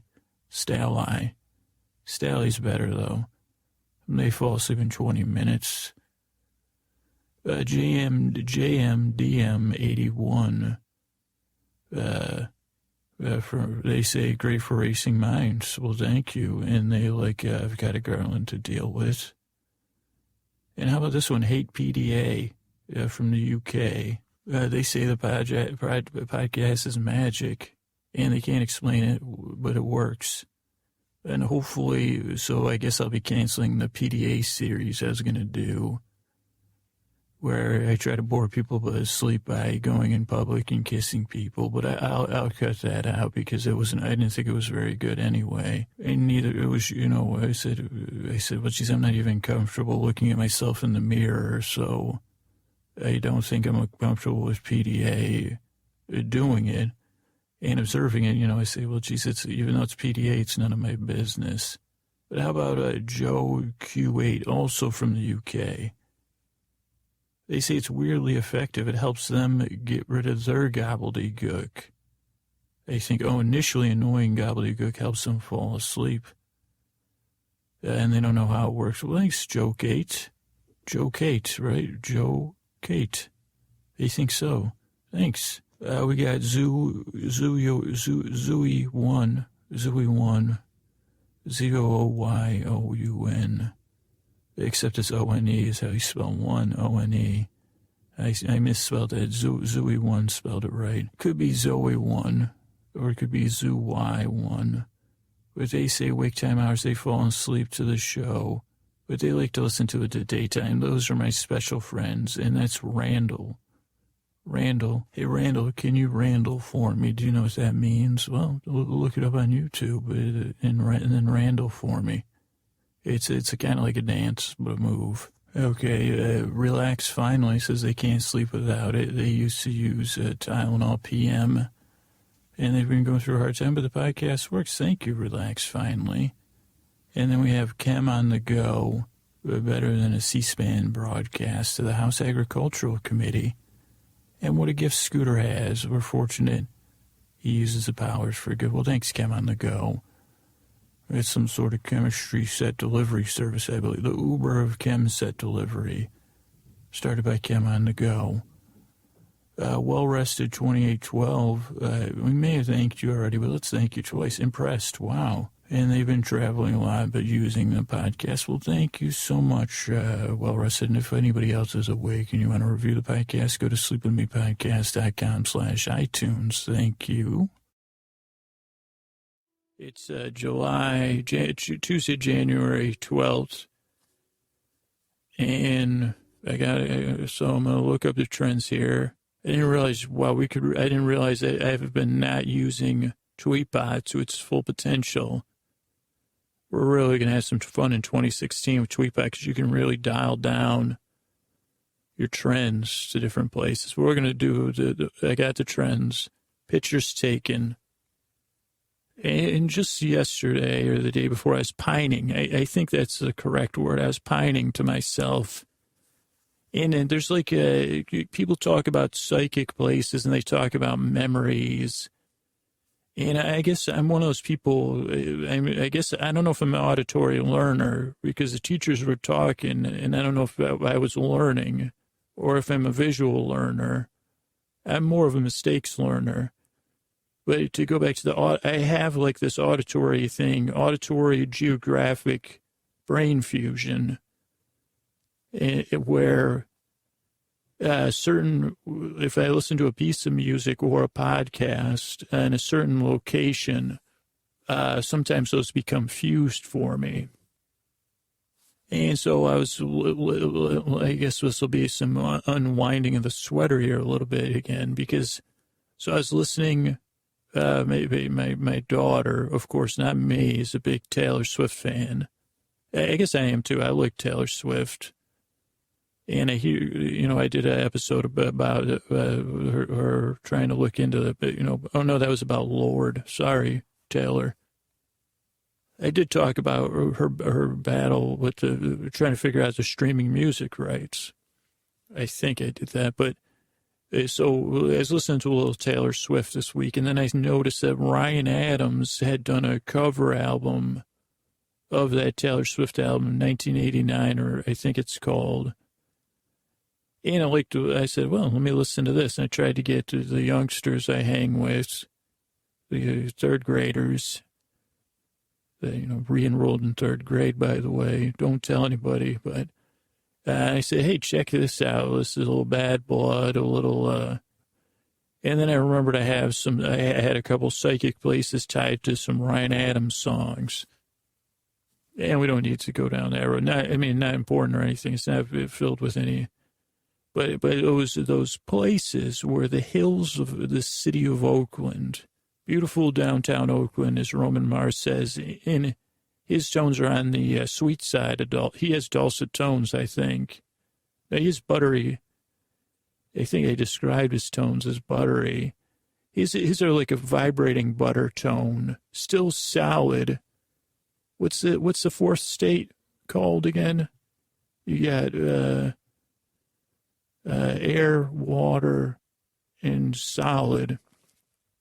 And the other one's like I think his is that vibrating of butter. So with a little sugar, mixed sweet cream butter. But so when he says beautiful downtown Oakland, that's what I was thinking of. But this isn't in downtown Oakland. This is the hills of Oakland. So I said, let's take a little. And what was I doing in the hills of Oakland? And could I take to my listeners back to this place where these psychic memories were formed? And I honestly don't know if this might be one trip, might be two trips. I don't know if we'll even be able to work these trends into it, to be honest. So I hope you'll forgive me. And I'll try to change this around, the subject matter slightly. But this is pretty straight material. At some point in my life, not that long ago, I had a job working for one of the local counties here in the Department of Agriculture. And I was working for the department there that deals with invasive things. It was the agriculture and weights and measures were one combined department. And it was probably the greatest job I ever had, though I love my job right now and I love making this podcast. But this was that came along at the wrong, like if I was like 22 years old, it would have been the greatest job ever. And I don't know, I want to talk about my day at work, but I got to tell you how much awesome this job was. First of all, it was 4 10-hour days, maybe 10.5-hour days. I don't know. But so you always had Friday off. And your job was to search an area, and we'll get more into that, to make sure there's no invasive species there. More complicated than that, scientific method type stuff. And it was 95% of maybe 95. If a 10-hour day, I'd say 92% of the job, the work day, was spent outside or driving. And despite my, penchant for temper flare-ups, I love driving and I love being in a moving vehicle. I love being outdoors. And the Bay Area and Oakland in particular is just a lovely, lovely place.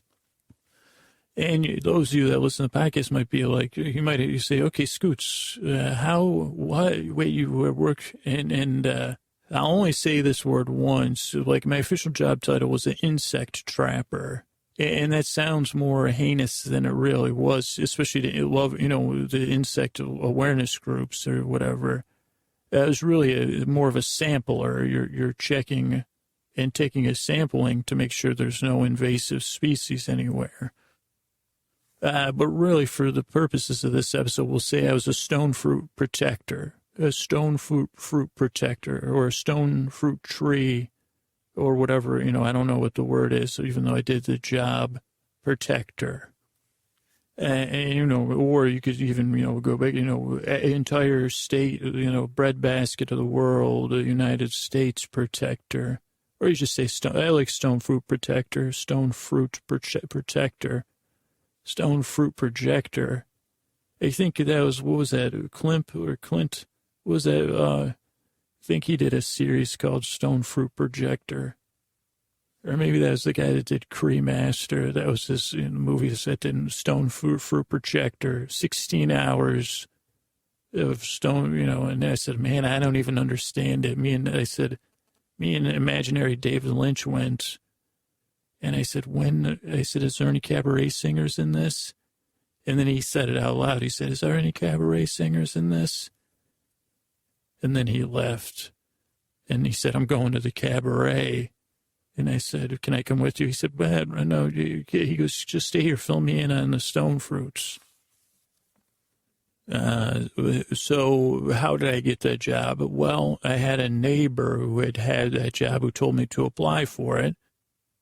And this is how crazy I am. I really needed the job because I don't know if I had a job. Well, that's a whole nother story. But yeah, I needed the job. Yeah, for me, it paid incredibly well, even though I was in my 30s. I think I was 30. I don't know. I was 30, around 30 something.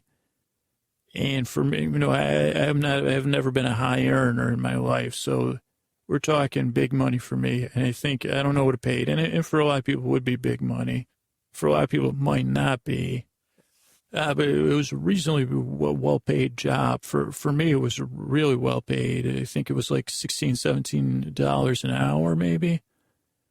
But I didn't have a job at the time. It paid okay. And my neighbor was like, "You should apply for it. I just left. I know they have open positions." And then I said, it was in the laundry room. You know, when you talk to an introvert, talking to introverts in the laundry room. You know, just like on public transit, I think I was non-responsive, but my wheels did start to turn. And at the time, I was always looking for jobs that I could write during them or, be creative. And so I was like, well, maybe I should check this job out. Plus, I didn't have a job, so I was like, okay.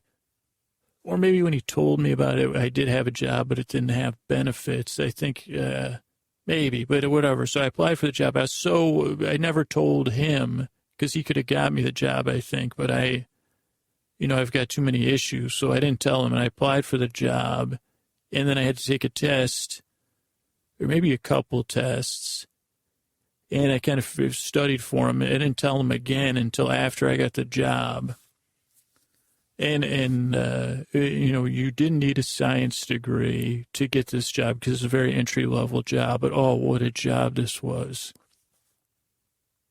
I don't want to out any people that worked there, but the two supervisors were wonderful, wonderful people.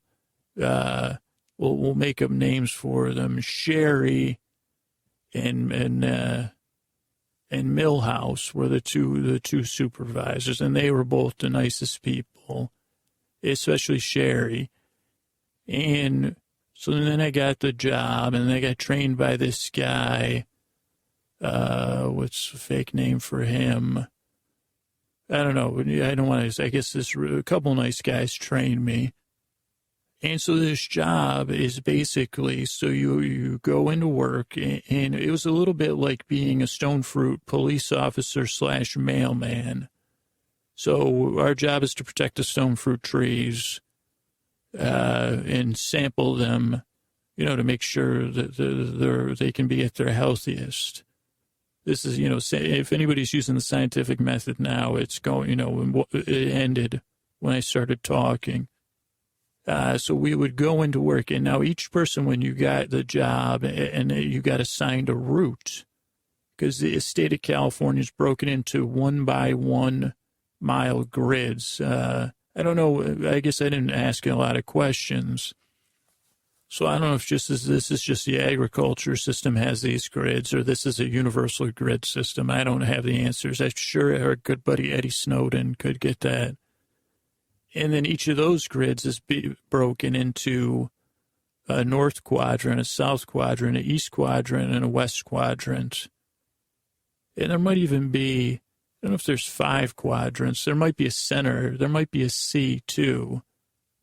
I don't know. It's been a little while since I protected it, officially, as a sanctioned stone fruit protector.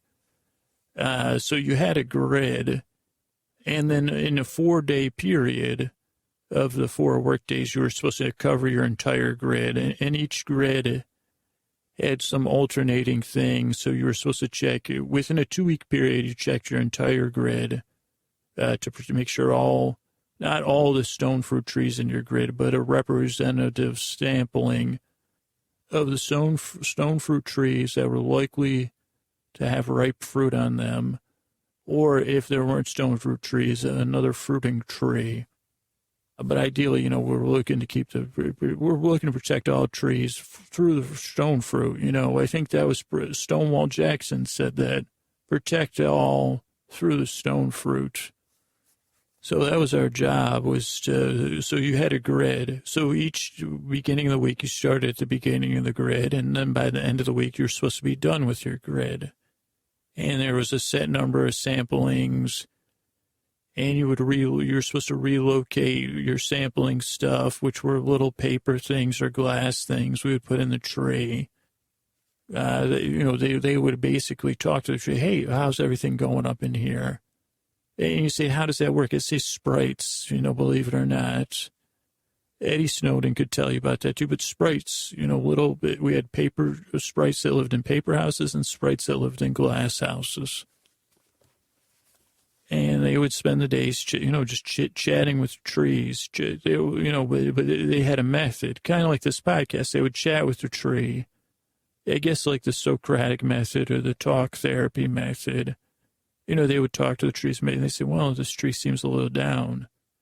And then they would make a report, and then I would check the report. I'd say, okay, very structured system. They have it figured out.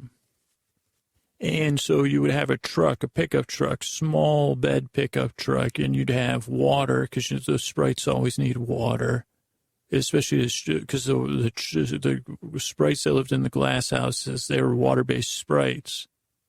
So believe it or not, they lived in these glass jugs. If you live in California, you may have seen these in a tree, glass jug in a tree that holds a stone fruit sprite. It's that simple, scientists. And then the paper ones, but so you needed water, and you needed a decent amount to make sure. So usually you had a water tank in the bed of your pickup that was installed there, and then some smaller buckets to distribute and also to wash their houses because the sprites, they could be particular about, they like a clean house. Who could blame them? There's stone fruit trees, they got stone dropping, wind, dust. So we would wash their houses for them on a regular basis. We would build paper houses for the stone fruit, paper tree, stone. It's complicated. And again, I don't know the phylums of all this stuff because somebody over there at the, biology thing doesn't believe. They say sprites don't have a phylum. And I say, you need to be in a zoology, buddy. So you had, you had your water, you had your paper to build paper houses, to clean, you had little sprite food pellets. So you had everything you needed to get through your workday, all your work supplies. It had this cool 10-foot pole. Believe it or not, I've worked with a 10-foot pole. I can't even believe it myself. It seems like a dream now. And it had a hook so you could put the sprite houses up in the trees. Not kidding about any of this. Not kidding about most of this. As a 10-foot pole, they did have. So there was that part of it. And then, because there was this was a government-based job, there was an obscene amount of paperwork. But I think it was a necessity because, also scientists like paperwork. And people, sprite-based stone fruit protectors, we do paperwork. If it protects the stone fruit trees, on my honor as a stone fruit protector. So you would have binders with the maps in them, and each grid had its own map, and then you had all the corresponding paperwork. And what the corresponding paperwork was, say you had a map of a 1-by-1 grid, and then on the edges of the map, it had the next grids. Then after that map, you'd have all the possibilities of where stone fruit trees might be, what stone fruit trees. So you'd have little maps, and they say, well, on this part of the grid, with cross streets and such things, like near this fence or near this telephone pole is a nice apricot, or apricot, as some say, and peaches. Now, those are the stone fruit trees that are the most, they have the sweetest fruit. So, and then they are at the, towards the middle, late of the summer. So those are considered our super, the super stone fruits. And not because of looks or sweetness, just because of, I don't know, the powers that declared, I serve, greater forces of the stone fruit. So I just follow in the traditions of my four protectors. So, let's see. So we had paperwork. So you had these binders. Usually I'd bring about 4 or 5 binders, and that would get me through a work day, maybe a day and a half. Then you had like a clipboard with more paper, so you could log all the paper, all the stops you were making. And a stop, we'll get into the specifics of the job soon, but a stop would involve, checking a stone fruit tree, checking in with the sprites, and saying, hey, seeing if they left any reports, maybe cleaning their houses, making sure their houses are in good order. Sometimes the wind would blow them out. Tree sprites, they can handle that, but you'd put their house back or house repair. And then since we're doing a sampling, at least I think it's every 6 weeks, it's every 4 to 6 weeks, you'd want to relocate to a new tree, ideally chasing the ripening of the fruit. And now the downside of this job I didn't talk about is that you're only employed from around Easter to Thanksgiving, and then you get laid off, which is probably the only reason that, and I didn't have a biology degree, and I couldn't quite live on what I was, so those are the only reasons I'm not still working there. Otherwise, I feel like this is the best job ever. I mean, outside with a 10-foot pole. And you say, well, what's it like working? When I say, well, the sprites really don't, they're kind of like movie stars, so they don't really work with us. We work, and I don't like to say we work with the sprites, but almost like if they're talent and I'm not talent. So they, the talent stays separate. So I couldn't answer any sprite related questions like what are they like? What do they, other than, that, and I don't want to damage any sprite human relations by saying anything else. Okay, so you would have to relocate them every 4 to 6 weeks. Usually the paper house sprites, you'd rebuild a new house, ideally. And then the glass house sprites, you just wash them up a house, either their house or you'd have a clean house ready to go, set up their food and everything. And put them in the tree. And sometimes you'd get to a tree or you'd get to a property and say, oh, I can't get to that tree, or that tree doesn't, needs fruit. To protect the stone fruit, we need fruit. And you would also start in citrus trees. Grapefruit trees are also good. They weren't a stone fruit, but the glass house sprites, they like the grape. They say, well, we're protectors. And I say, well, I love a grapefruit. Pomelo is something like an orange and a grapefruit. I never got an answer out of a sprite whether they consider that an orange or a grapefruit. But here in California, we're lucky. Oranges are usually in trees a lot of the year between early spring and fall. So that was a lot of like a bit of the background of the job. Not any actual details, and a few, factually.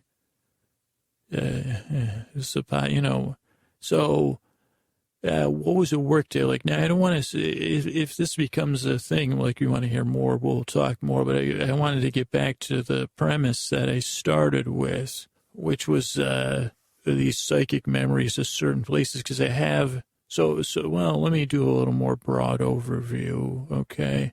So the state was blocked off into one by one grids. Now, I guess after I left they decided to redo the grids, and move them 1 inch, which caused a hole, and then reorder the numbers. Say, holy bureaucracy. So that could create, luckily I wasn't there anymore. That would be dyslexics, and I still have dreams about this job. A lot about the paperwork, and then about the beautiful hills of Oakland. So I had this grid, a portion of Oakland, not all of Oakland, but man, did I get lucky. Now, I had one of the more difficult things, just because I had a combination of parts of downtown Oakland, which would have low fruit trees, hard to park, lots of traffic. And then the Port of Oakland, which would have similar problems, not a lot of trees and stuff. And then I would go all the way into the high hills of Oakland. And if you're hearing this from around the country, you probably don't know about, the whole beauty of Oakland from the port all the way to the hills, and the diversity of Oakland, a place I love. So I hit the jackpot because I get to, over a 4-day span, tour all of that. Now, I didn't have all of Oakland. A couple other lovely people had some other parts of Oakland and their grids, but I had my little section, and it was the greatest. And I felt like a bit like, I was a stone fruit mailman in some sense. I was just checking in with the stone fruit, what are they called? Pixies? I forgot. Sprites, I believe. So I'll just give you a quick overview of my 4-day, the 4-day process. Like usually on Monday, well, every Monday, not usually, it started at the Port of Oakland, one of the big West Coast ports, where ships come in, big container ships, and there's port stuff. And I mean, there's no trees right on the port, but in properties close to the port there are.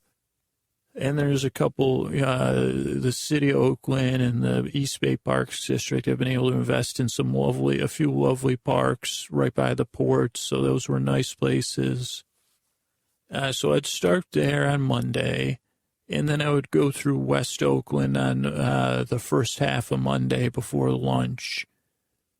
And I would go through West Oakland and I'd go through the industrial section and then the residential section. And West Oakland's got this industrial residential mix, kind of where the port connects to it. And it has a bit of poverty there. But I always had, I think like some people might be intimidated by that. But it was funny, whatever the activity was that I was running into, they called me the bug man. And so I would run into people that other people might find intimidating. And, I'm not an introvert. I'm an introvert, but I don't know. Sometimes I can flourish, when I'm a bug man. I don't know, I guess when I can inhabit a role is what it is. So people be like, what's up, bug man? And I remember one guy sang me the Line Man song. And this is all running through West Oakland, and I'm hopping fences, I'm dodging dogs, I'm checking in with people, and then people be worried about me. They'd be like, what are you doing? This isn't, and I'd be like, don't worry, I'm the bug man. I got it down. And I'd be waving, and I always, I was big with my window down. I usually wore shorts. So I had a great time in West Oakland. And I don't think West Oakland's been gentrified yet, but it was, and this was right when I got this job right during the presidential election, President Obama's first election. So I don't know how gentrified it is now. But so that would be my Monday morning. Up until about lunch, I'd be in West Oakland, maybe a little bit past lunch, into 1 or 2 p.m. Then I'd start to move through downtown Oakland at lunchtime usually. And that could be stressful and a bit of a handful, but just because, a downtown city, with the traffic and trying to find a spot to park and stuff like that. And then as my day would go on, I would be in some of the residential neighborhoods off of downtown Oakland. And normally my day would almost invariably end my Monday around the beautiful Lake Merritt. I think the oldest wildlife estuary, the first one in the United States, the Jewel of Oakland. Go see it. It's, it's this beautiful, I guess, estuary, man-made lake in the heart of Oakland. It's got a couple little districts around there. You can walk around the lake. You can sit at the lake. You've probably heard episodes where I've talked about the Canadian geese, which I wish, I love the people of Canada, but it'd be great if you could take those geese back. But so usually I'd end my day, I'd actually end my day right at Lake Merritt, or right around there. So that'd be my Monday. And then my Tuesday morning, just hand off, start where I left off, somewhere near Lake Merritt.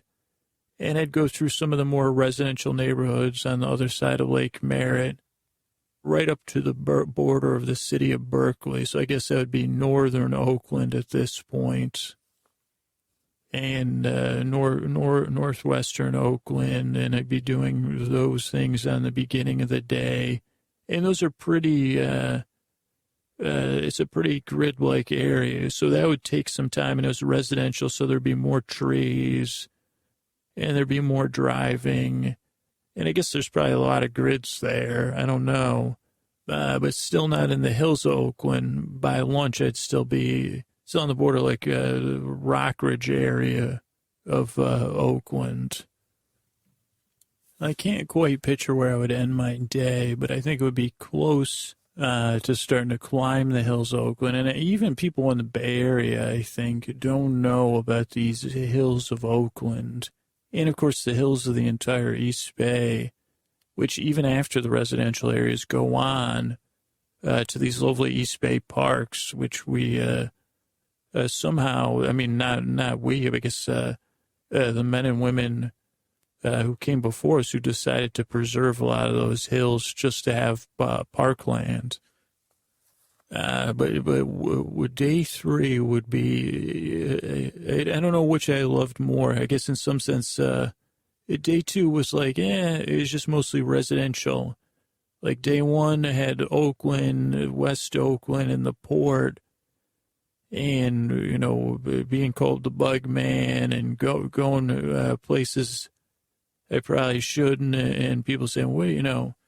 But then day 3 and then day 4, my work week, we're in these Oakland Hills. And even the Oakland Hills had a lot of different moods and styles and twists and turns. Like there's, and I don't know how to describe it. I guess if you were looking at it through a Hollywood type perspective, there are parts of Oakland Hills that are literally like you would picture Bel Air and the Beverly Hills, with these just beautiful, beautiful homes and stuff that you could say was old money, and then some new modern homes that you could say it's new money, and then maybe a little bit down where you say, I don't know which is richer, Beverly Hills or Bel Air, but you know, stuff where you say, well, that's way too expensive for, you know, I'll never live there, but it's pretty nice.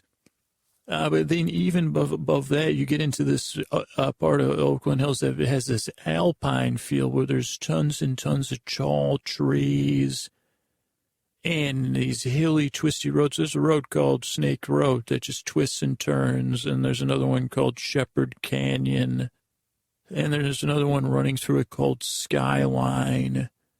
And then these, at the top of these hills, they abut these beautiful parks like Redwood Regional Park, Wildcat Canyon Park, Chabot, Huckleberry Preserve, some lovely little parks. But when you get into the more, and I call it an alpine feel, that's just what I call it. You get into more houses where I guess people have been, like you'd say, at one point, these houses were probably pretty affordable because they're way, way up. And even though they're not far from downtown Oakland, some of them have billion-dollar views. But you say, at some point, these houses, you know, because it takes forever, even though downtown Oakland's probably 4 miles away by road, it's probably like 30 minutes. And I don't know, I wish I don't think I could do it justice, but you'd be driving through these hills and you'd feel like you're in the mountains. You'd have cypress trees and redwoods, and you'd go from, you know, this tons of shade and this smell of thick trees. And I would be like fully on patrol, you know, looking. And at that point, I had GPS, so that was really helpful. I think when I first started, I may have not had a GPS, which made it really hard. And some of the Oakland Hills didn't necessarily always correspond with that. But what an adventure, getting to see all these houses and see these different streets that I would have never had an opportunity to drive, and to be protecting the stone fruit, of course. And it's strange to say, but somehow, you know, you can only listen to so much AM radio and then FM radio. And so, you know, I tried to figure out like an FM transmitter, because this was like a county pickup, so it just had the radio, you know. They're not going to let, you know, they're not looking to, lets you get some luxury listening in. But so I listen to a lot of podcasts and a lot of my own music. And so, I'd have and when you're working a 10-hour day driving, you can never have enough audio, I guess, because this was years ago. So it was before there were some podcasts, but nothing like the selection now. I mean, can you imagine you have an entire catalog of Earwolf podcasts? I can't imagine working that job now. It's like I could catch up on all my podcasts, Radiotopia, Panoply. I mean, I could just work my way through it. You talk about maximum fun, make my job maximum fun. And it'd be, I could listen. So, I guess that's a little forlorn that, I guess I can't go back. And I guess I left that job really good. Was one of the few bridges that didn't burn down. And I don't think, till now, because they say, what are you talking about with the, I say, yeah, the Sprite houses, of course, were the stone fruit protectors with our poles of protection, or house adjusting. And so basically, day 3, I would drive around. There was one other thing that I'm loath to talk about that is relatable when you think about mailmen and garbage men, especially. I wrote some short stories about this. But that I learned is where do you go? Where do you go when you have to go? Because especially when you're a place like the Oakland Hills. Now, I think Oakland must have an ordinance. If you're getting construction done on your house, you have to have a porta potty. So once I had done the job for a while and had some close calls, I learned, to just, I guess I didn't learn to mark it on a map or anything, but I'd say, I think there's a porta potty around this block. And then at some point, of course, you would count on that being there, and then it would have been gone. So you would kind of plan those things around the beginning of your day, the lunch, and the end of your day. But even then, it would be difficult. Or if you're in a place like West Oakland, not a lot of businesses want you using, say, well, you're not a customer. And I say, I'll never be a customer now. And they say, okay. They say, okay, can I buy, how much, So that was one of the few job hazards. But it definitely gave me some empathy and stuff. But so day 3, I would go through the hills of Oakland, up these canyons, and I could take a nice lunch, and I could write, and it was a union job, so we had 2 required 15-minute breaks and a half-hour lunch. But this job was a lot of work. I would take those breaks, but that was really the only time, because you had to finish your thing. The routes were laid out to be finished in 4 days. And they're supposed to take 4 days, and they would. And then you never knew, if you were relocating the Sprite houses, and then you were especially if it was towards the end of the day, and they said, well, and then you suddenly couldn't find any fruiting trees, but you had taken their houses, and you say, well, you can't bring them back to the office. Sprites stay in stone fruit trees, or, the closest thing they can. They don't stay in, so then you'd have to keep looking for a proper tree. And we were supervised and inspected, so it's if you can't just pretend, you could get caught, if you put it in a pine tree or something, that'll be it. And when I had this job, it was not a time to play around with jobs. This was when the economy was hurting, and this was just a dream job for me. Holy cow. I could have probably recorded 8,000 podcast episodes. They would have all been the same. But yeah, look at this. I'm getting one. And at some point, maybe I'll be able to drive those hills for you in person. But so day 3, I would spend the whole day driving through the hills and through the different flavors of the hills. And then as day 3 came to a close, there's this little 13, I think was the route. And I think the town, what was it called? Mountain Boulevard. I don't know you think they had Montclair, maybe? Is that what they called it? And I guess as a time portal to pass, when I first moved to the Bay Area, I actually worked some shifts in a a juice bar, a coffee bar there, slinging. This was pre-Jamba, so I was slinging smoothies and wheatgrass and coffee up there. Forgot about that till just now. Wow. I can't believe I'd forgotten about that. So, I think that was called Montclair. And so that was like a nice little quaint town that had a Safeway. So that's where I'd usually start and have my lunch if I could, or if I needed to, because they had facilities. And if you need to buy like a cold water or something, that's another thing. You need a lot of water because you're working outside in the summer. And of course, sunscreen, audio content, ideally. But so I would like drive these things and I would listen to different stuff. And so just listening to these different songs just bring me right back to these different places. And even the different atmospheric things, like, because if you were there in the early morning and it was a foggy day, it'd be dark and foggy and misty and wet and almost like one of those crustacean periods. I think there's a more nuanced term for it, but you'd be there in like the, places with thick trees, they have the ground thick with old leaves. And you talk, you'd see people, you'd be like, hey, you mind if I check your, I got a couple Sprites here. Can I, because you'd ask the homeowners, hey, can I, I'm a protector of stone fruit. I work for a Stone Fruit Protection Council by order of the, Sprites. I mean, usually I'd cloak it in more official terminology.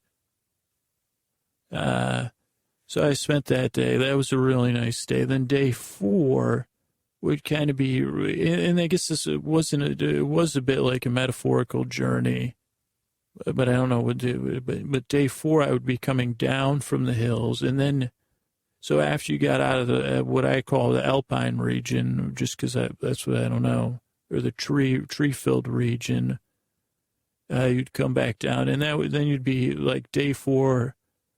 At first, I'd spend a lot of time in the Bel Air type section. Very, very nice. And you'd even, its own, I think even incorporated city, Piedmont, which was beautiful, beautiful, beautiful homes. Very nice people, some nice, very nice parks. Could use a few more restrooms if I'm going to be honest.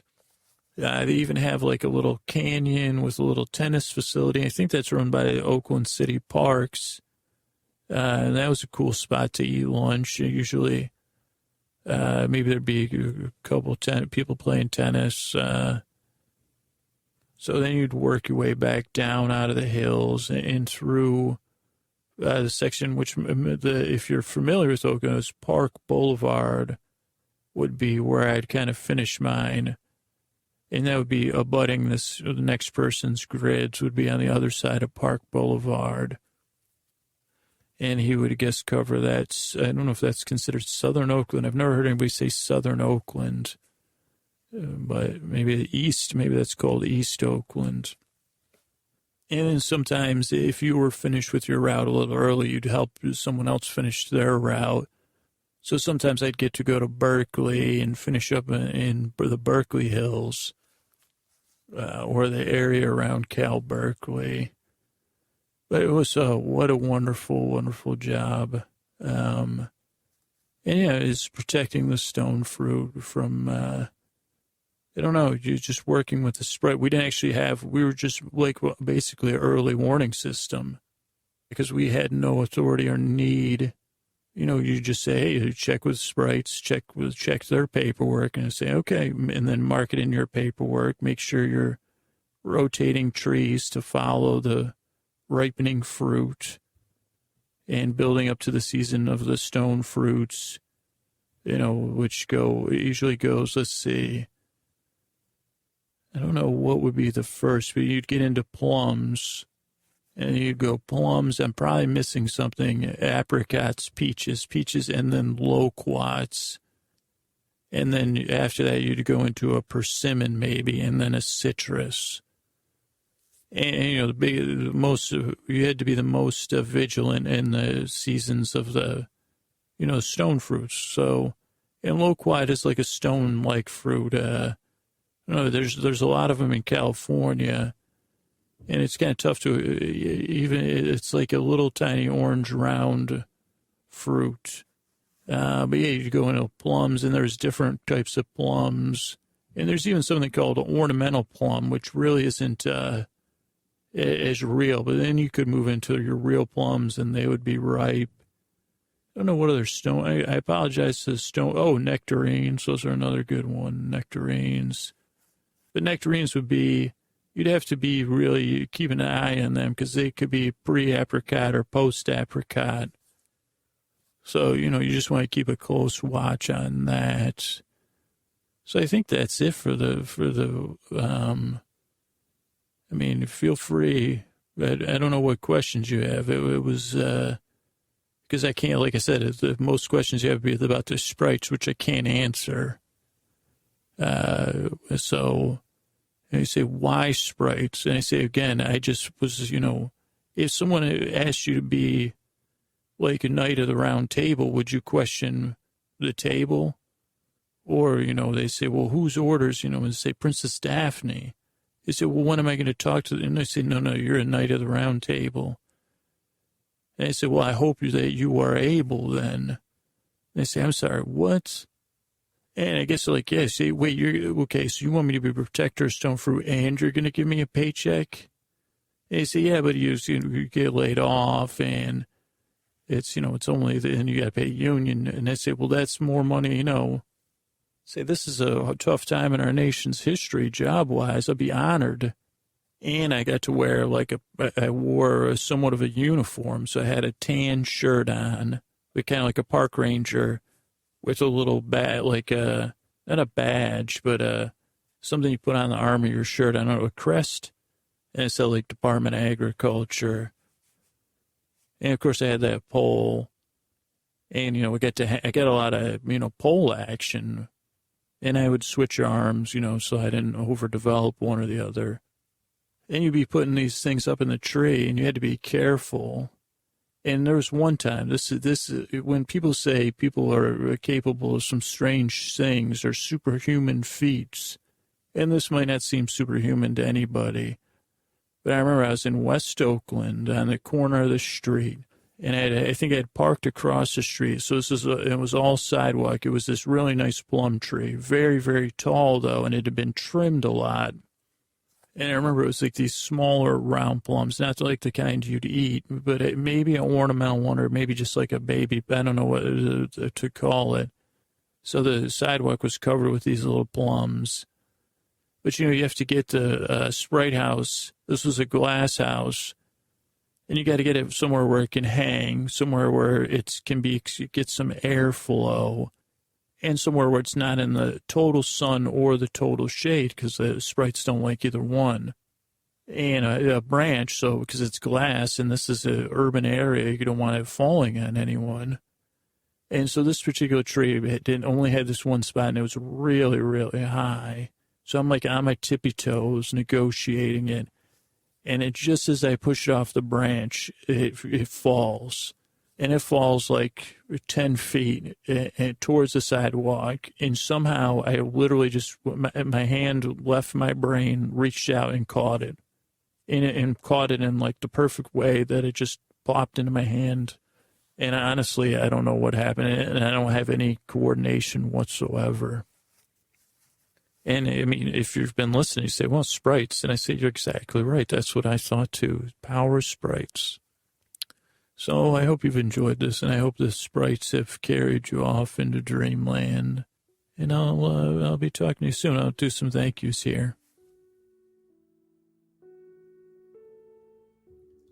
I want to thank all our new patrons. Thank you so much. Robert, thank you. Brittany, thank you. Michael R., thank you. Laura P., thank you. TR, thank you. Those computer people, thank you. Alvin, thank you. Sarah P., thank you. Andrew, thank you. Fletch, Mother Fletch, thank you. Polly H., thank you. Cynthia, thank you. Stanley, thank you. Julie, thank you. Ryan, thank you. Jeffrey, thank you. Maribeth, thank you. Jenny R, thank you. Rebecca L, thank you. Kimberly M, thank you. Aaron, thank you. Michelle, thank you. Shara, thank you. Ken, thank you.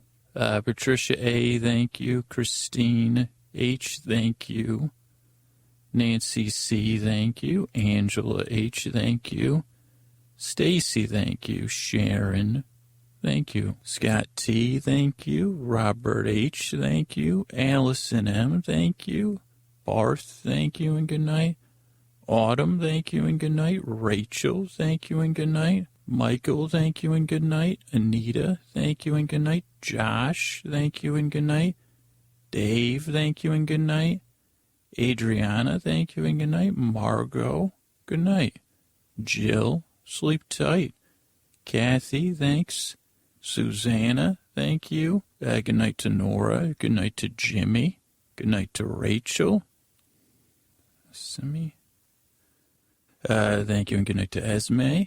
Edward, good night. Lori, thank you and good night. Juliet, good night. Louise, thank you and good night. Kit, thank you and good night. Adam, thank you and good night. Vesna, thank you and good night. Adam, thank you and good night. Vesna, thank you and good night. Richard, good night. Good night, Nancy. Daniel, good night. Good night, Amanda. Good night, Marguerite. Nicole, good night. Sean, good night. Leanne, good night. Clay, good night. Hey, Ashton, good night. Dai Chi, good night. Sean, good night. Jennifer G, good night. Jeremy, good night. Amanda L, good night. Greg, thank you and good night. Dan, thank you and good night. Karen, thank you and good night. Good night, Anne. Good night, Alexandra. Good night, Kimberly. Good night, Margaret. Good night, Bob. Colleen, good night. Melissa, good night. Good night, Michelle. Good night, Laurel. Good night, Shane. Good night, Jessica. Udit, good night. Patricia, good night. Sarah, good night. Kits, good night.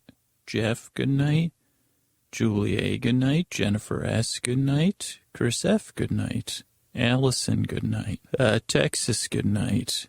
JD, good night. Sharon, good night. Mary R, good night. Bonnie, good night. Steve, good night. Good night, Nancy. Good night, Robin. Good night, Scott.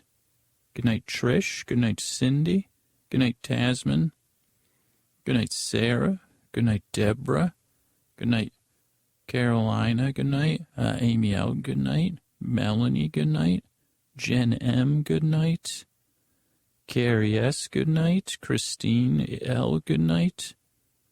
Sarah A, good night. Michelle, good night. Good night, Mary. Good night, Nancy. Good night, Cindy. Good night, Linda. Good night, Andrea. Good night, Mike. Good night, Heather. Good night, Mark. Good night, Mikkel. Good night, Maureen. Betsy, good night. Allie, good night. Brandon, good night. Michelle, good night. Annie, good night. Sarah, good night. Kim, good night. Shivan, good night. Adia, good night. Anna, good night. Nicole, good night. And then we also have our patrons over at PayPal. I want to say good night to Catherine, Mary S., good night. Roger, good night. Imogen, Laura K., good night. Imogen, good night. Rachel C., good night. Samuel, good night. Molly, good night. Chloe, good night. Good night, Sabrina. Good night, Priska. Good night, Kay. Good night, Lucy. Heidi, good night. James, good night. Good night, Allison. Good night, Amanda. Good night, Pam. Good night, Meredith. Good night, Leslie. Good night, Mario. Good night, Emil. Good night, Heidi. And good night, Charles. I want to say thank you on Twitter to Amanda R., the lovely actress. Scott T., thank you. Robert H., thank you and good night. Luke and whoever Luke's friend is, whoever recommended this show to Luke, thank you.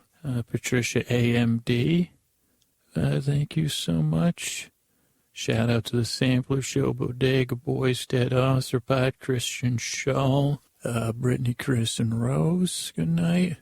Joey PH, good night. And if you have any more questions, Joey, just feel free to shoot me. I'll answer them, no worries. Molly C, thank you and good night. BJ288, that sounds like a straight-up brain buy with a Twitter account. Thank you and good night. Lori S, thank you and good night. Audrey D, hey, anybody who's got any questions, so well, at this point, you probably got a question. We'll just go talk on the podcast and put you to sleep. Just Google Hey Area if you live in the Bay Area. Anyway, I'll talk about it in some more proper spot. Thanks, Audrey. Good night. J and SF, thank you and good night. Illusionoid Podcast and Nugs, good night. Mary Beth, thank you and good night. Sally P, thanks for trying to help me out with that Mega Crush. So far, it's not shipping it. It's not a ship, so ship may be sunk. HHI Podcast, thanks for the props. Thank you. Laura, L to A to the B, good night. Tyler, good night. Matt, good night.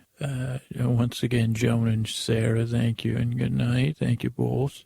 Jennifer B, thank you and good night. Laura, thank you and good night. Kimberly M, thank you and good night. Vanessa, thank you and good night. Christine, thank you for the wonderful interview and thank you and good night. Fallon, thank you and good night. Carrie, thank you and good night. Joe, thank you and good night. Kate, thank you and good night. Kit, thank you and good night. Lexi, thank you and good night. Lisa, thank you and good night. Jennifer D, thank you and good night. Bonnie M, thank you and good night. Greg, thank you and good night. Ben, thank you and good night. Ben C. Allison, thank you and good night. Ahab's wife, thank you and good night. iTunes reviews, I want to thank Rock 0099. Strangely effective, best way I can describe it. Mimics the way your brain behaves when you're beginning to doze off. Didn't think it would work for Rock. I don't think that's Dwayne the Rock, but still pretty good. Rock 0099. It's a gift for anxious, restless people. You got it. And then we have Molly, who listens every night. A few months ago, Molly started listening 15 minutes. Super helpful if you get too distracted by changing tempos or inflections of TV and radio. Nice, soothing even voice to drown out the rest of your brain and send you off to sleep. And Molly's recommending it to all Molly's friends. Thank you. Funt1, me too. For some reason this works. Thank you, Funt. Are you one of the children of Alan Funt?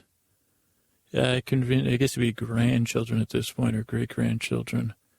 Convinced if I ever meet Scooter in person, I'll fall down and instant sleep with some Pavlovian response. It's possible. I'll have to travel with my own padded equipment. My mind just wraps around, shuts down. The podcast shuts down the racing mind, and next thing they know, they've slept. Thank you, Funt. GRDA11 says best stress reliever ever. Put talent at pulling the mind away from daily stress and leading you to sleep. Thanks, GRDA11. Then me, now me, from Canada. Works for me. Don't usually hear the episode. Could be addictive, though. Sleep with me. Thanks, then me, now me. Hey, everybody, it's Scooter here, and it's time for another Turning Twitter Tuesday. But I guess I should set this up. I think it was a couple Sundays, whatever intro where I was talking about getting rid of that TV. I kind of stirred up some trouble.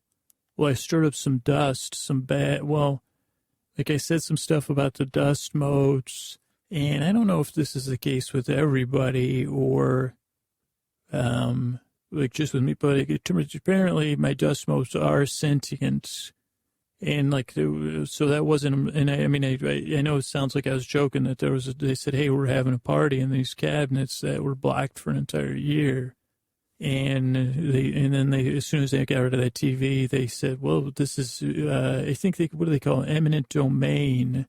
It turns out they have an attorney. So they said, they sent me a bunch of documents and they said, this is abandoned cabinets. And I said, well, there's stuff in there. Yeah, they said abandoned stuff. And they said, and I said, well, whose law? Are these the dust mote laws or the human laws? And then they said, you won't question your honor. And I said, not this. I said, what is it with me and judges and stuff?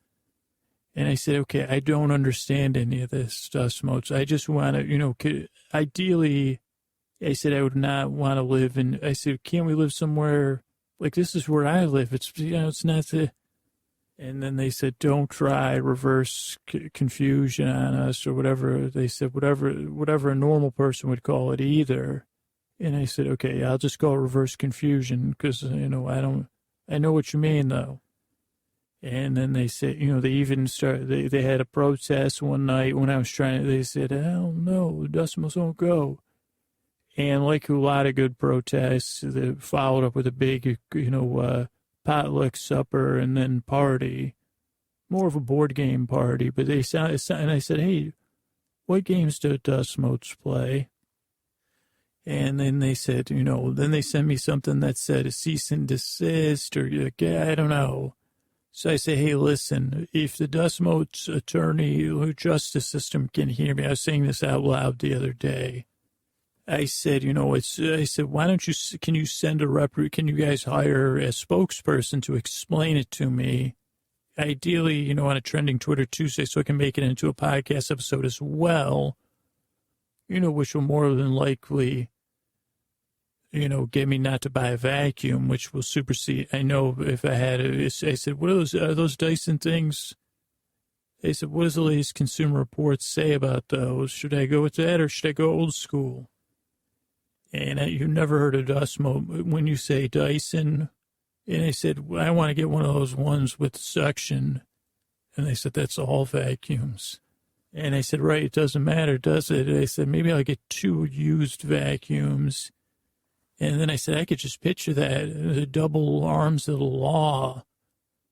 And you couldn't, then that was when the joke should have been, you never heard of dust motes move so fast. And you really can't because they're dusty, so they're very silent, they're stealthy. And I know I don't want to pitch Quentin Tarantino on anything, but I know they're coming out with that part 3 of the movie with Uma Thurman. I said you should get some dust motes in there because they're ninja-like. Anyway, so I said, can you guys? And so they did hire someone. They're coming by right now, like the dust mote spokesperson. They think that's what they're called, to set me, to tell me their ultimatum or whatever. And ideally, it'll be a good episode. I don't know what it'll be like. I'm buying time because they're not here, and I don't know who it is. And I said, I don't know if I'm quite in the emotional place where I could get a vacuum. So it was a bit of bluff. And I said, they're kind of cute. Or, I feel bad because I love saying mote-mobile. I said, I could say mote-mobile. And then even the way that they say, hey, how do you like my mote-mobile that you stepped on? And I said, well, good thing it's made out of dust, right? And dog hair. And I think my dog's in with them. So she definitely supplies them with building materials. And then I was dog sitting this recently. She was definitely left a ton of hair behind. Because at one point they said, give us a double. Well, pretty much the whole time I was dog sitting, they said, hey, double pet time. And I said again. And then they would just have me, petting them. That's when I wish I had the 2 vacuums, But instead I was just petting 2 shedding dogs. I guess that was a trick because then the motes were just, picking up as thousands and thousands of dog hairs. They were just taking them. And I think they called them Mote Central. What are they called? I don't know. Mote something. The new building. And they said, hopefully they don't annex my bed because, that's on the pretty far away. And I have a window open and a fan, so I don't think they can get past there currently, because of the crosswinds.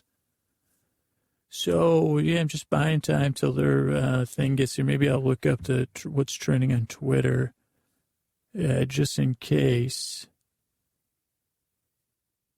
All right, so, oh, wait, I hear somebody. So, and they said I got to clear out, so, off the mic. So, oh, great. Oh, boy.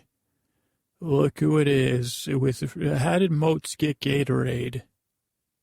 Hi, Bernie the Butterfly here. For those of you, the podcast guy, he's always looking at me already. My name is Bernie the Butterfly, official spokesperson for Dust Moats of this domicile.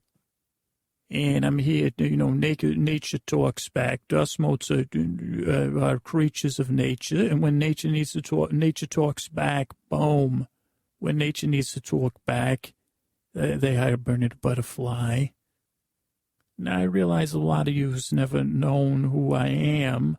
Well, I happen to be let's be honest, he is the most popular butterfly in the known butterfly world. If, the lone butterfly, minor level celebrity, and we all know if LeVar Burton had his way, there'd be no butterfly celebrities except for the ones that he imprisons within his animation that he thinks he could just say, oh, just take the butterfly's picture and, we'll write a whole show about it and all of that. So I have appeared on the show before to express my displeasure with 1, humans, 2, LeVar Burton, 3, humans, 4, podcast boy, 5, whoever the hell wrote Owen and Mazie, it's frickin', Nature Strikes Back, 6, I like, who did I like? The 5 Seconds of Summer, Ashton, I think I forget, I haven't seen those guys in so long. Now I forget who my friend was in that group. There's Green Hair, which, and then there's the guy who thinks he's tough. And Green Hair, I kind of like, I said, I feel bad for you, Green. He plays the drums, I believe. And then there's the tough guy who says, oh, I'm kind of, handsome and quiet and, him I could, give a take. Then there's Ashton. And there's my friend. I forget my friend's name. Or my friend's with Ashton. Well, I forget. I do know that Ashton was the one. He was the most savvy of them. And I kind of said, oh, boy, he gets on my nerves with all his good answers. Because I did do an interview with the 5 Seconds of Summer. You may have not heard of it since it got all banned and everything. Because the people said, oh, boy. They said a drunk butterfly. I said, first of all, it's Gatorade, you fools. And, well, second of all, it gives me a buzz like maybe a human does. But I say it's just sugar. It's what I need to survive, which people would deprive me of.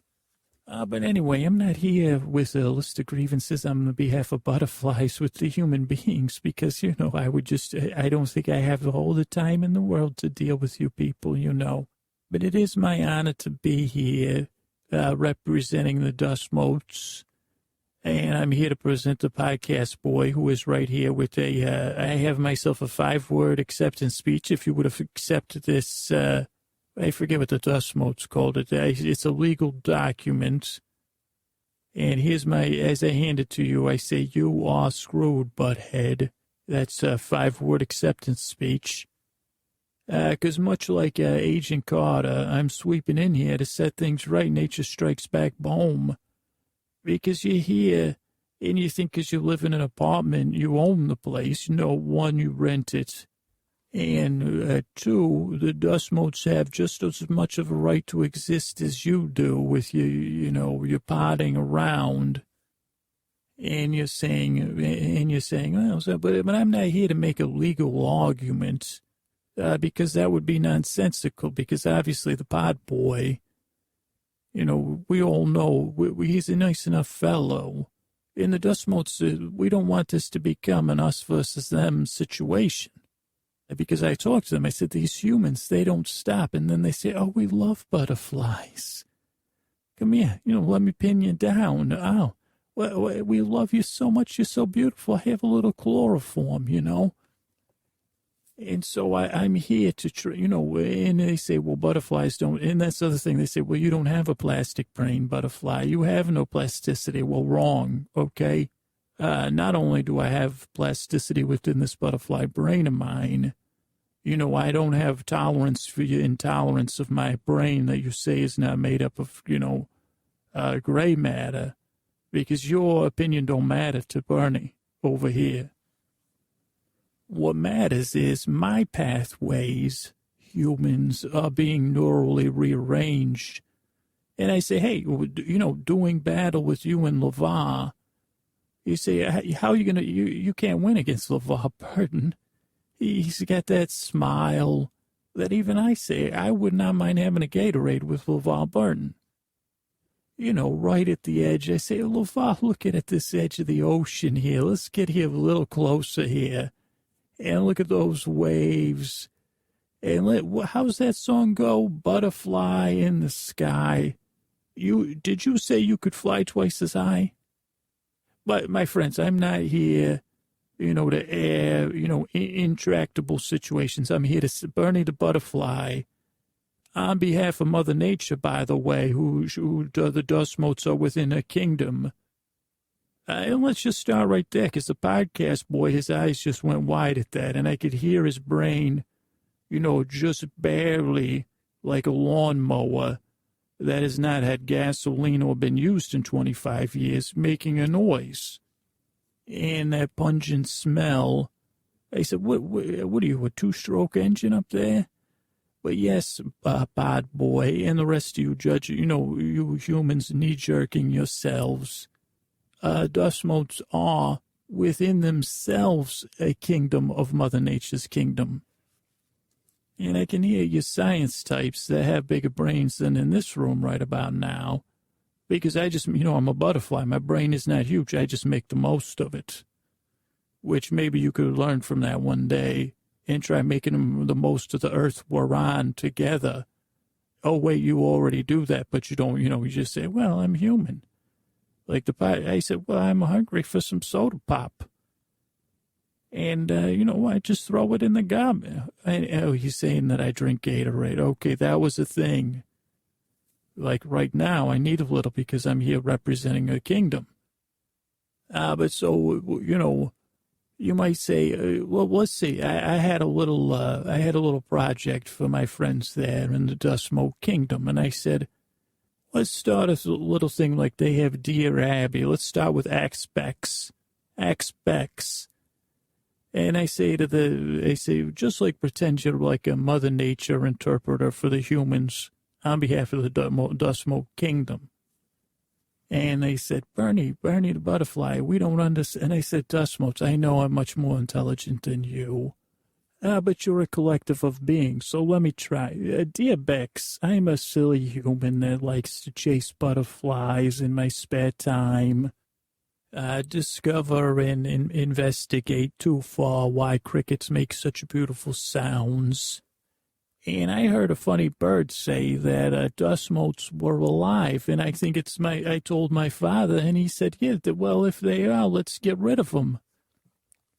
So, dear Bex, please tell me you're not alive, you dust motes, and that, like Papa said, they're just a sign I have not done my chores. Little Becky, the butterfly catcher. Oh, my face, save little Becky, the butterfly catcher. Age 9, with an intelligence of about a 5-year-old, if you ask me.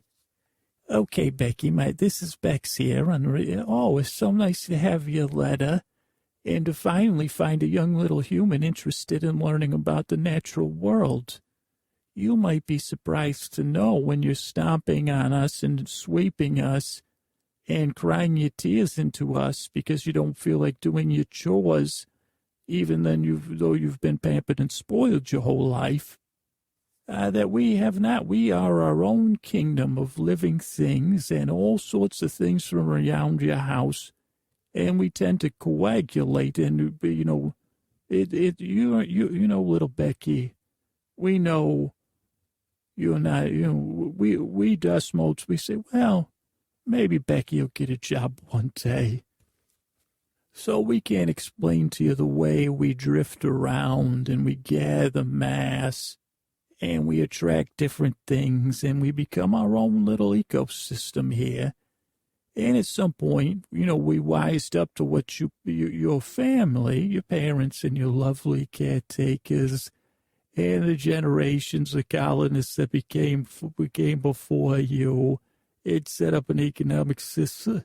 Oh, Becky, we know that you all, we said, well, if we're a little collective of an ecosystem, maybe, and you might say, was this some sort of evolutionary jump where we as a collective mote, each mote became, well, to put it in a term you may not understand, Becky, but other people might, we reached mote singularity. And so all of us motes here, we said, hey, I'm a mote. I'm more than the mass of myself. The sum of my parts are greater than the whole and all that. And for once in my, lives, which is now a life, we've got to advocate for ourselves because they say, what, if there's not the house to gather in, what would be our next step? Because this is working pretty darn good. And from there, Becky, we started to, start to develop preferences. There is a hierarchy of mote needs as well. It's very similar to human needs. Now, we get a lot of our moisture from your air. Would you believe that's one thing you humans actually really do well when you're doing all your talking about your dolls and your billions of toys you don't even play with and asking where they are? You're filling the air with moisture for us to go get by on.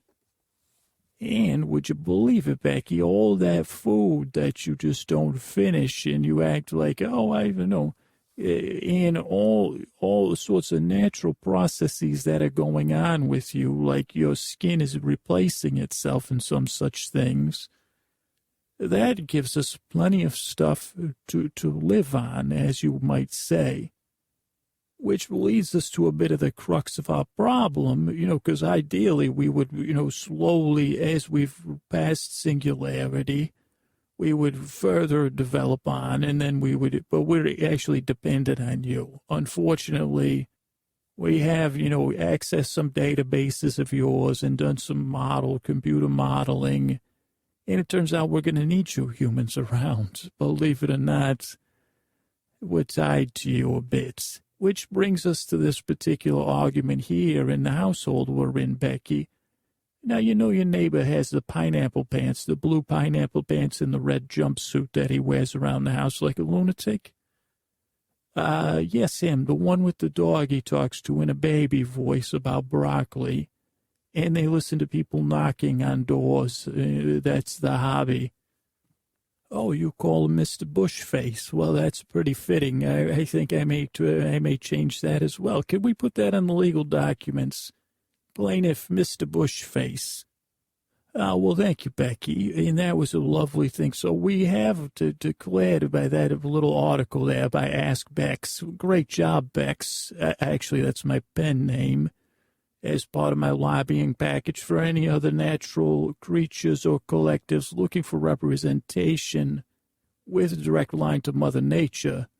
Bernie the Butterfly is at your service for certain amenities and Gatorade. And not made up Gatorade. Stella J's that say, oh, no, we have Gatorade. We made it ourselves. Homemade Gatorade is not Gatorade, okay?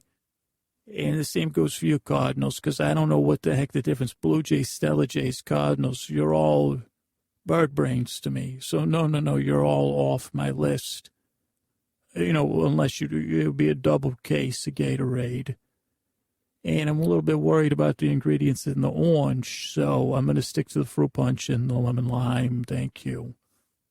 And yes, of course, I would need some Super Frost or whatever that new brand is called. So now your next questions might be, as humans, and I can see the bad boy, what are dust motes? Now, the dust motes, and I will be using the term we to represent my employer, the dust motes of your apartment here, Pod Boy. What do we do for fun? Because you might say, ask, press, play. You know, what games do dust motes partake in?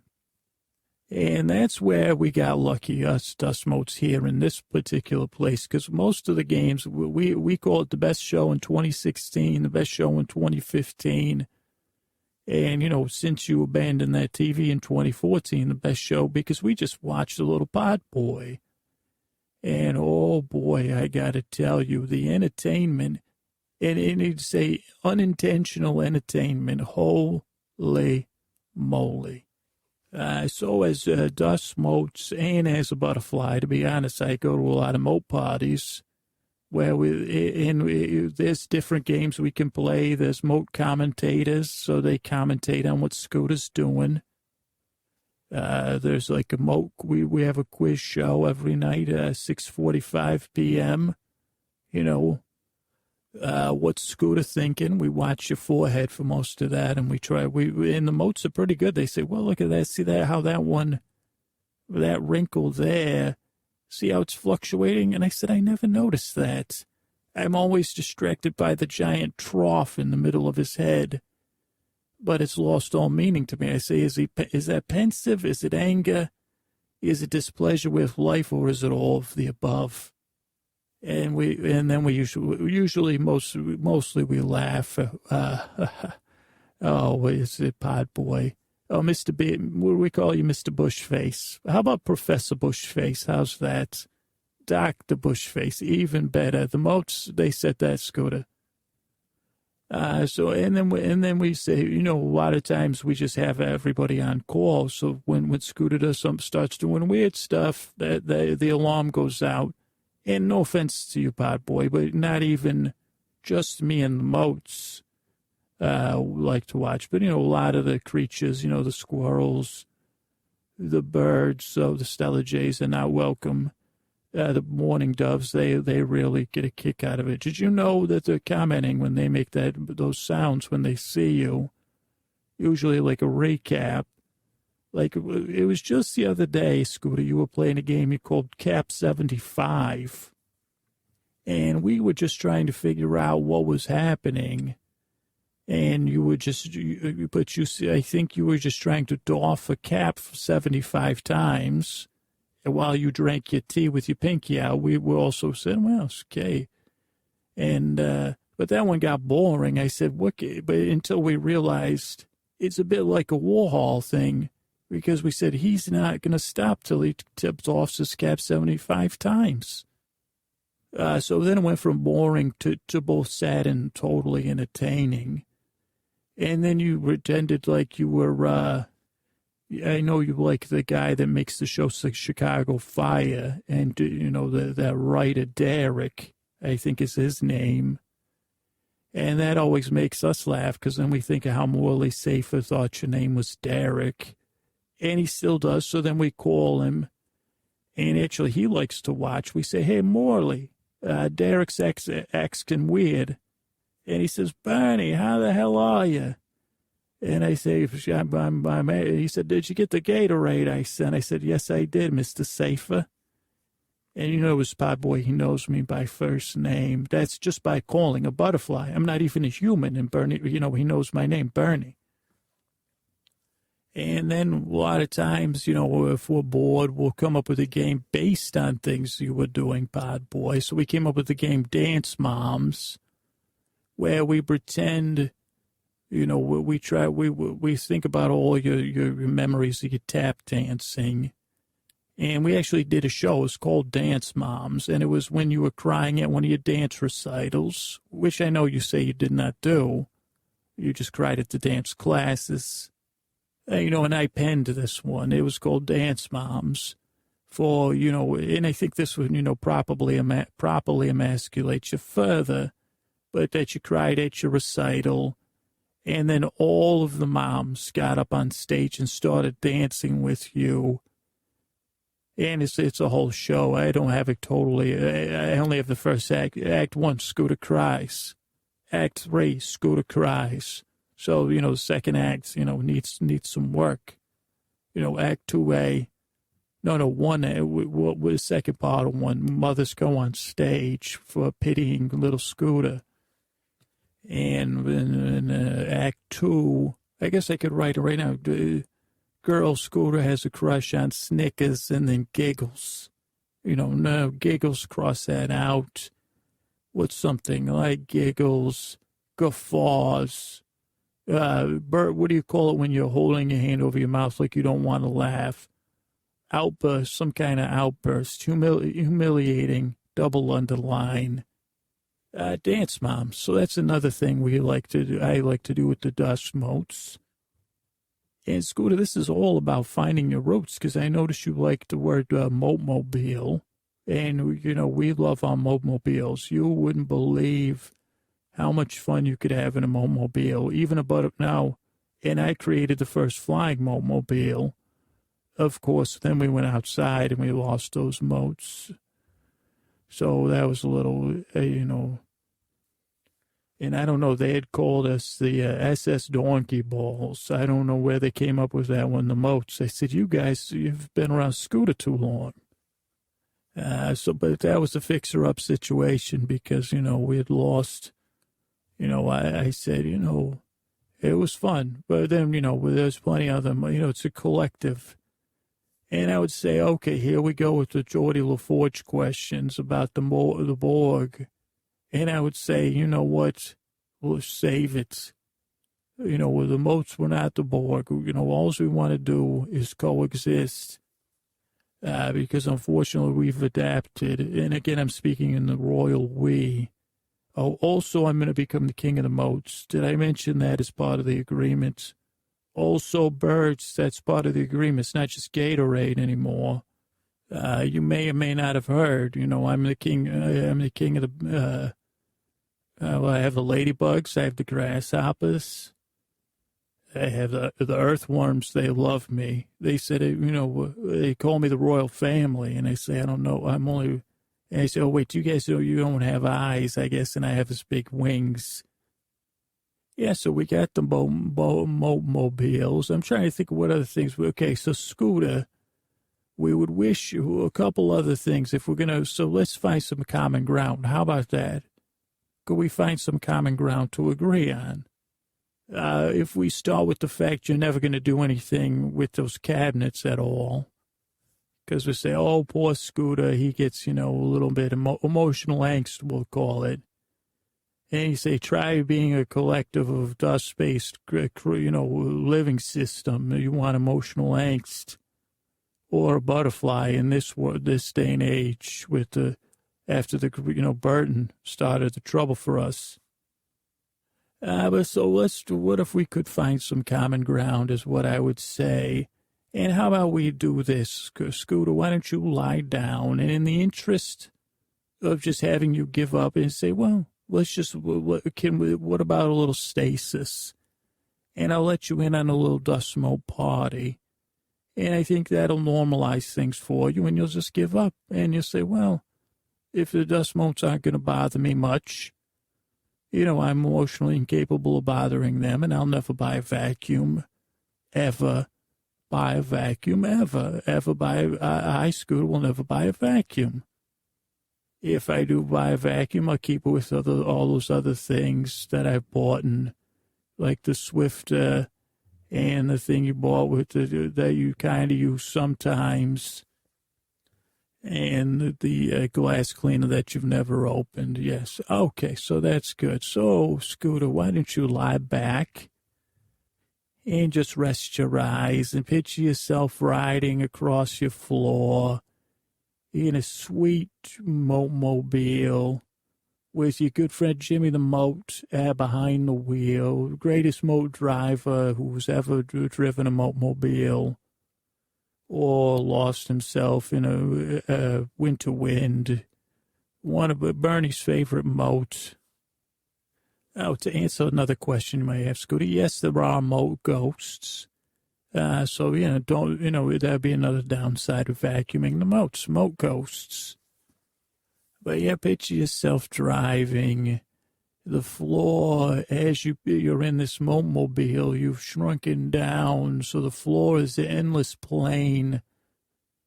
At first glance, you think you're on, the Salton Sea Flats or whatever the hell they're called, racing across. But as the mobile starts to pick up speed, you notice the inconsistency in the levelness of your floor. And you start to get a nice steady thumping and thumping as the mobile starts to travel in a large oval around your room. The centrifugal force of the speed of the mobile and the steady thumping and thumping of the floor puts you in a hypnotic state that is so, you say, this is the perfect speed. This is what it means to be behind, next to the person behind the wheel of a mobile. And you're traveling and you're bouncing. And there's just a barely noticeable breeze, just enough breeze to comfort you and put you at ease. And you start to think to yourself as the thumping and the vibration of the mobile comforts every cell in your collective being.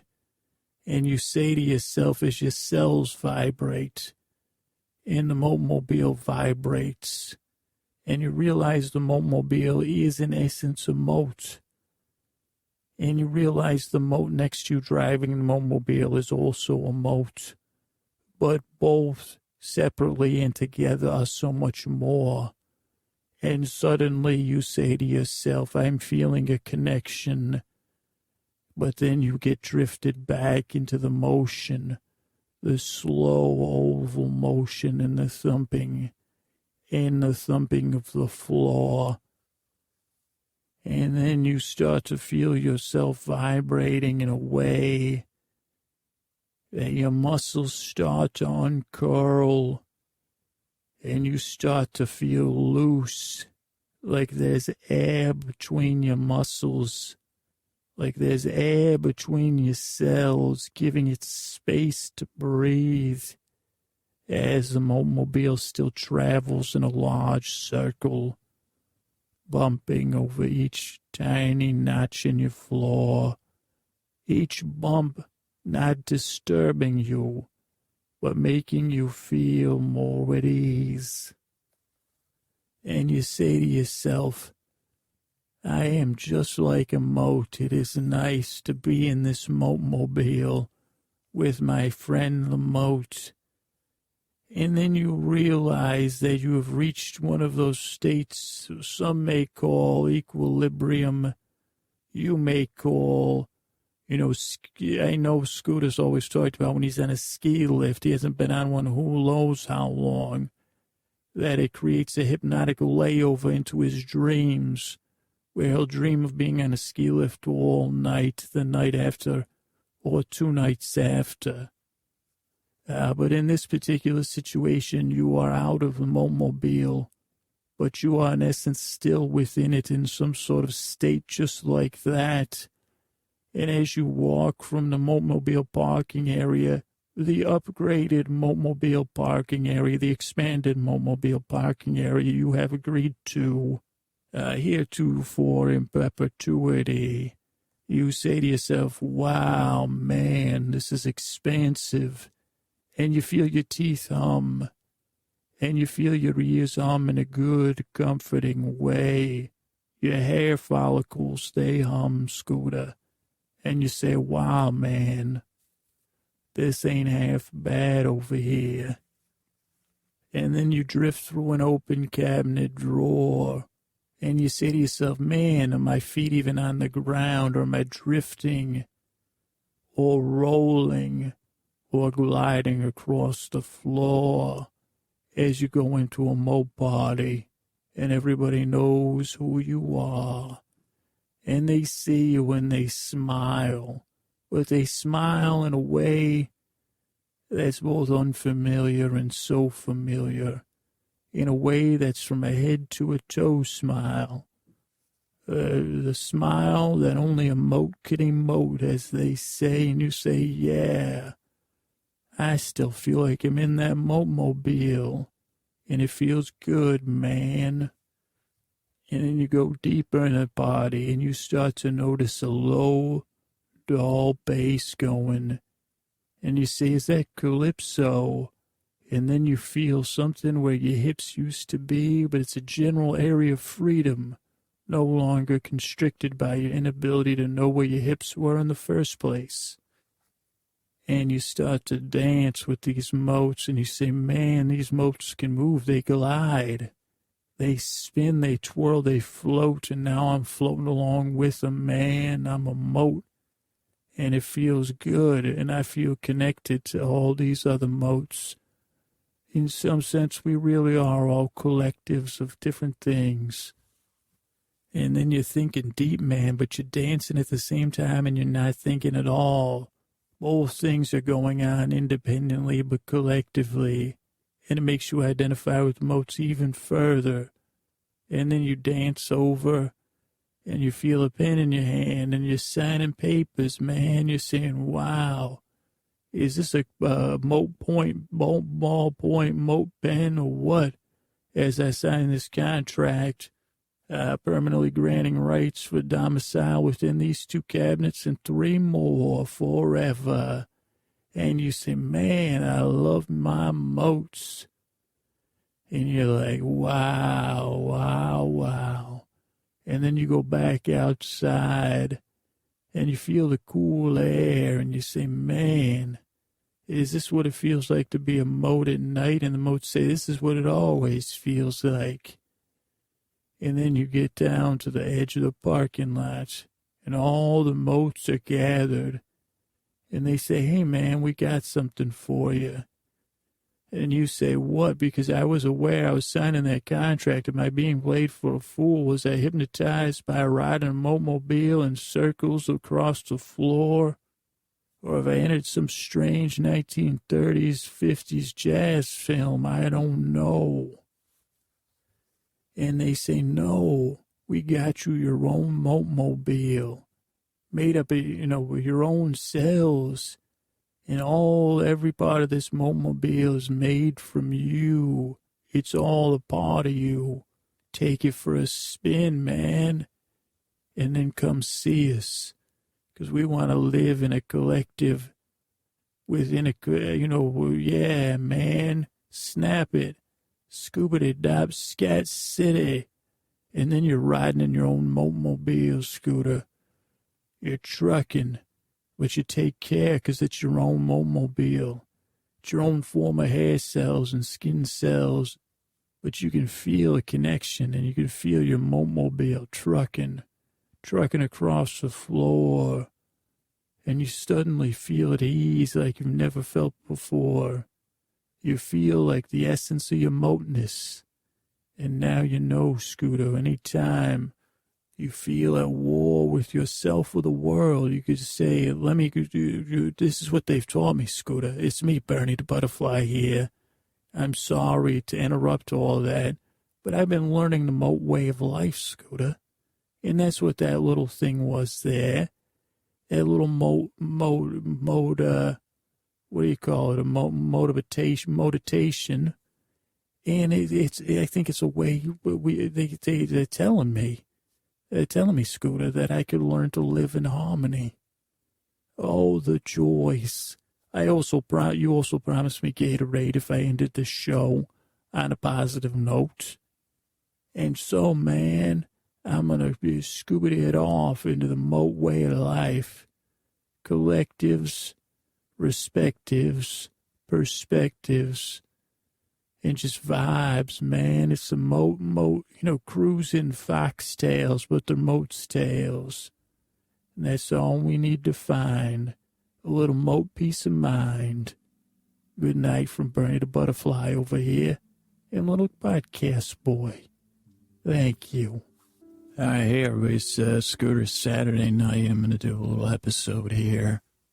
I got this idea after talking to Allison B. Allison B. CBC. So thank you, Allison. But I was thinking about, we were kind of talking and I was joking about what would happen if, so, because I guess this is your fear I have of someone kind of copying the show, that's maybe they're better at it than me and they put in less work. So my goal with this show is, the work, it just seems effortless, so the work goes on behind the scenes. But I'm always afraid, if, I don't know. And so I was talking to Allison, and that's kind of weird, joking about it. And then I was like, wait a second, he never talked about the course. There's that thing called great courses, right? You heard of that? I think you can buy it on airplanes or you could get it in magazines. I've seen it before. I mean, for me, it just becomes, I think my brother might have subscribed to it. And I said, well, they said I wasn't so great when I had the courses the first time. And I said, one day, I'd like to be the kind of person that could do that and listen and appreciate it. But then I started, daydream. And I said, well, I got a great course or two. Well, I got a good course or, and I said, well, it seems like they must be making money at this great course thing. I got to get in on it, just like the porpoises, with their multi-level marketing. I got to get in on the ground. Well, I guess this isn't the ground floor but I said, well, let me pitch great courses. And I was thinking about, competition and people, someone, just, I'm a parent, I'm a paranoid, bit of a loon. But I said to myself, well, I might as well, I should do a great course about the book. Because I said, maybe the listeners and maybe most of planet Earth doesn't know about the great bores in history. I mean, they might know about people that were boring and famous. And, it's a bit of it's not something I can always, I'd rather get paid by great courses to talk about it than, do it for free, because I kind of swore a few oaths, and people say, okay, does this have to do with the bore downs? I say a bit. And for people that are new, it's another secret. It's like kind of like Fight Club for boring people like me. Because you think, well, there's only one style. Is there only one way of being boring? Because there's like the dude from Ferris Bueller, there's Grandpa Simpson, and there's Scooter. And I said, well, that's about it. Oh, any other boring? And I said, well, yeah, there's a whole underground society of us. And we have these things called bore downs, like rap battles, but without all the good, without the good parts, the rapping, the machismo, dropping lyrical, rhymes and, wordsmithing. Bores are more into word mushing. Though there are some really great but I don't, I'm jealous of those guys, so I'm not about to give them any airtime. If you take a jump back, you say, well, Scooter, yeah, what are your, because I'm more of in the classical, I don't know, that one guy, because there's one guy that dresses up in a Socratean outfit, and he's only been at one bore down, because I mopped the floor with his toga. I said, I'm going to need that and I pretended, I just did this hour dialogue of me. It was so boring. I think that was I think it was in Kansas City, underground. No one, you wouldn't have heard about it. Because even the people that went, I put them to sleep, even the judges, so I didn't technically win. Because, in this guy, I'd taken his toga, so you'd think that would be shocking. He fell asleep, and he was probably pretty cold, but he was sitting down, and I had worn a hat, so I had to cap him, so he wasn't 100% exposed. And then I just did a narrative about mopping the floor with a toga.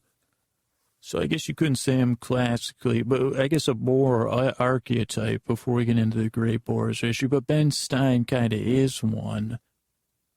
And a lot of people will know Ben Stein from Ferris Bueller's Day Off or Win Ben Stein's Money.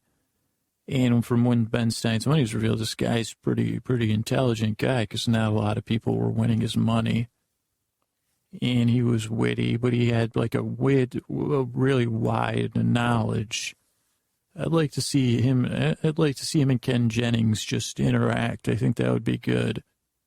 And I wouldn't say Ben Stein's an intellectual bore or like just a pop culture bore. He's kind of, I don't know. I guess he's got shades of both of those, and he's got that monotone voice. So he just says, okay, class. I guess he would be the archetypal. I guess he would be a Sophoclean. Is that what they say when they say Sophoclean? Is that what I wish Ben Stein was here to inform me. But he would just drone on like professorial. Yeah, I guess that's the archetype. And someone out there is like, okay, Scooter got a word of the day calendar. The only word he's seen this year was February 12th, archetype. He didn't read the definition. He saw the word, though. And I would say you're right on all things except that was from 2012, the word calendar that I saw today, March 8th, 2012, archetype. Yeah, so you're right.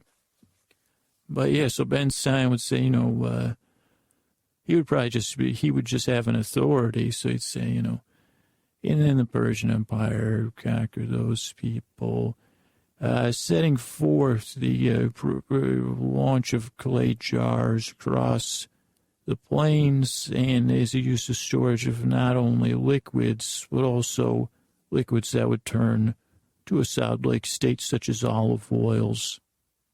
That would proliferate the curing of fish across the region. And at the same time, the increases in temperature of the Adriatic Sea had affected the algae that had carried the fishing stocks from 26 parallels to 42 parallels. Now, if Ben Stein were doing this, he would actually have actual facts tied together with probably some reasonable points.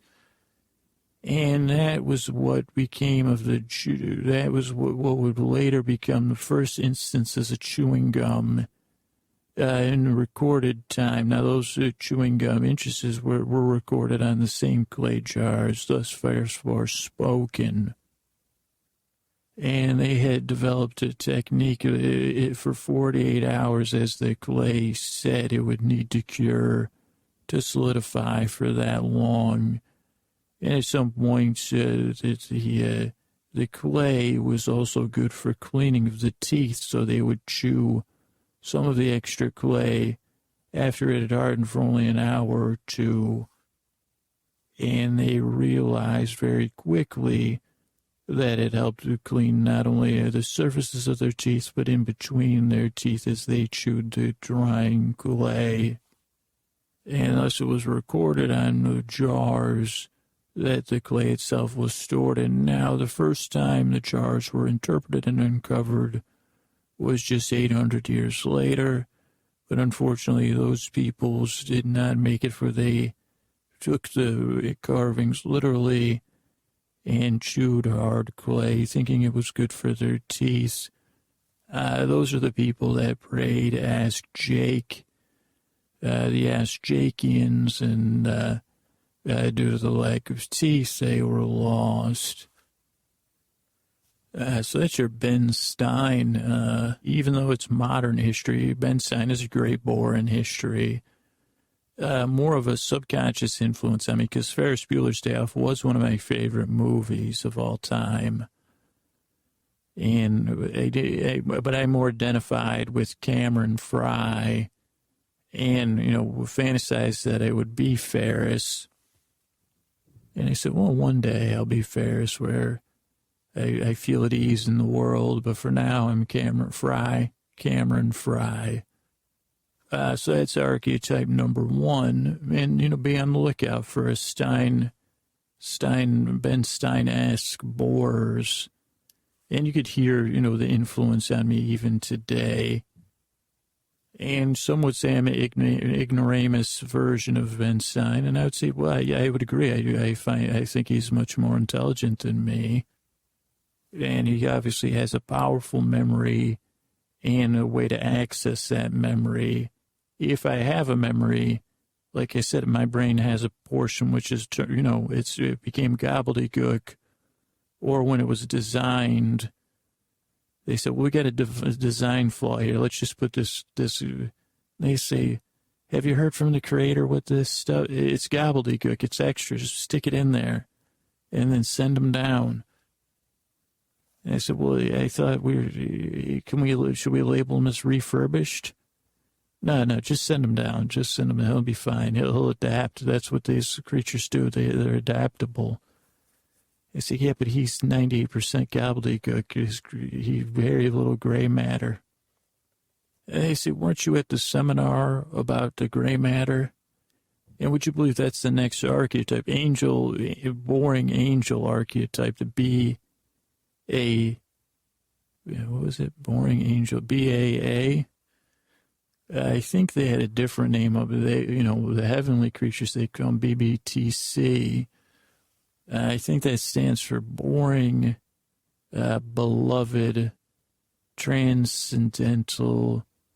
I think they say don't use the word creatures with us. I think that's what they said to me. And they said, don't raise your wings at me, Michael or whoever. Why don't you row your boat ashore? And then the guy, actually, he said, that's the one we sent with the gobbledygook, Michael, before you were an archangel, when you were just working on the assembly line, and you were supposed to be in quality control. So I said, irony even for the angels, how sweet is that? And then he said, just you wait. And I actually knew what he meant, so I said, well, I'll do the service while I can while I'm here in my earthly condition. So the boring angels, that tends to come from an era of not like, of is kind of superior, I guess, a little bit like a boss, or like if you've been detained for some reason, or a figure in a film or something that ends in crat. They would say anything that ends in crat. Like, I don't know what a technocrat is. I know what a bureaucrat is. And I think that's what another thing I called him. I said, you're just an angel-crat. And he said, that's not even a word, a fantasy word. And I said, can you read minds? And no one said anything, so I assumed they could, because, oh boy. But, the boring angels, they would give you a lot of inspirational quotes to live by. Walk the middle road, walking. So I guess it's a little bit like Ben Stein.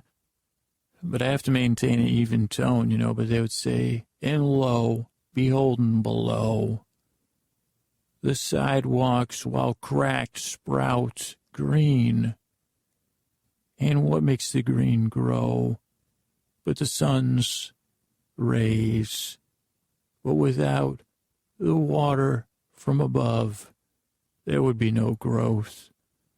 For henceforth, deep under the cracked asphalt, within the earth are roots, sucking the nutrients from the soil, and below the roots is the earth full of nutrients for the grass. And some would say this grass shall not sprout, and some would say it serves no purpose but to create the crack that must be repaired. And there the man comes to repair the crack.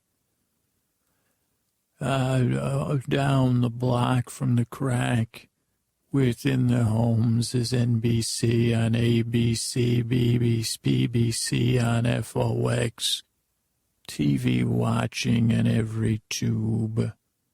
And I know I'm an angel, so I know they're no longer tubes. Passive watching or passive playing. People doing nothing but saying. This angel's starting to sound a bit like Wonka, and, Wilder Wonka. Those would criticize the angel's tales speak from a place of fear. And when that fear is not quenched, for it never will be quenched ever again. And lo, we use that word and lo to let you know we're changing the subject to another thing for fields, in rolling fields, and flat fields, terraced fields, baseball fields, fields of dreams, fields of Cecil and Prince. They roll and they roll like a sumari. And there, on the line of the horizon, sits the sun, and behind it rises the moon in endless cycles. But are they endless and low? You know they are not. But in your time, it seems that way, for the illusion of time has been brought on you, for you to believe in it so. And lo. So that's the angel archetype. You could also hear it in, in places of worship. Other things like a judge could be that. They would just probably not say that. They would say, heretofore withstanding, maybe they'd use a little bit more, let me see, the judge archetype. It's very similar. It'd be like, knock, knock, knock, knock. Here you're called to stand. The People and Playlist Live Incorporated versus Dearest Scooter. This is Mr. Scooter's 500th case before me. And once again, my courthouse does have a dress code, young man. Oh, Your Honor, you don't have to call me that. You're going to make a, am I a plaintiff? Because I'm can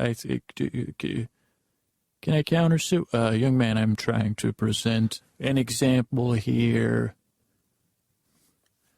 similar to an angel. This country has laws, is built of laws, and you, young man, seem to flaunt those things, which is the glue that holds not only all of us together, but one must remember that glue is a binder and not just a sticker. And men like you, young man, sometimes forget those things, and that is why the law is here, not just to remind you, but to behold you to such facts.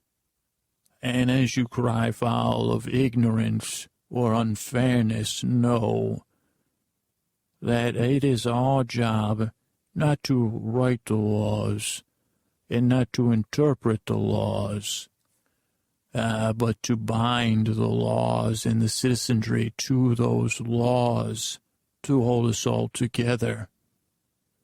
Your Honor, one question. Do you still have my CB that was under your robe? Sorry, I didn't call it a dress. Yeah, I remember that like 4 years ago when I hit that walkie-talkie under there. So then that would be like a judge, which is similar to an angel. But I want to give a specific congrats to one great boar. Ours, a sailor, who was a sailor of the seven seas, a pirate, was he, and I'm already in his voice. For he lived in a world of piracy.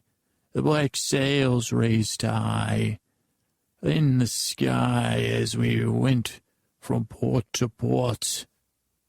And I, as a sailor, the most boring man on all 18 seas, as I would explain to many ignorant, because so many pirates without manners or knowledge. And I was at the higher of many pirates, for they would capture ships, and as punishment, if pirates were not of the strongest cut of crew, as reserve pirates for these for the larger operations of Redbeard and Greenbeard, Lady Witchbeard, they would hire me as a sailor. The most boring sailor, that is what they called me. But for the third shift, which they would keep in a port, so if they lost the first or second cruise, they could come and pick up a few extra. And to keep, now pirates are much like what this young man does to distract you. I distracted some of the, not the fiercest pirates on the seven seas, though time to time I had to.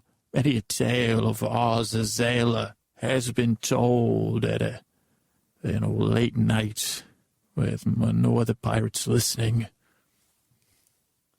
But Azazel, I would keep the crews distracted, for they would do for a typical day of a third shift pirate. Now, this is different than the day shift and the night shift. This is like I think to use your terms, third string pirates or reserve pirates.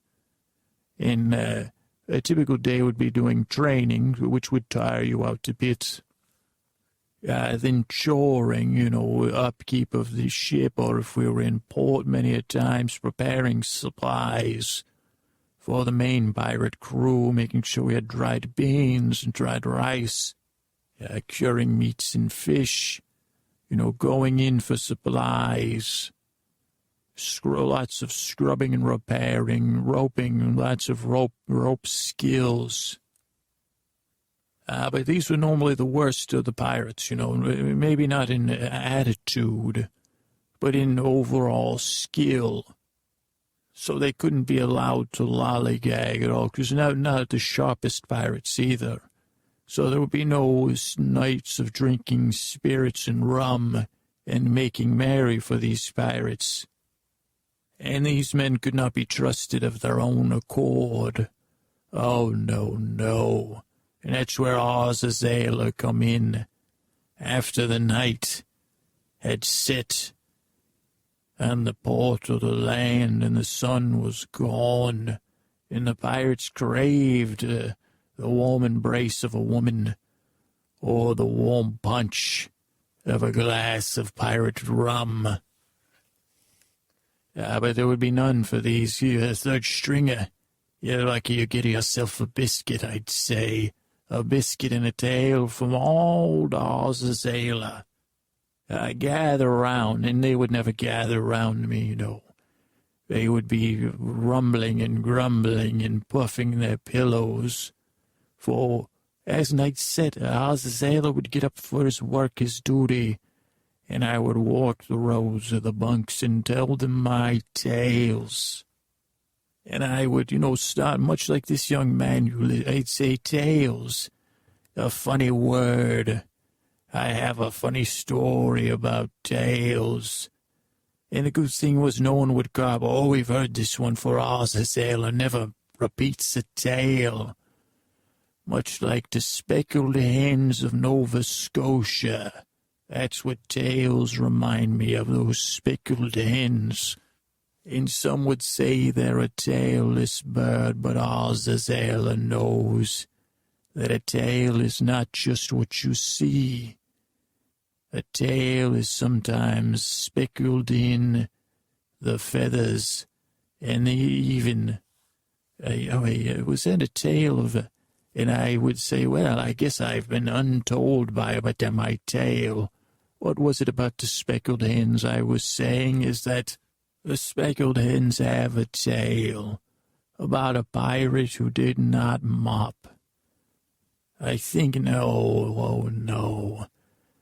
Azazel would pace. I'm a big pacer. And what I'd learned in my first days of, or I would call it, a pirate, this scooter boy calls it lulling, soothing tones. Azazel calls it rotting roans. You like that when I say that, don't you? But I even made a buff on my boots and stomped them with felt and the clippings of the great red beard for luck, and I would pace in silence. That's anyway, I was telling the tale of the speckled hen. Great Goosebeak was the king of the speckled hens of Nova Scotia. And Great Goosebeak is pirates. I love to think everyone's a man, and they're wrong. Great Goosebeak was a woman. A hen, a speckled hen, you fools, of course. And Great Goosebeak would tell them, I am your girlfriend, all of you speckled hens, in this term meaning all the other speckled hens, male and female.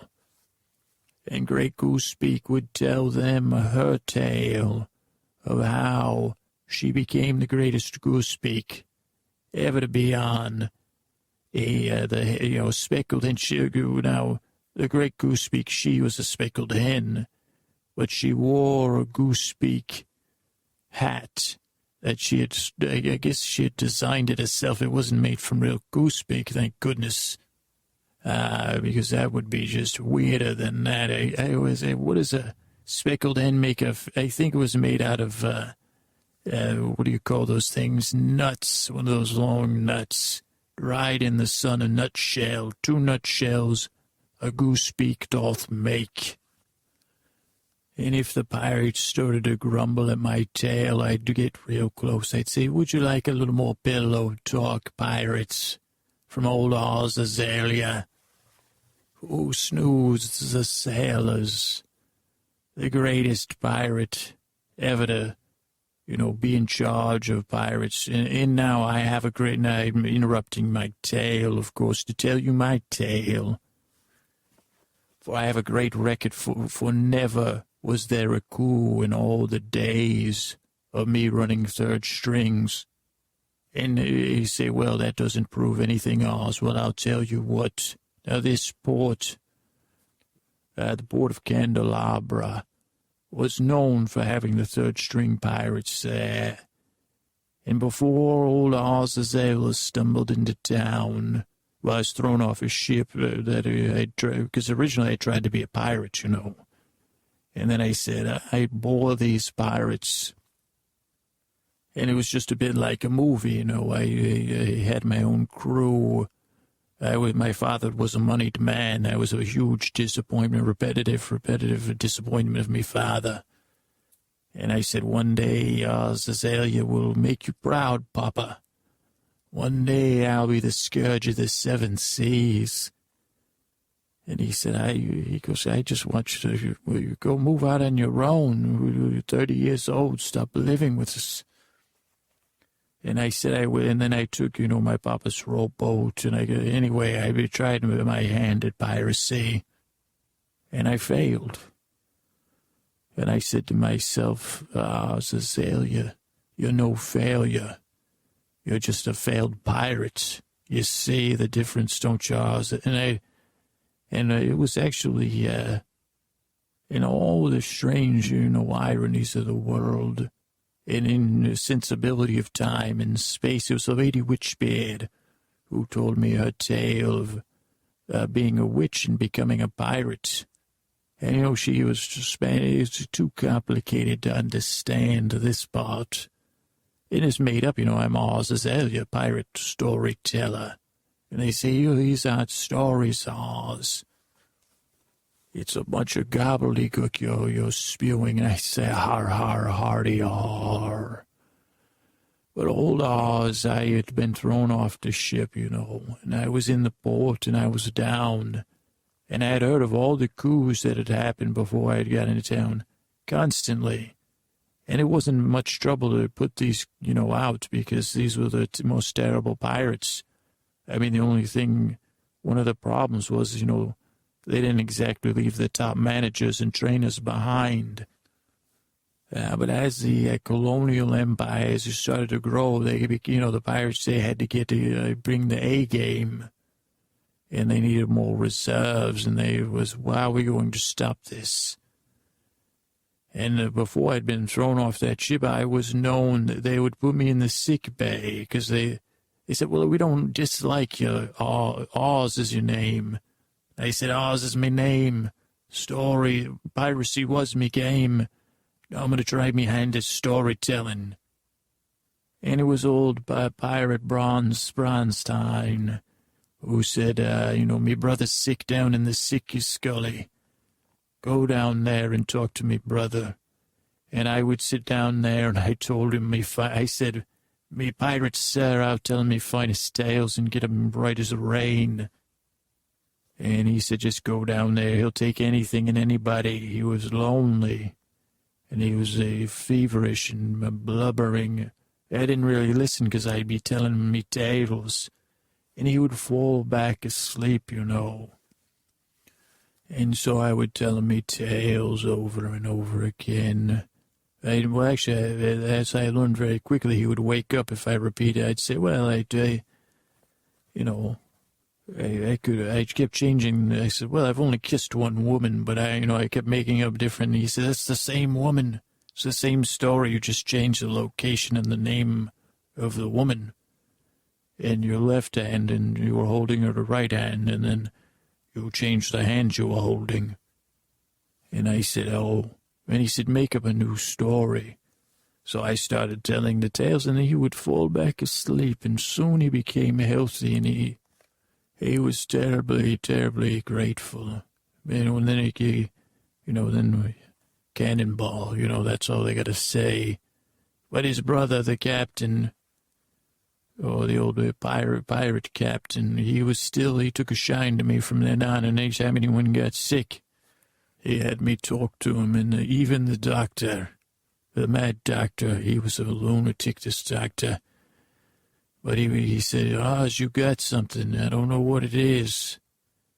He goes, I don't like listening to it, but my gosh, because a feverish man, you put him right to sleep. And then I started telling the crews, but, then the crews would get too sleepy, and the captain said, he goes, I got an idea, Oz.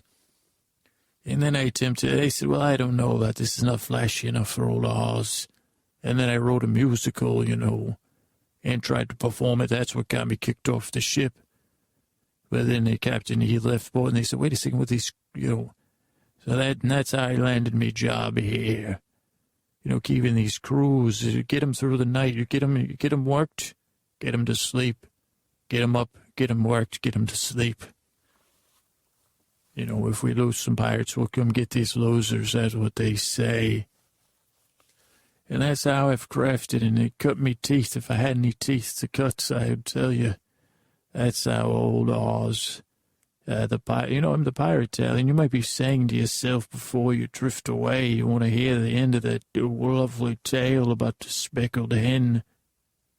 Oh, Lady Duck Breath, or whatever I remember that tale like it was on the back of me hand. Old Lady Queen Duck Cap. And she was quite a queen.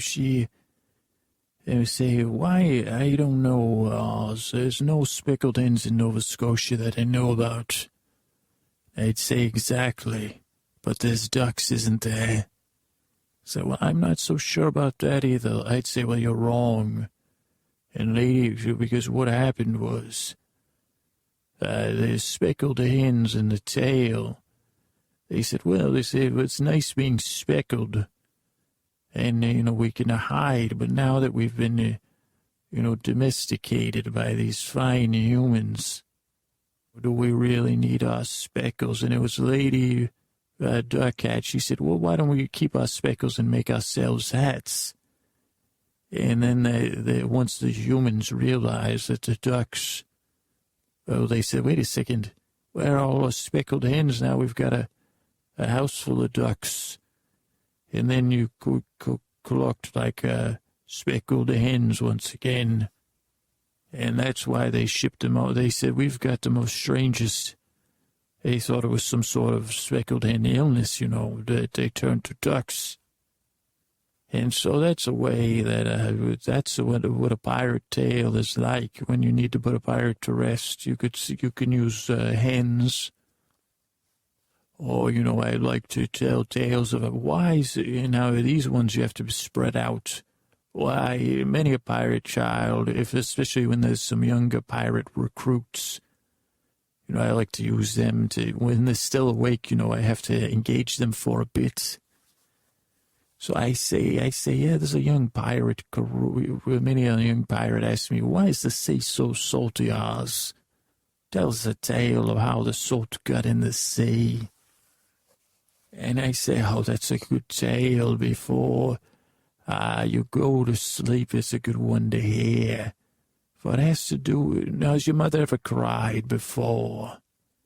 Have you ever cried and then kissed your mother?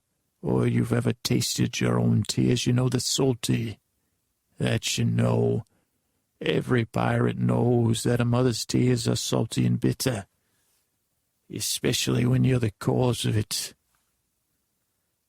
But one day, up in the heavens, the great mother of the sky, her name was Magdalena, and she had a boy who was named Urs, and he was the godchild of warm sun and smiles.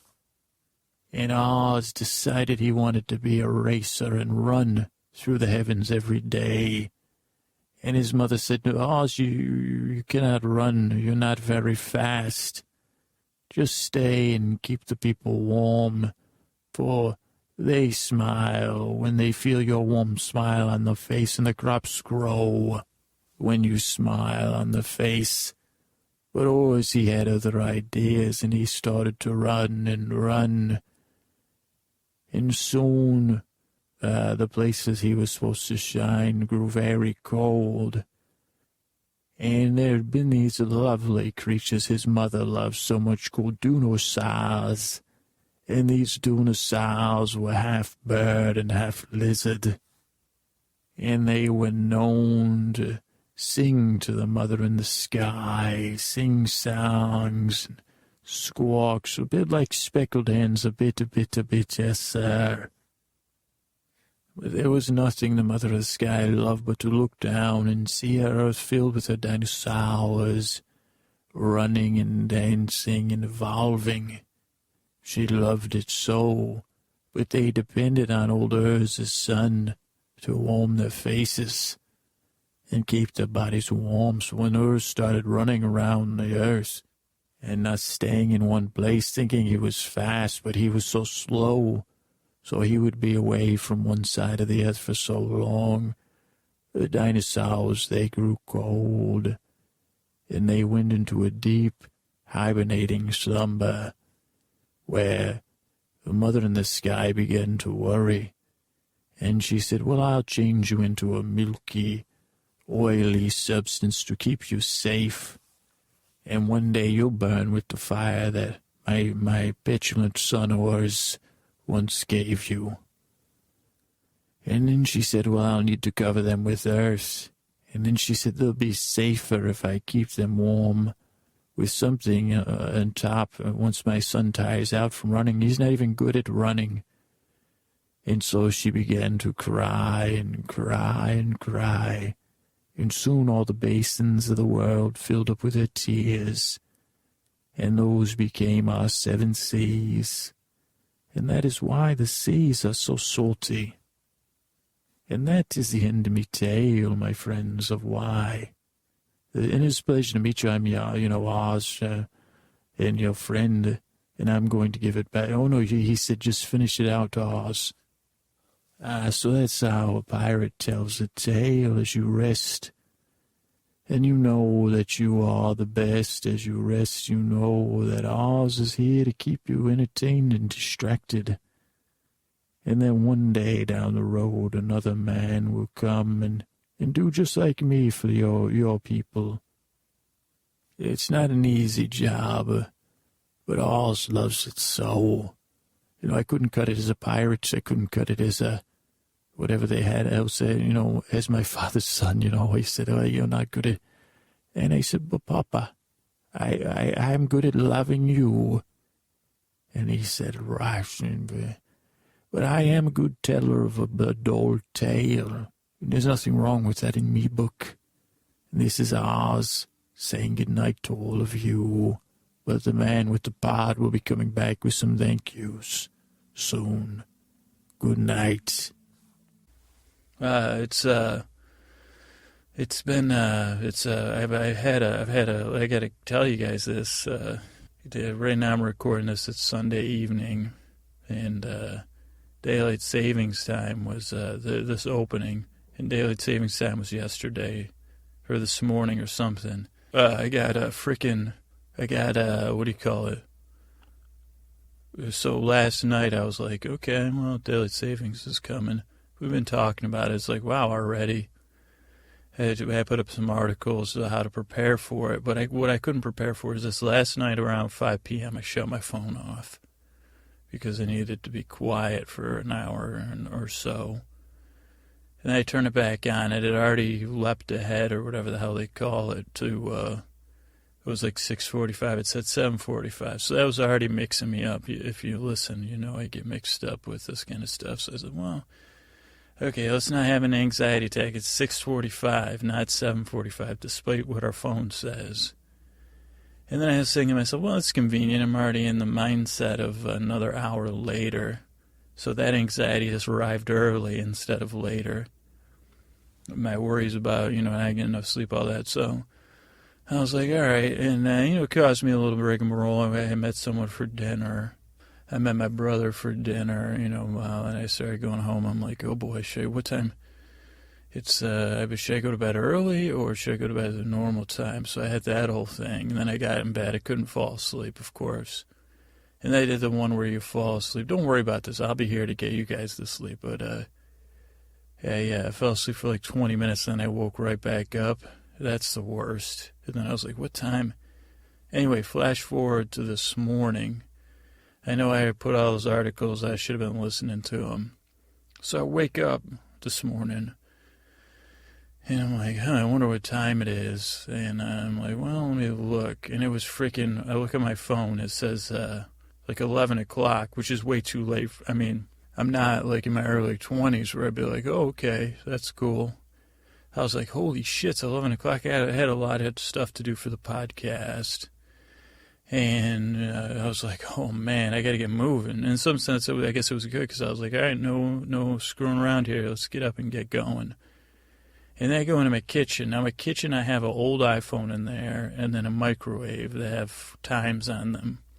Those two times were different than the one on my phone. So I'm in my kitchen making coffee. I'm faced with three different times. What was it, like around 10:55, 9:55, or 8:55. I'm like, holy shit. And I have dyslexia, so I'm like, okay, it's probably the middle one, 9:55, right? And then I'm like, wait a second, I'm trying to take 2 hours. And then I say, well, I got my coffee. Now, luckily, you guys don't have to live like this, but I need coffee immediately. So I usually drink a cup of yesterday's coffee first. Sometimes two, if so I fire that up in the microwave. And then I'm like, all right, I got to bang. I don't know what time it is still. I'm like, I think it's 10. But I can't be sure, but I know I got to get this podcast that came out Sunday night done, like edited and, tagged and all that stuff. So then my computer, which is literally, I don't know if you guys think I'm working in some high-tech lab, but it's like a ancient computer, a laptop, like an old business. I sold a pickup truck one time on Craigslist. I think I sold it for $500, and 3 people were like, oh, I'll buy it. And I said, okay.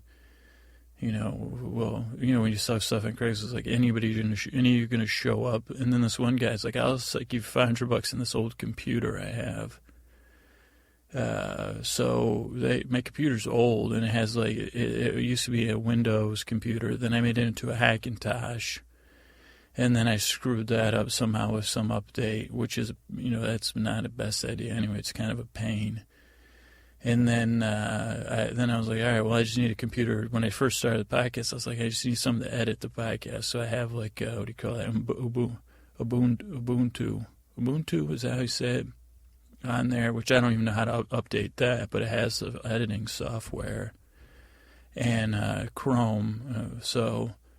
But that thing had the right time on there. You're talking about a Dell Latitude from, I don't even know, probably maybe the aughts, maybe 2009, 2008, 2007. The E620, I think, is the model. I remember that because I just had to look up so much stuff when I was making the Hackintosh thing. And, but this thing has the right time. It hasn't been updated. I don't even know.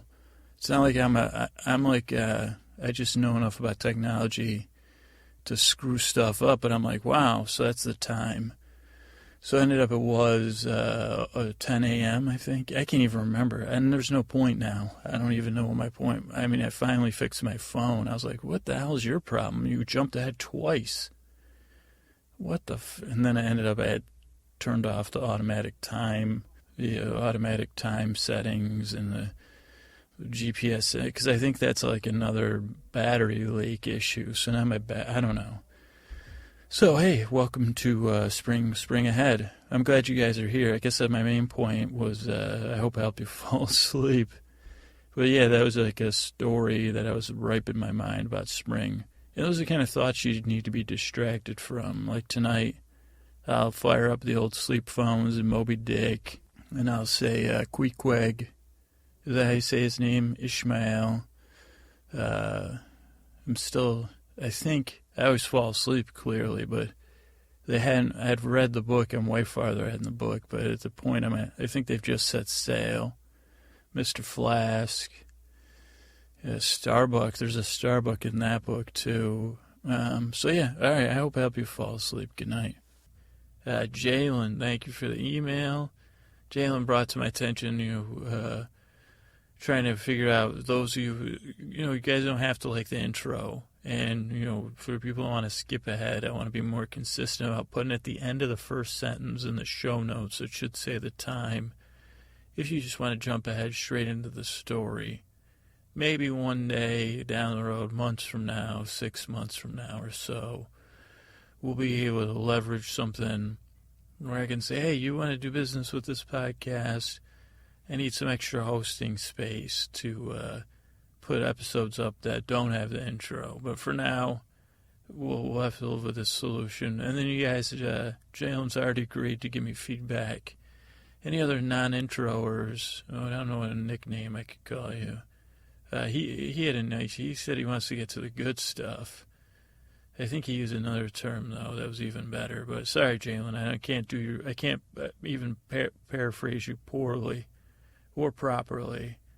And I want to say pugnacious. I don't think that's the right word there. So thank you, Jalen. All right, hey everybody. It's Tuesday night. It's 8:30. Well, it's 8:38 right this second. I'm trying to get Twitter, started up here. Discover. So, oh dear, I thought I would turn my phone off the speaker. But so yeah, it's time for another Trending Twitter Tuesday. So it's 8:38. What is it? I don't know. What's the dates? March 3rd.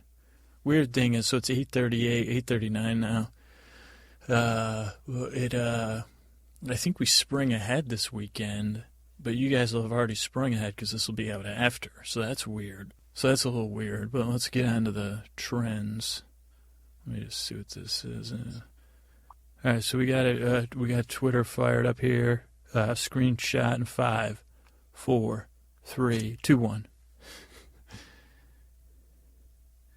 5, 4, 3, 2, 1. All right, so we're good to go. And pull that down. Screenshot captured according to the droid, Master Android. I haven't given you guys an update on this Moto G phone, so I want to do that real quick. I still have that Moto G I bought last year. Yeah. And I'm a little bit more of I guess I'm waiting to see that. I think there's still a memory leak on it, I'll be honest, or I'm just too much of a power user. I'm having a little trouble now. Can't tell if I'm just pushing the hardware to, it's only got 1 gigabyte of RAM. The phone only has a expansion slot. I have a big card in there, like a 32 micro SD, but it only has 8 gigs on the phone. Not enough. 1 gigabyte of RAM I don't think is enough for me. I don't even know what the hell I'm doing. Mostly listen to podcasts, Twitter, Facebook, email, to get back to you. Most of my communications And that's it. But so we'll see if there's an update. I'll let you know. Perceived value is still high though. I got this phone for I can't remember. I think it was 170, 169, 179 bucks. That's unlocked. So we're at I don't know. So let's just say we used it in November. We only used it 3 months though. So I'm gonna keep it. I'm not doing anything with it. I scratched the screen a little bit, but nothing major. Well, welcome. It's Trending Twitter Tuesday. Okay, so I got my phone ready, and so I was wondering. Tonight I had nothing, and I was like, okay, what am I going to talk about tonight? And then I was like, oh, wait a second, my bus, something about my bus rides. Well, I'll tell you about my bus rides, but I ride this one bus called the 51A, and that's my number one bus that I use the most. It really goes as far as where I go, almost everywhere I need to go. Well, not almost everywhere. But it goes to the trains, to the two train stations I use. One that goes to work, and then one that goes, if I want to go into San Francisco, it goes there. It goes to Berkeley and Oakland. It used to go all the way to the Berkeley Marina from this train station in Oakland through the island I live on, Alameda. And that's really far. And then finally somebody was like, what the hell? Who the hell designed this? So they split the 51 into 51A, 51B. So I was on, and I'll tell you straight up, I think I fell in love on the bus definitely twice today. And possibly there was like a third person if I wasn't already in love with the person. And I realized these are only, little, I didn't talk to any of these fine human beings, but it just stuck out to me. I was like, and really, like, does lightning strike twice? It did tonight on two different buses. It was two different buses. So it just was making me think about. I guess I should explain that to you. So the first one I got on was on the train station. It's called the Fruitvale BART station, for those of you that don't live in the Bay Area. And that's my main work station. It's in Oakland, Fruitvale section of Oakland. So I get on that bus, and I was trying to get somewhere, and I came out of the train station. I wasn't running or anything. I was like, oh, I hope I get on the bus. There I see it. No bus driver. Bus is pretty full. So I pay with my card, the card that goes beep. And I go to the back of the bus and I say to myself, oh, looks like there's a spot towards the back. Whoa, wow, hello. Someone, I didn't say that though, of course I have no. But there was a young woman there reading a book, and the seat that was nearest to her happened to be open, which unfortunately was like she was the back row, back of the bus is where I was going. She was sitting. I had to shove myself into the seat awkwardly. So and then I was terrified because I was like, what's interesting about bus crushes is that you really don't know what the person. Like I was looking at like the.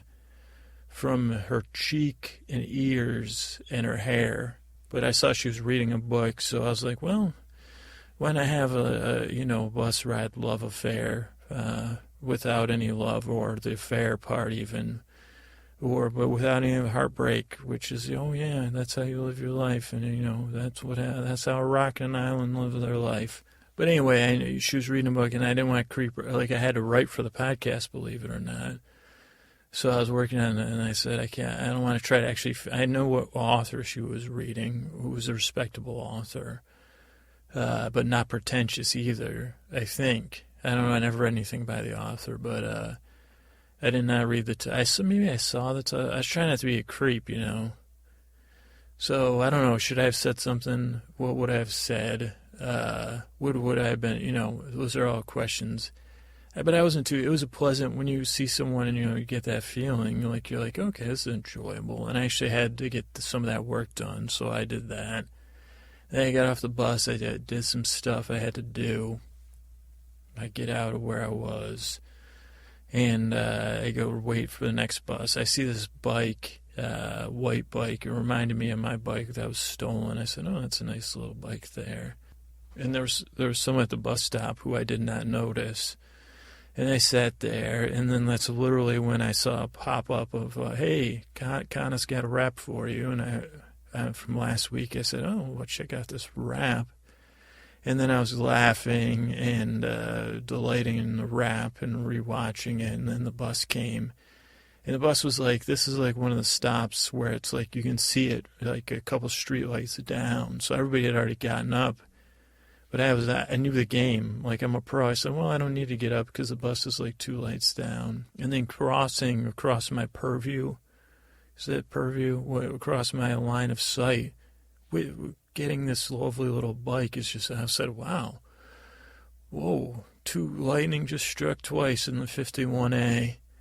And I said, jeez. And then again, I go to the back of the bus. There's no seats because I said, well, I don't want to take the one seat that's left for my second lovely fake love affair of the evening.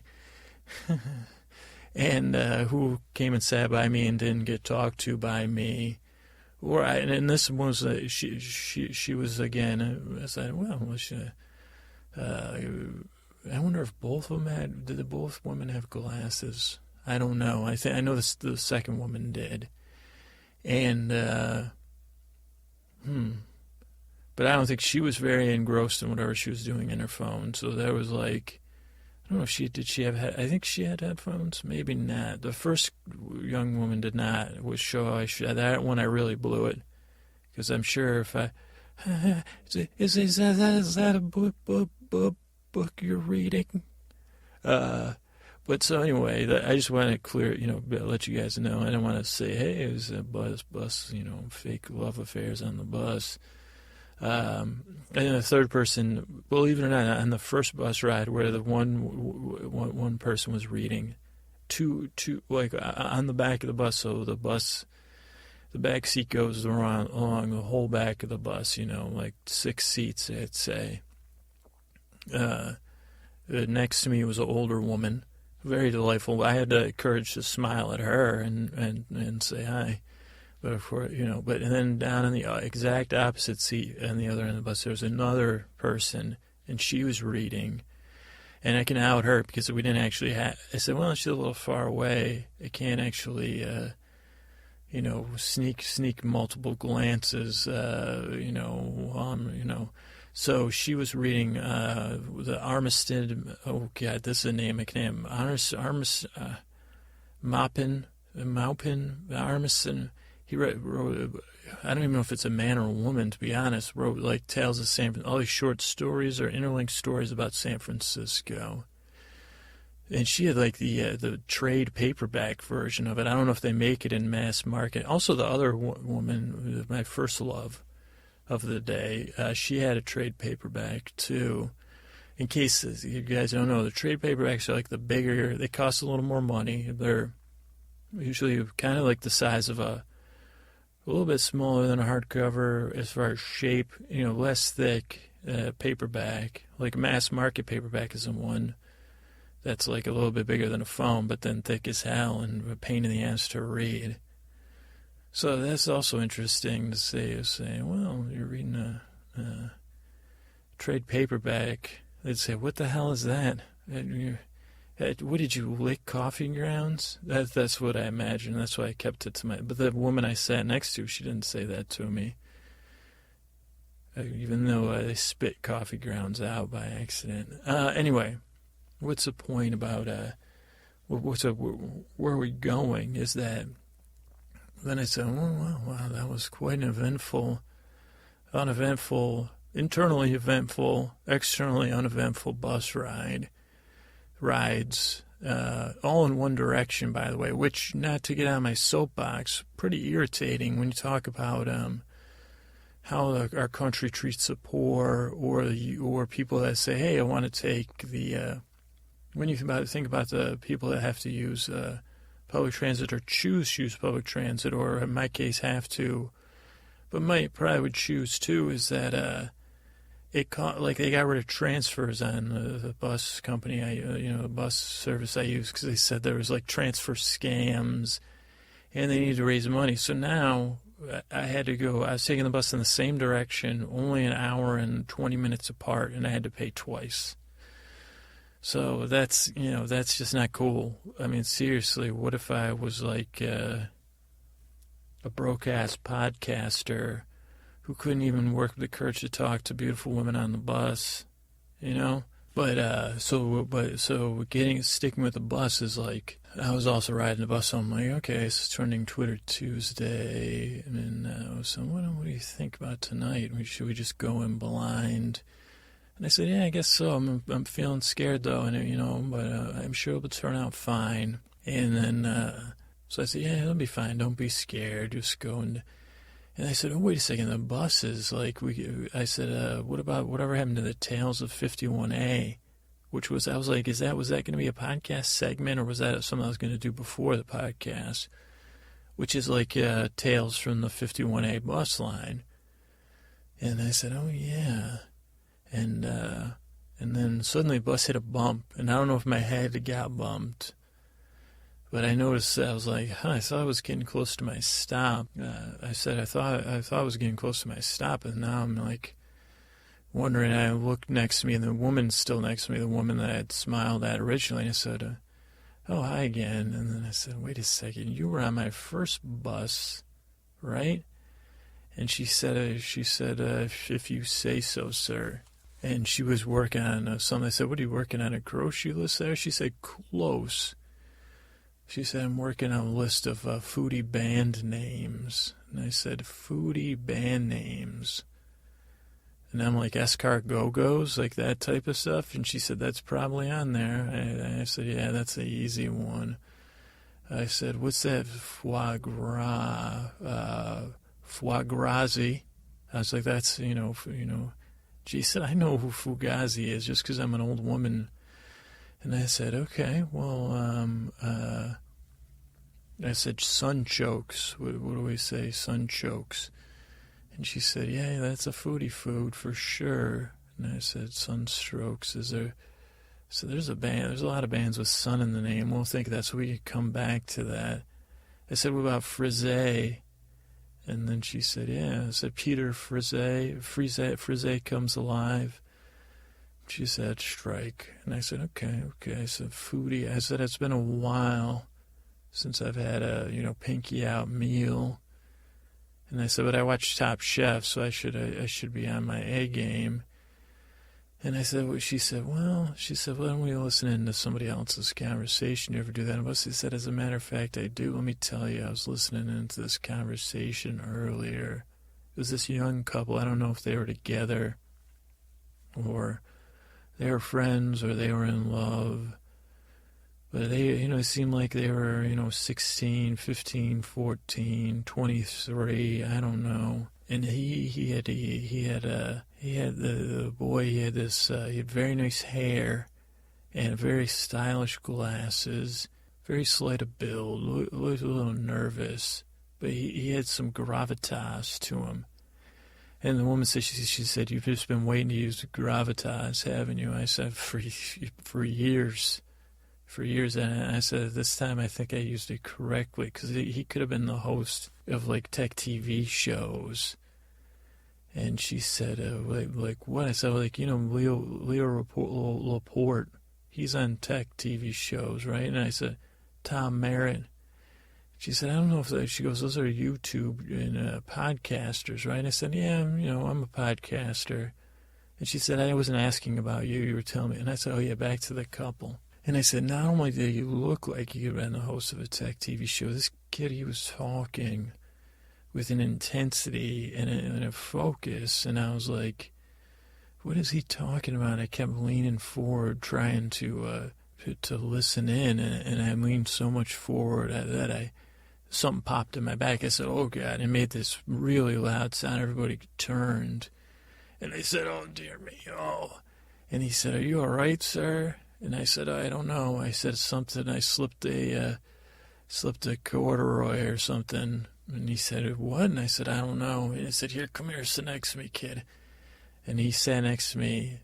And he said, are you a weirdo? I said, well, not in a perverse sense. And he said, he goes, I get a sense you're faking it. I said, well, I'm slowing down time with my back pain. Because when my back hurts, it feels like time is traveling agonizingly slowly. And he said, but it's not. And I said, well, just trust me on this one, kid. And he said, well, why did you call me over? I said, well, I wanted to do a Dear Me thing, like pretend you were a younger me and send you a letter. And I said, but I'm in terrible pain. My back hurts. He said, what did you do to your back? I said, I was trying to listen in and to your conversation. And he said, oh, okay. He goes, you shouldn't stare at teens on buses. Free tip. I said, that's a good tip. I'll try to follow that from now on. And I said, well, where do you stand at me staring at 20, 30-something women, 20s, late 20s, 30-something women on buses? He said, not a good idea. I said, what if I'm pretending to look around and say, oh, that's interesting out there. And I'm kind of doing that. And he said, I don't know, but I know you were staring at us. It was creeping us out. He said, so what's this Dear Me thing? I said, well, okay, pretend. And he said, I got my friend. And I said, don't worry, time is passing agonizingly slowly. You're just not aware of it because your youth has blinded you to the fact that you, Dear Me, well, dear hipper me with better hair and better glow. I don't have glasses. I never did. I think they thought I had 20/20 vision, and they said you had some 20-something else. And I think I probably suffer from night blindness, or night. I said I don't have a car, so it doesn't really matter. And he said, well, don't tell anybody that you're on a bus that you're staring. They're gonna know anyway. And I said, okay. And they said, dear hipper me with great hair. And, wow, your clothes are great too, man. Like, do you have an older brother or something? He said, can you, not. And I said, sorry, I forgot you're a kid. I said, dear me, dear young me, don't be afraid. Don't be scared. So talk to people, even strangers on the bus. Don't be afraid. It's going to be, and he said, can I take it over for you? A little bit. He said, and I said, wow, yeah, could you? He said, dear me. He said, hey, why don't you try to start with some small talk? And he said, you can interact with this letter. And I said, really? You really are? I said, what generation do they consider you? You're not a millennial. What are you, have they come up with the next one? Are you a millennial? And I said, I don't think you are. You're like barely a sperm, like when the millennials started. And he said, don't say, I'm a teen, you can't say sperm to me. I said, don't worry, it'll just sound like because it's so slow motion. And he said, it doesn't, and he goes, it feels worse than slow motion. And I said, I hear that all the time, buddy. And I said, well, tell me more about this small talk you were talking about. He said, well, let's break the ice with, he said, we'll talk about a TV show, maybe a TV show you're wondering. And I said, do you know anything about the Agents of S.H.I.E.L.D.? And I go, I like Marvel movies and Marvel comics. I actually like the guy. Well, I don't know if is he still in the show, that guy? He was on a show with Julia Louis-Dreyfus. I think he was her ex-husband. He's been in a lot of other things. I like him. I don't know what it is I like about him. But he seems like a serious but nice man. And he said, I don't know. He goes, but if I was talking to someone on a bus, I wouldn't bring up Agents of S.H.I.E.L.D. I was like, is he playing the guy with the eye patch role, Nick Fury? And that was cool. He said, I don't know. I don't watch the show, remember? And I said, you're right. I said, I'm cutting the cord. And he said, well, that's it. He goes, there you go. That's good stuff. And I was like, yeah, I'm cutting the cord. I decided it today. I really am having trouble, like a bill double. He said, okay, now, he goes, that's boring. And I said, well, I have this problem. And he said, I don't know. He goes, small talk. And then I said, well, then what do I do next after the small talk? He goes, listen, can I get back to my friend? I said, do you mind if I sit with you guys? He sighed. He said, you're going to do it. And I said, don't worry, slow motion. And then he said, and then we moved seats because we had the 4 seats facing each other. His friend was there. And he said, I notice your back is looking a lot better. I said, yeah, well, because the time slowed. You can't see my pain. You can't notice. And then he looked at the one. He's like, wow, he goes, is there a traffic? He said this to his friend. He said, is there a traffic jam? And then he said, you better sit next to me. Because, and I said, hi, I'm a strange man on a bus. Young teens. Don't mind me. I'm not I'm just strange though. I know how to keep my hands and eyes inside the cart at all times. So he goes, he thinks he's all right. He goes, but I can't he said, just nod at my friend. And I said, okay, hi. And she said, hi. She said, hello. And I said, we're just doing like a dear me thing. And then I looked out the window and I said, oh, look, 5 on a wall. And they said, what? And I said, look, there's 5 cats on that wall watching us. And since we're moving in slow motion, the cats are moving in slow motion watching us. Look at their heads. And I said, if you could name those cats, what would you name them? And he said, why don't you name the cats? And I said, okay.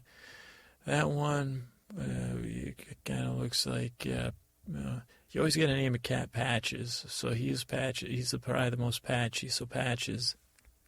And his friend said, Patches, really? Isn't that... And I said, yeah, Pat. I said, we got to name 5 cats so we can't, avoid every trope. And I said, the next one I want to call him Whiskers. I'll be honest, I know I already used up Patches, so I can't call him Whiskers, but I want to. And she said, Whiskers is good. What stop are we getting off at? She didn't say that to me. And I said, this is a magical bus at this point, triggered by back pain and bad traffic. So, and I said, the 3rd cat, I'm feeling like a historical name. I'm feeling like a Reginald. Which Reginald? And she goes, let's just call him Reggie. And I said, Reggie. And I said, okay. And she goes, no, Reggie, you can't, Reginald, come here. She goes, at your house, maybe, if you're that really. And she said, Reggie, come here. And the cat actually jumped down off the wall. I said, well, now there's 4 cats on the wall. And the kid said, are we going to, even if the time is passing slower, you really got to get to. And I said, okay, the other 2 will be Chip and Kelly after Chip Kelly. And I said, and those are good names, even independent. Kelly, Chip, Kelly, Chip. Hey, Chip. I guess he doesn't like that name like Reggie liked his name. But hopefully you don't call Reggie too close to the bus. And she said, no, he's chasing a leaf. So then the cats were gone. So the cats were his friend. She said, what's going on here? What's it, dear? What was that? And I said, well, I was trying to send him a letter to tell him not to be afraid to talk to girls he likes or, talk to other people. There's not even, embrace other humans and not be scared and realize his full potential.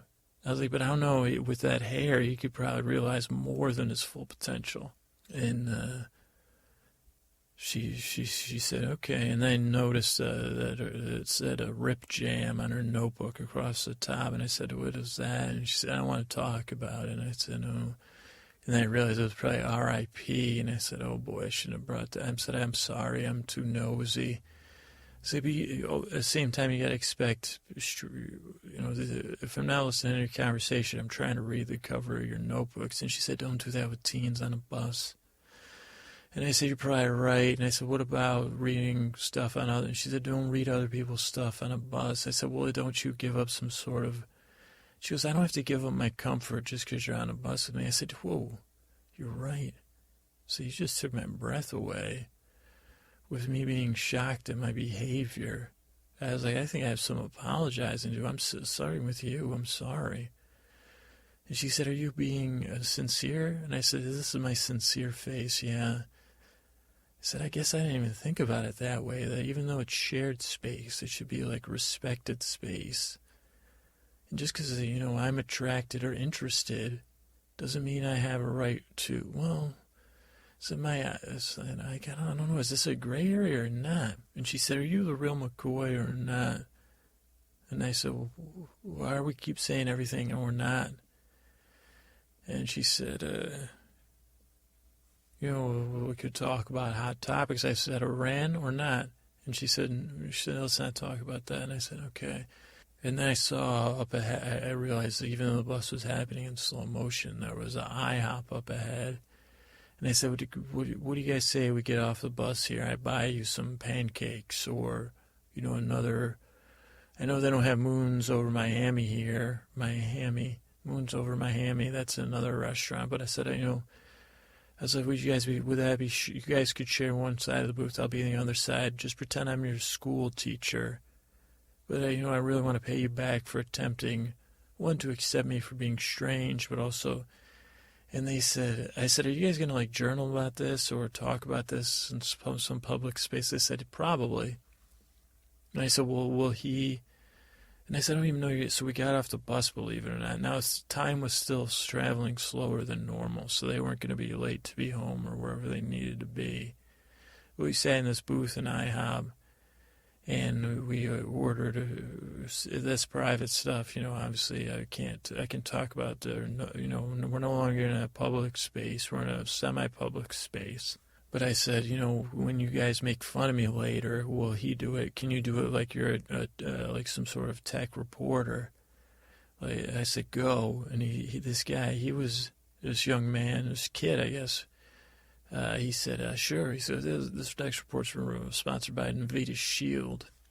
And he said, I met this man on the bus today. Absolutely zero chill.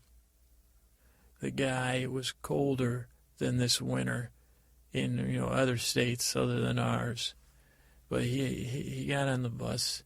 He was fumbling and stumbling, and then we sat with him and tried to come. We tried to teach him. And this guy, he's bringing up political topics like Netanyahu, Israel, and Iran, and when I'm trying to teach him about small talk, and they said, oh yeah, can we get back to that small talk stuff because that sounded good.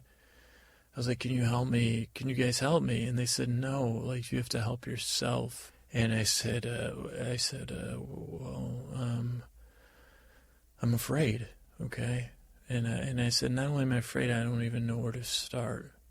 And like I said before, I'm sorry that maybe I would cross the line today saying, well, I had these crushes on these people I didn't know. And maybe my peripheral vision was violating the sides of their heads or their books, and and now I feel like it is something wrong. And she said, well, it's something you just need to be aware of and respectful. And I said, well, I wasn't looking. It's a bus situation, so no body part. It wasn't like body part viewing. It wasn't like that I was lecherously looking. And she says, this is getting weird. And she said, you just have to think about other people's feelings. Do you know how to do that? And I said, whoa, bruh stole the phone. And she said, what'd you say? I said, bruh stole the phone. And she said, what do you mean? I said, well, you just changed the rock to you stole the phone. She said, I think I get it. Are you trying to be cool or something? I said, no, it just came out. But, because I was so surprised, you just stole my, the thing I use for my, that I invest now my identity, my communications, who I am, how I connect to the outside world, how I connect to the inside world, how I distract myself with audio content. And she said, well, let's try to get you to try to think about other people's feelings and how they would feel. How would you feel if you were on the bus and we were staring at you? And I said, well, let's say that's weird. I'd say, well, why are those two staring at me? And she's like, would you feel self-conscious? I said, yeah. Would you feel worried? And I said, not with you two. You two are like, like miniature Buddy Hollies, like a miniature Holly Buddy and a Buddy Holly. And like, you two are just the cutest of cute can be. And she, again, we're teens. You can't. And I said, oh yeah, I'm sorry. I said I meant in a purely, marketing standpoint of marketing you guys like little dolls for. And she said, stop it. I said, okay, you're right. And I said, okay, I think I could try to. I said, okay, I can see your point. And she said, people are on the bus to ride the bus, not to have, people imagining that they're having love affairs with them. And I said, wow, Bristol the phone. She said, that's probably a better way to say it. She's like, that actually had real emotion in there. And I said, geez, I guess I'm selfish, huh? And she said, well, everybody's selfish. And she said, you just gotta take a second and maybe expand your mind a little bit. And I said, when I started out the day, I did not think I would that I didn't think I'd be at an IHOP with two teens talking about love on a bus. And she's like, you did that on purpose, right? I said, yeah, I was just saying, And then I saw somebody get up and go make a phone call. I said, well, this place might be stormed soon by overprotective parents. And I said, I don't feel like we've covered everything. She said, no, yeah, think about other people's feelings. And now we go out there, get back on the bus, leave the money for our food. Forget you ever met us. I said, well, what if one day you're both famous? And I said, when am I going to get my Dear Me letter or send it? And I realized that other guy had stopped talking. I said, well, I can see why. The two of you are friends or more than friends. You're both amazing young people, very impressive, and I learned a lot from the two of you. And she said, go out there and prove it. So then I went out and I waited for the bus. It freaking took forever. And I realized that I had ordered this, the order I had, because then I had to pay. I wolfed it down. It was these new pancakes called Bananas and Nanny. And my stomach was grumbling as these bananas. And the nanny was like this new, almost like a bananas Foster syrup in between each layer of bananas. So it was almost like a banana cake. And I started getting that sugar heat buzz. You ever get that when you eat a lot of carbs and sugar and more carbs, and then in a short period of time? And I think I probably had a Coke while I was doing that. So my temperature started to rise, and then I said, oh, it's a possible fugue state. And I said, well, maybe I'm leaving a fugue state, because I thought I was on the bus at night, but it's been day this whole time. But I'll tell you what, I got on that bus, I climbed on it, I was sweating, banana breath, which is probably better out of all the breaths to have. Probably the best. I think there was a hint of walnut. And I got on that bus and I was like, a little bit of a sugar-laced days. Sugar-laced days. That sounds like a song or a band or a memoir or, let's see, Tony the Tiger, Sugar-Laced Days. But I got to the back of the bus and I didn't look around for a little while. I let the rocking of the bus both soothe me and make me feel worse at the same time. But then I said, I got to be honest with myself. Am I feeling ill from the, whatever they call it, tall stack of banana nanny cakes I had? And then I said, banana nanny. And then I laughed and I said, well, what if a banana was your nanny? And I didn't realize I was saying this out loud. And I said, banana nanny, don't peel, And I said, well, that's not funny. And I said, this banana nanny's going to split. That could be her catch line. And I said, I guess it could be one of those, like, sitcom-y things.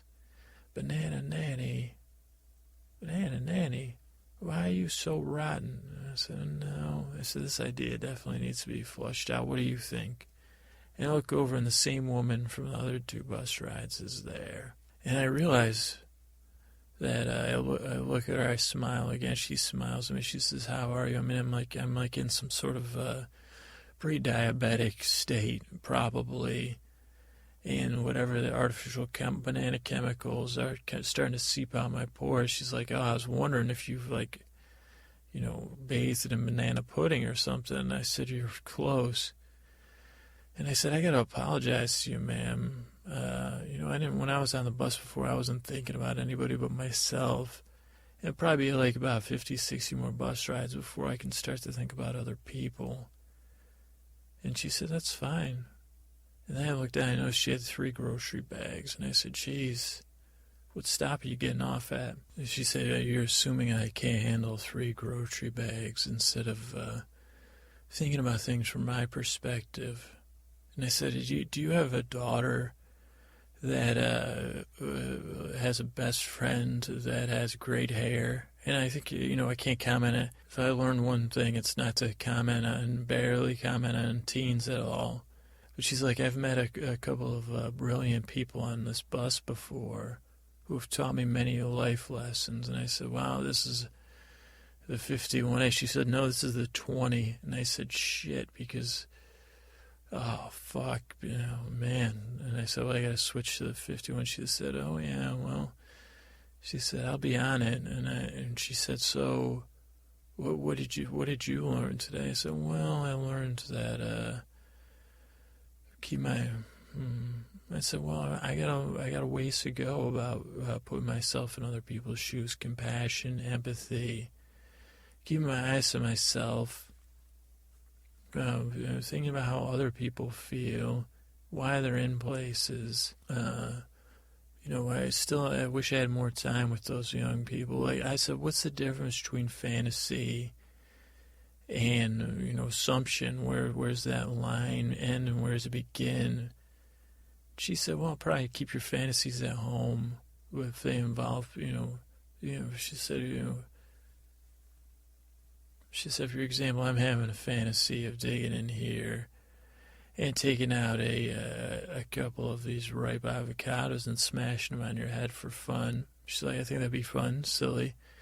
She's like, but she goes, probably better off if I just think about that when I get home and have a good laugh. And I said, well, you could think about me waiting for the bus again, and my bananas and nanny, I hallucinate and a giant nanny banana shows up and puts me inside a banana peel and then takes me off somewhere, to re-educate me on how to be a good human being.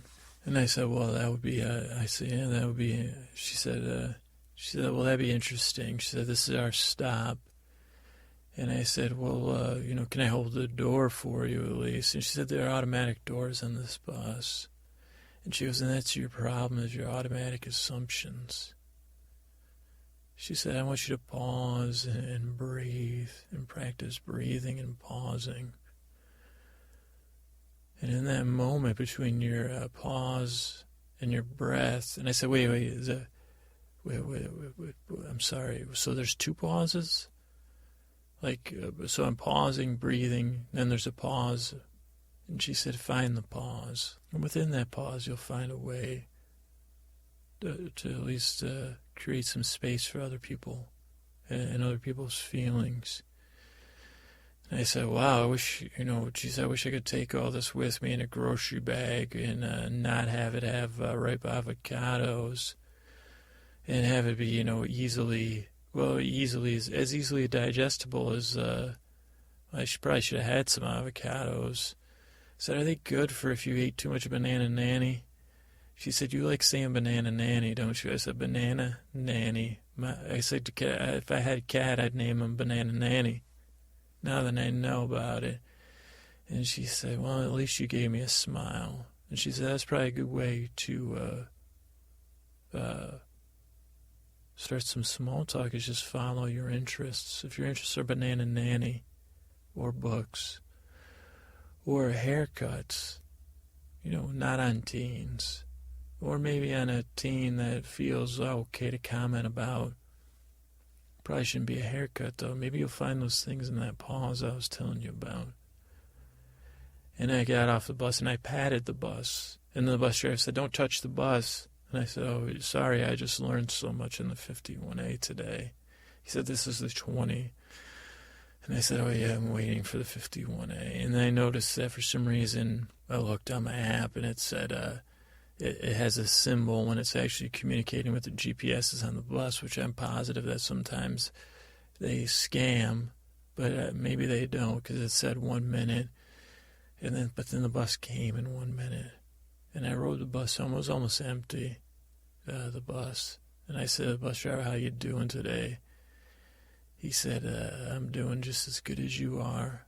And I said, wow, so you've had a shift full of educational visitors? And he said, that's a pleasant way to say it.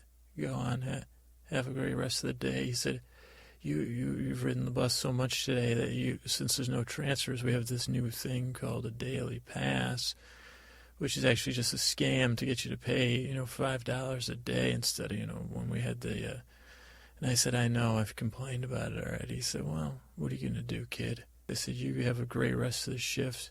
And I said, I hope none of your lessons come too hard today. And he said, wow, that's really... He said, did you pause before that? I said, no. I said, thanks for being so pleasant. And he said, well, that's even better. So I sat in the bus and I stared out the window most of the time. And I wish I could tell you that someone else got on and I managed to be both respectful and empathetic and passionate and interesting and be able to break the ice. But it didn't happen this trip. But, the rides that I take on the 51A are almost limitless. And maybe now, just maybe now, thanks to this strange interaction I have with these magical teens, these teens that taught me so much about love, these teens that opened my eyes. Maybe from the mouth of babes comes some education that I needed to learn about respect, about public space, about mental space, I guess, and intention. And maybe there's still more to learn, but I think between the young and the old, but I guess if I pause and breathe, they're just people. I guess, I don't know, at the teen thing, they said, well, you can't. So young people and people, not older people, not young people, not bus people. People hate to, don't call anybody bus people. That's worse than saying, hey, can I sit close to you teens? Those are probably two of the worst things to say on a bus. So I think the 51A for the lessons it taught me today. And I guess, I'm humbled by the lessons I've been taught by riders of a bus, and stuff like that. Thanks. Good night. All right, guys, it's time for another station, I guess. I'm going to fire up Reddit here. It is 5:44 in the p.m., March 11th. That's a Wednesday, but we're going to be recording for next Tuesday here. So I'm going to pause it. I'll be right back. All right, so I'm back. I got all the Twitter, or Reddit, some Reddit ready. And I had, believe it or not, some people love characters now. The guy, and some people request to come back on the show, and I say, well, and the guy, remember there was a guy that's been on this podcast before. He was the one that was on the plane. He worked at Lost Island. I think he worked on a space station. I think it's the same person, but I can't be sure because sometimes I get these anonymous guests. They don't have names. They're they say, well, I'll come on the podcast if you close your eyes. So what I'm going to do is I'm going to close my eyes here and step out of the studio. And then, I'm pretty sure it's I don't know if it's the same guy that does all those things or not, but he's coming on. He's like the walking tour plane ride guy. I wish I would have known his name. I feel bad now. But he said, you don't need it now. So he didn't say that. I don't know. But yeah, whatever. So I'm going to turn the mic over to him. I wish I had some, maybe I'll find some interlude music.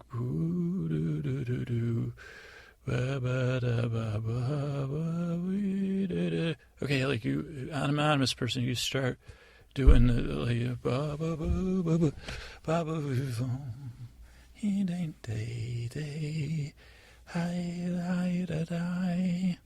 Hey everybody, it's me. I missed you guys. I'm out of work right now. Remember, I was taking that plane trip. It was for job interviews. I met you. Remember? I don't know if you remember. I was the one who's it spilled soup on my plane ticket, and you were so nice to help me. We sat next to each other. You don't remember? Well, we shared a plane seat, but yeah, I'm still out of work. I did not get that job I was interviewing. Was that why I was on that plane, or was that the study they were conducting on me? I don't remember again. He said, or maybe they failed the study. Did I ruin that study? I don't know. But so I've been thinking, I said, hey, the podcast man, I said, hey, I'd love to come back on your show because I really find it calming. And he said, well, it's supposed to be not supposed to be calming for you. And I said, well, it is. I'm breaking the rules like every single day. And he said, is that from a song? I said, I think it is. And he said, well, why don't you come up with your own podcast? And I said, well, maybe I will, Smarty Pants, and I'll call it the Boyfriend Experience. And he said, he'll sue me. And I said, well, that's not very nice. And he said, well, I'm not. Who said I was nice? But anyway, he's pounding on them. Hi. Yeah, Podman. So I was thinking, and then he's actually not that bad. He said, well, why do you like coming on my podcast? And he said, well, everything's ready to go for me. I can just take a journey with the audience and, be there for them. And so I wanted to take you on a journey because he said, well, I've worked really hard to set up this podcast. It's just so you know, you can't be a regular guest. You could be irregular guest. And I said, that's fine. Don't worry, I won't call you tomorrow about the podcast, but can I call you tomorrow? He said, I don't really talk on the phone at all. I have a thing about it. I said, well, that's weird. He said, well, no, because then I got a cell phone. He said, he's saying don't talk. Okay. But so I said, well, one of the things about your podcast is I have trouble following through on things. We're keeping jobs. Remember I was working at Lost Island? That didn't work out. But so I said, he said, well, what do you want to do tonight? And I said, well, I've been thinking about things I haven't followed through. And I said, maybe this is going on your podcast. Give me the gusto to follow through. And he said, as long as you're not starting a sleep podcast.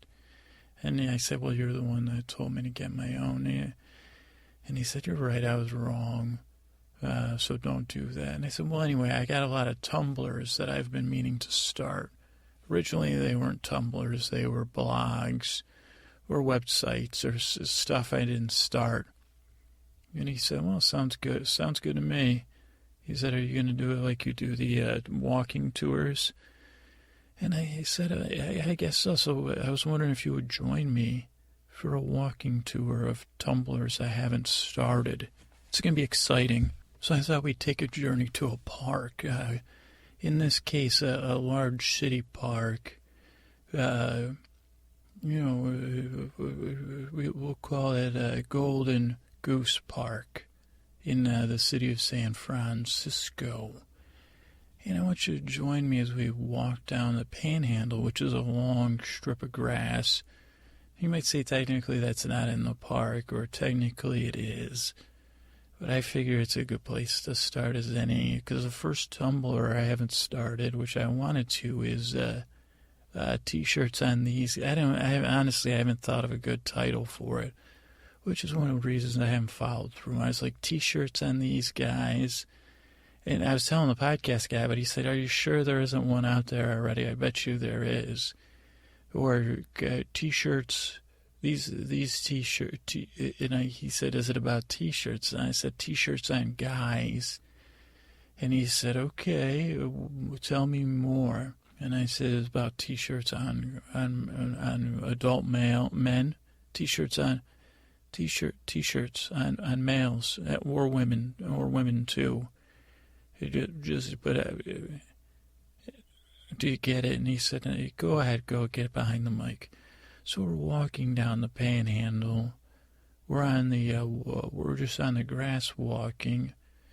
It's a little bit dry, greenish grass. There's a statue ahead. I'm not sure what it's of, but trees rising around us. It's a perfect time of day, like 1 p.m. I think it's 1. Oh, no, what is it? Spring ahead. But I forgot, because he was like, why don't you set your clock? And he had me set my clock in his kitchen 3 different times in his kitchen. So I guess it's noon. And we're walking down there, and we're on the lookout for shirts that people are wearing that are strange.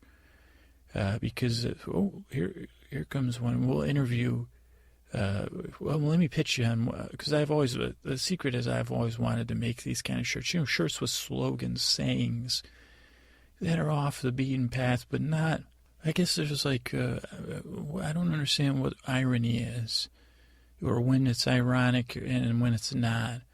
But this is the shirt I had an idea for. It would be, I guess the first shirt I thought of, it would be like, I guess the bad guy said don't get religious, and I'm not a religious guy, but I figure religion's a big thing, so I was figuring it would be a T-shirt that Jesus would put on the earth. So if Earth, remember, you've seen smiling Earth photos, and it would be like a smiling Earth wearing a T-shirt,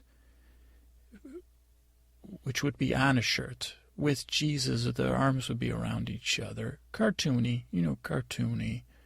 So it's a Earth wearing a shirt with Jesus on a shirt, with a person you would buy the shirts, and it would say, "My dad made this, and I thought you might like it." That's what the shirt that the Earth is wearing would say, or maybe Jesus would wear the shirt. Now I'm thinking about it. But then that ended up not going good for Jesus at all.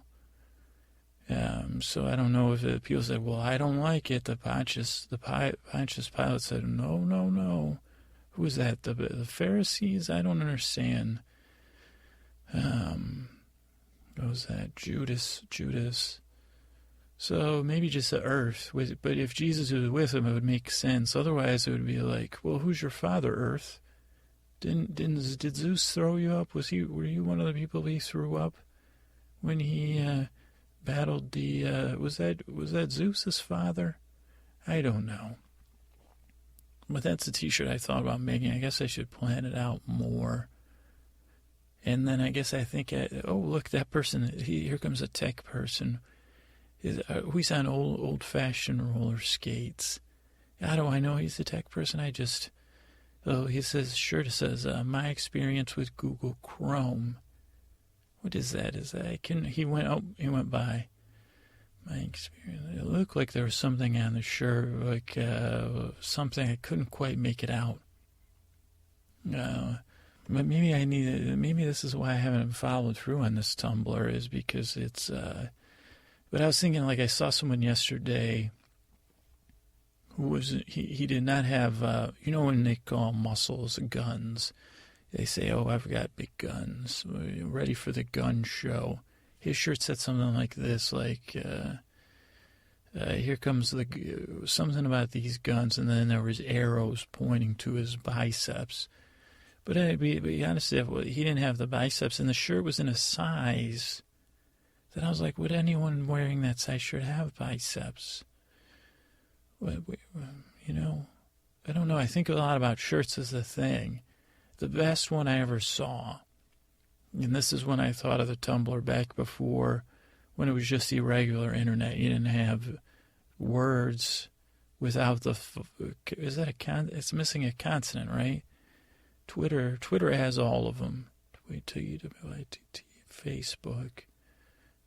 Sometimes it's like, some are missing it, some aren't. Or some it's like, Did you in school, did they tell you guys about the vowels are A, E, I, O, and U, right? But sometimes isn't W and Y. I never understood that. Anyway, so the one shirt, this was the greatest one I ever saw. I was in New York City for what was it for?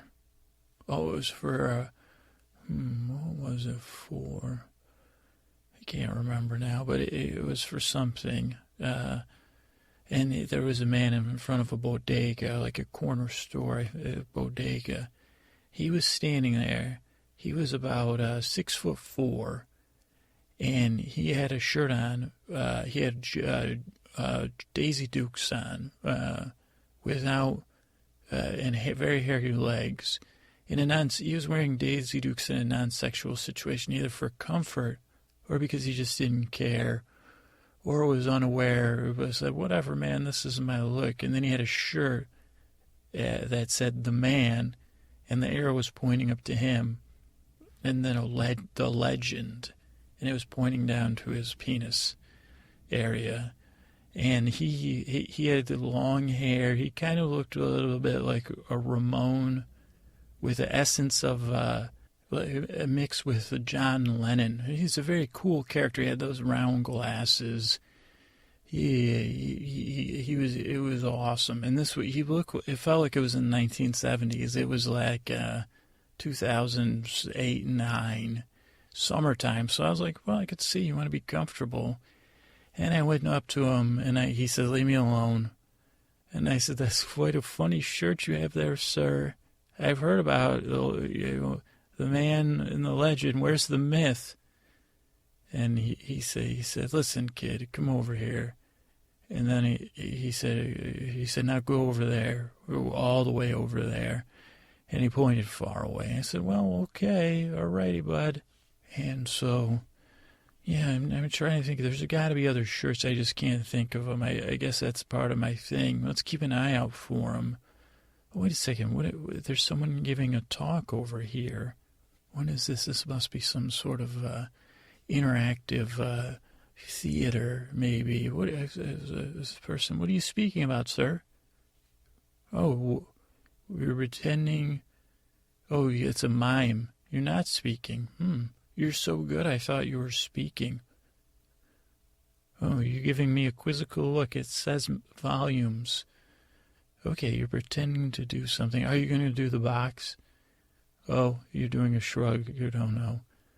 Okay, you're walking on something slippery, I can tell. It's not a banana peel. There's something slippery. Oil, not an oil slick, because you'd be making. If it was oil slick, you'd probably pretend you're in a car. I'm right. Keep going. Okay. You are walking on Lake Huron's clear ice, because I see you looking down. I saw you pointing at something. Everyone's clapping for me. You believe this? Can you believe it? Maybe I should start a Tumblr about this. Okay, you want to do one more. The mime wants to do one more. Okay. You're pointing outer space. Okay, outer space. You are in a spaceship. Well, it was a probe, right? Because you did that thing with your butt. Okay, a probe. Space probe, right? Okay. This is kind of like, are you sure you're not a mime and more of a shermine, like a charade mime? It's a perfectly, don't fake angry at me. Don't wag your finger at me, mime, shermime. You're like a charade mime, a shermine, charade mine, mine raid. Mine raid, that sounds more like a game. Shermine, that's what you are. It's fine. You're like a mime with expertise. Okay, I'll let you do your thing. Don't hog up the spotlight. Are we going to split the tips if I get this one? No, I'm not kidding, but anyway. Okay, so space, probe in space. Oh, there's another thing with your butt. Moon. Okay, so moon, space probe, moon. Okay, not, you're pointing to the ground, not Earth. Okay, not Earth. Okay. Swimming. Okay, swimming. Okay, not cold, so warm. Swimming in a lake. No, not a lake. Okay. Yeah, see, this is like charades. This is not mime. Mimes are usually not interactive like this.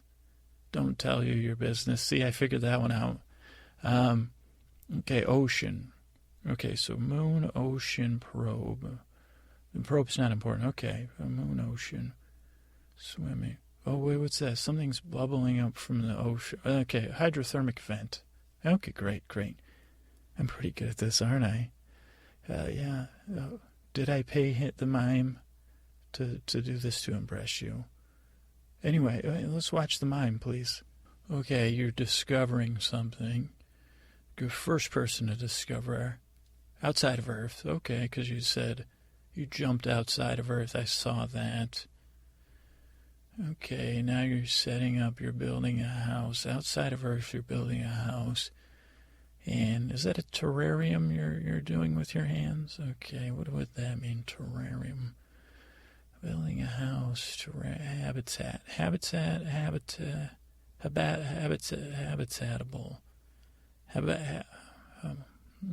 Okay, I think I've got it. Okay. Now you just gotta, okay, go back. Okay, a Greek person. It's named after a Greek. So moon of a Greek. So 2 Greeks. Are you sure about that? You're not sure. Okay, so Saturn, because you have rings, you're spinning a hula hoop. I know that one. So a Saturn moon, that's inhabitable. And Cladius, Saturn's 6th largest moon, has a warm ocean with hydrothermic vents. This is the first ever discovered outside of Earth.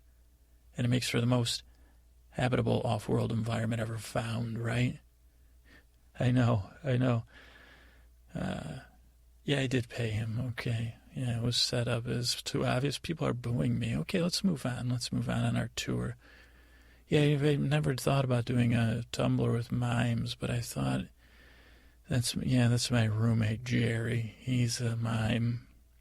Well, he's a shermime. That part was real. He's obsessed with charades and mimes. But let's be honest, he was really good too, right? Right? Of course. Okay, well, I have a couple other tumblers. I want to run by you while we're walking. And one thing I notice is that there's always notes. I tried to pitch this to the Podman, but he said, that's enough with your T-shirts. That sounds boring enough, just talk about that. And he said, well, I have other tumblers I haven't made yet. And he said, maybe you shouldn't use that word. You should just say visual website. And I said, okay, well, it doesn't sound, and he said it's not going to be, he said something about timeless material and lawsuits. And I said, don't worry, silly goose. Anyway, the second one is I'd like to do one, and again, he said that it may, everyone's a critic. They probably already did this, but notes on the street, I would call it. Oh, wait, I just thought of another one I didn't make. Pregnancy tests on the street. I think that already might be one. But why is there so many pregnancy tests on the street, And I'm sure the comedy routines about it, but it's true, too,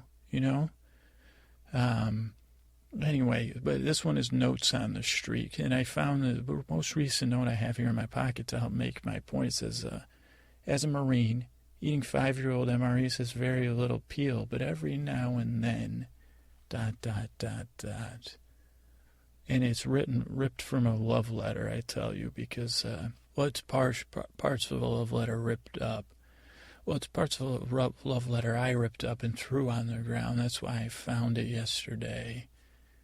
It was a love letter I was writing, it was part of a story I was writing about Skittles. And it said, I was pretending I was a space marine. I was thinking about that planet that I tried to trick you with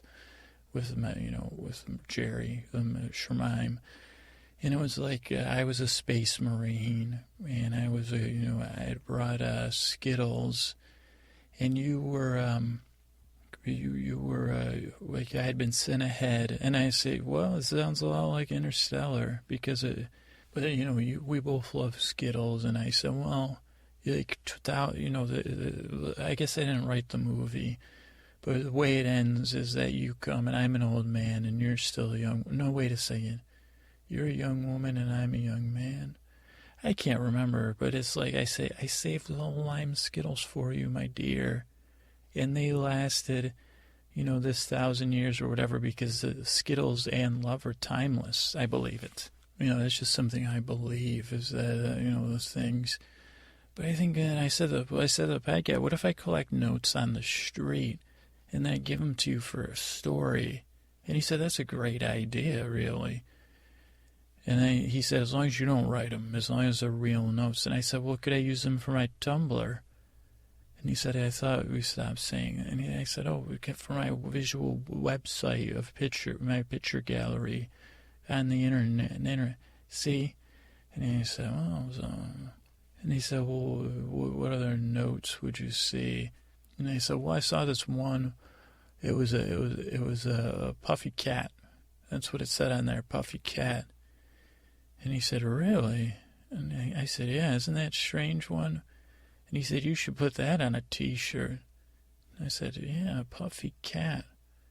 And he said, well, what do you mean put it on a T-shirt? He said, well, that sounds like a T-shirt thing, puffy cat. And I said, well, would it have a cartoon? And he said, not of Jesus and Earth. And I said, what about Jesus and a puffy cat? He said, he goes, are you niching down to only religious T-shirts? And I said, no, I just have a limited imagination. And he said, okay, well, let me see if I can help you, puffy cat. And he said, well, maybe not. He said, I guess he goes, because you couldn't just have puffy, I guess you could have puffy cat, just that's it. He said, I think maybe that's something from a movie or like a TV show. So he said, yeah, otherwise you'd have to limit it to people with puffy hair or puffy conditions or have a picture of a puffy cat. But then he's like, and then it's like, well, what? I don't get it. And I said, well, wow, that's interesting. And he said, well, back to the notes. Have you seen any other notes or what else would you put on a note?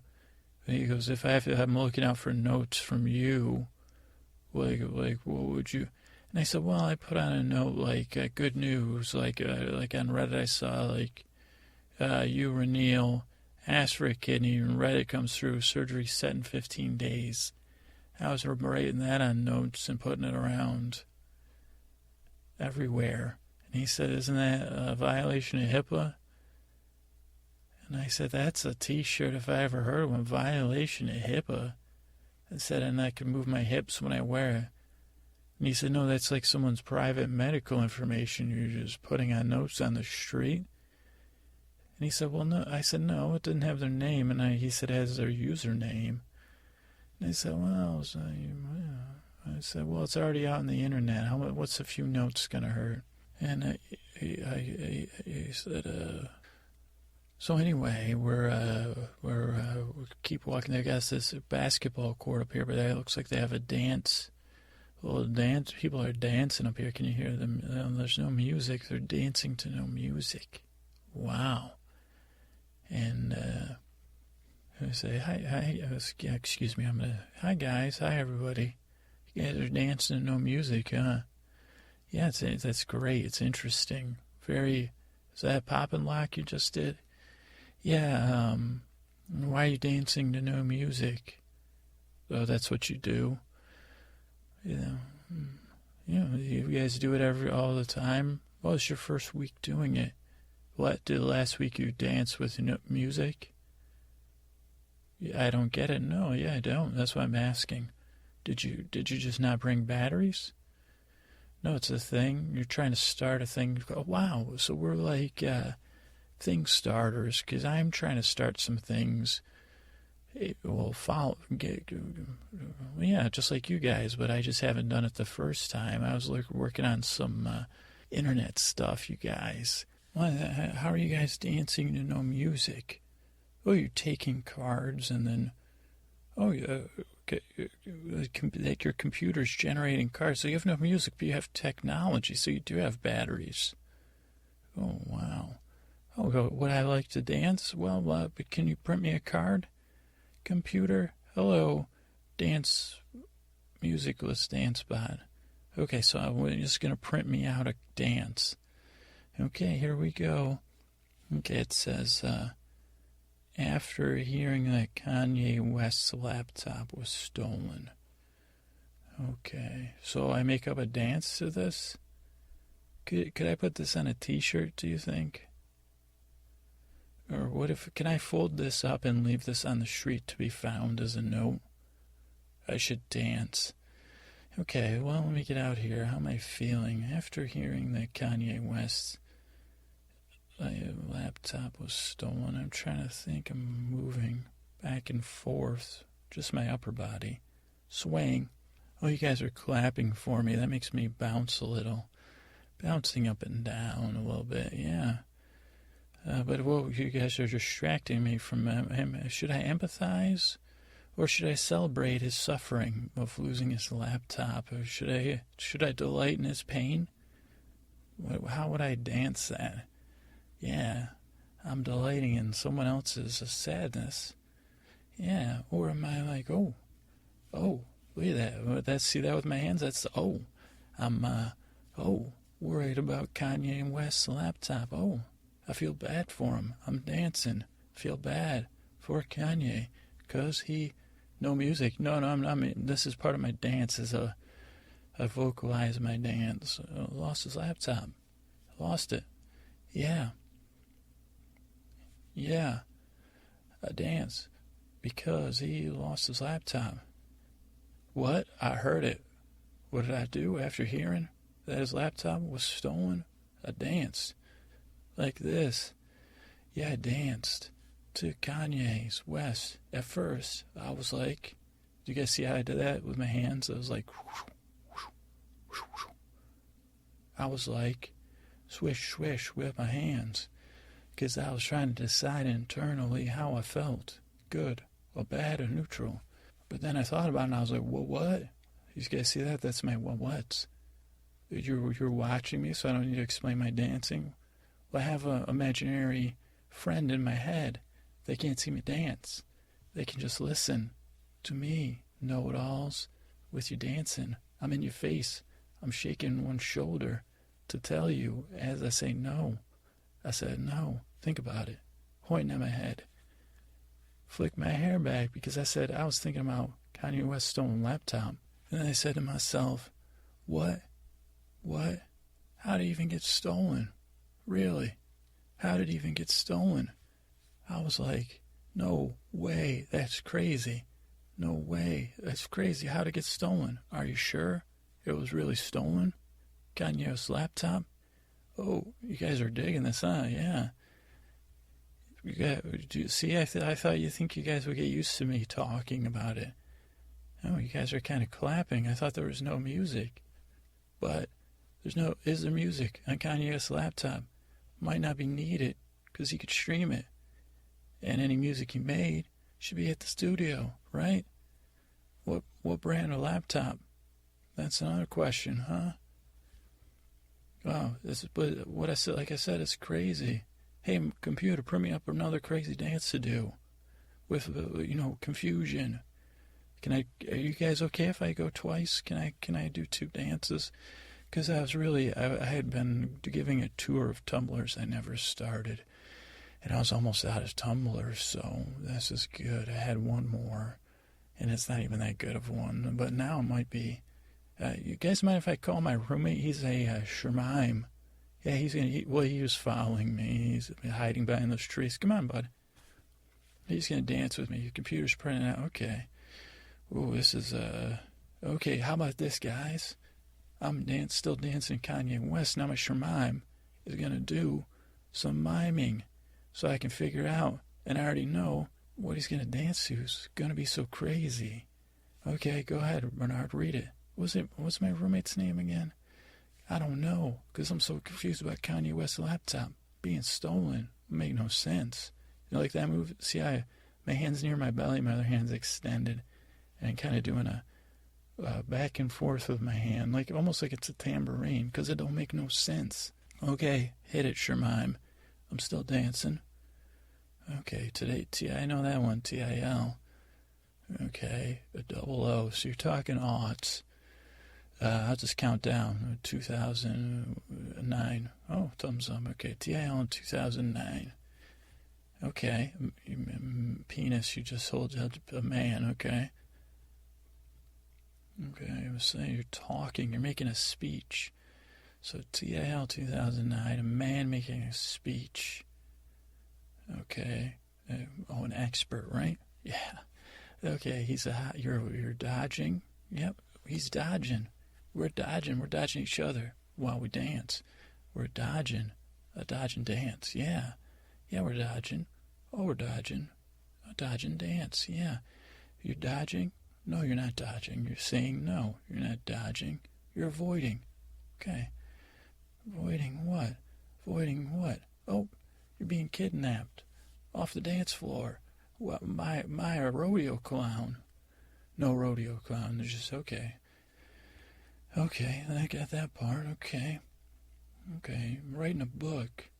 A book about what just happened? So, a book about how to avoid being kidnapped. Okay, I got you. Where? Oh, is that what you're saying? Where? We're doing a where dance. We're doing a where dance. We're dancing. We're dancing. We're going south. We're going south. We're dancing. We're dancing. We're going north. Now we're going back south. So south. In the south of the United States. No. In the south of France. No. In the south. South America. We're dancing in South America. No, we're not. My Shermime. We're avoiding. We're experts. Kanye West. Laptop was stolen. I don't know. Oh, we're dancing. Oh, Mexico. We're in Mexico. How to avoid being kidnapped in Mexico. Was kidnapped. Okay, he gave a speech. Okay. TIL in 2009. A man who was an expert on how to avoid being kidnapped in Mexico was kidnapped in Mexico after giving a lecture on how not to be kidnapped in Mexico. Hard to dance to, but Kanye West, stolen laptop, doing jazz hands. Yes, I am. What? How about computer hit us again? This is fun. This should be a Tumblr. Dancing. Okay. I'm going to do the next dance. And I'm reading it. And I'm going to Shermime it. Okay. You guys ready? Yeah, I'm dancing. Clearing my head from Kanye West's stolen laptop and that kidnapping speech. About a man who was writing a book and giving a speech. That was ironic. Like the t-shirts I wanted to make and make a Tumblr on. Okay, read the card. I got you. I'm pointing. You guys see me pointing? It's a pointing dancing. Okay, it's the newest world formed by underwater volcano.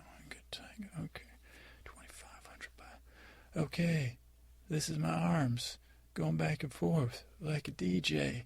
Now it's worse. It's not like a DJ. It's like an earthquake. It's an earthquake. No, it's not an earthquake. It's just the earth shaking over thousands of years. Plate tectonics. Let's do it. Everybody move it. We're doing the plate tectonics dancing. Yeah, the left side, right side, left side. Plate tectonics. Plate tectonic dancing. We're all moving in two different directions. And there's sublimation and, endocrination. Yeah, we're doing it. Now I'm sinking. I'm sinking down. Now I'm an atoll, underwater. What the heck? Now I'm magma. I'm going up, above the water. Boom. My hands are above my head. I'm a boom. Boom. Boom. I'm a volcano. Now my hands are up high, and I'm spinning like a volcanic thing. Yeah, I'm getting tired. I'm a volcano. Hunga Tonga. Yeah, I'm doing it. I'm the newest island. Let's all celebrate. Everybody dance it. Plate tectonics. We're all our own plates. Total chaos. Chaos dancing. Everybody's dancing, jumping, spinning. I'm going to try to kiss you. Oh, you turned your back to me. Let's keep dancing. Yeah, the dancing. Okay, I gotta get off the dance floor because I'm so tired. That was exciting, though. Oh, wow, I've never, was that interpretive dance, do you think? I was interpreting the thing that cards spit out and dancing to it. So I don't know, do you think that was interpretive dance? Or, interpretive, I don't know. Looks like my roommate made some friends. I guess I didn't, though. That was fun, though. I've never... Interpretation dance. Shermime. Shermime of dance. Interpermine dancing with no music. We're very cutting edge, I guess. We just stumbled on this. It's too bad I didn't get to... My last Tumblr was, I was thinking we could make GIFs. But I guess this would be a violation of privacy. And the podcasting guy said, bad idea. But I was thinking, of of nannies not watching their kids in parks, not watching people's kids in parks. But he said, no, that's, and I said, well, only silly things, like where they're talking and the kids are drinking pond water. And he said, no, that won't work either. And he said, well, what about a mashup? And I said, well, I'm on holidays from work and with my family out of town. I mean, I don't have a family, but, with them out of town, I think I could dedicate 3 days to creating the best mashup I could think of, behold, because it's a dance. It's a dance about dinosaurs. Can I dance again, guys? I'm dancing. I'm a dinosaur. What am I? I'm sniffing. Yeah, see, that's my T-Rex head with my hands, sniffing T-Rex. I'm looking around, plate tectonics on the dance floor, and I'm searching on the dance floor. Searching here, I'm searching there. Little hands, right where my nipples are, and they're waving. They're saying, hey, hey, hey, I got your attention. Plate tectonics on the dance floor. Everybody's dancing, but I'm saying what? With my T-Rex hands on my breast, my chest, or whatever you call it, saying what? And then I'm trying to reach my ear to say, listen, but I can't because I have T-Rex hands. But my T-Rex head is moving back and forth to get your attention because I'm pointing with my hands. Not the best idea if you're a T-Rex. So I'm swinging my tail and my booty. Plate tectonics. Then I'm dancing on the dance floor. But why am I dancing? Why am I getting the attention?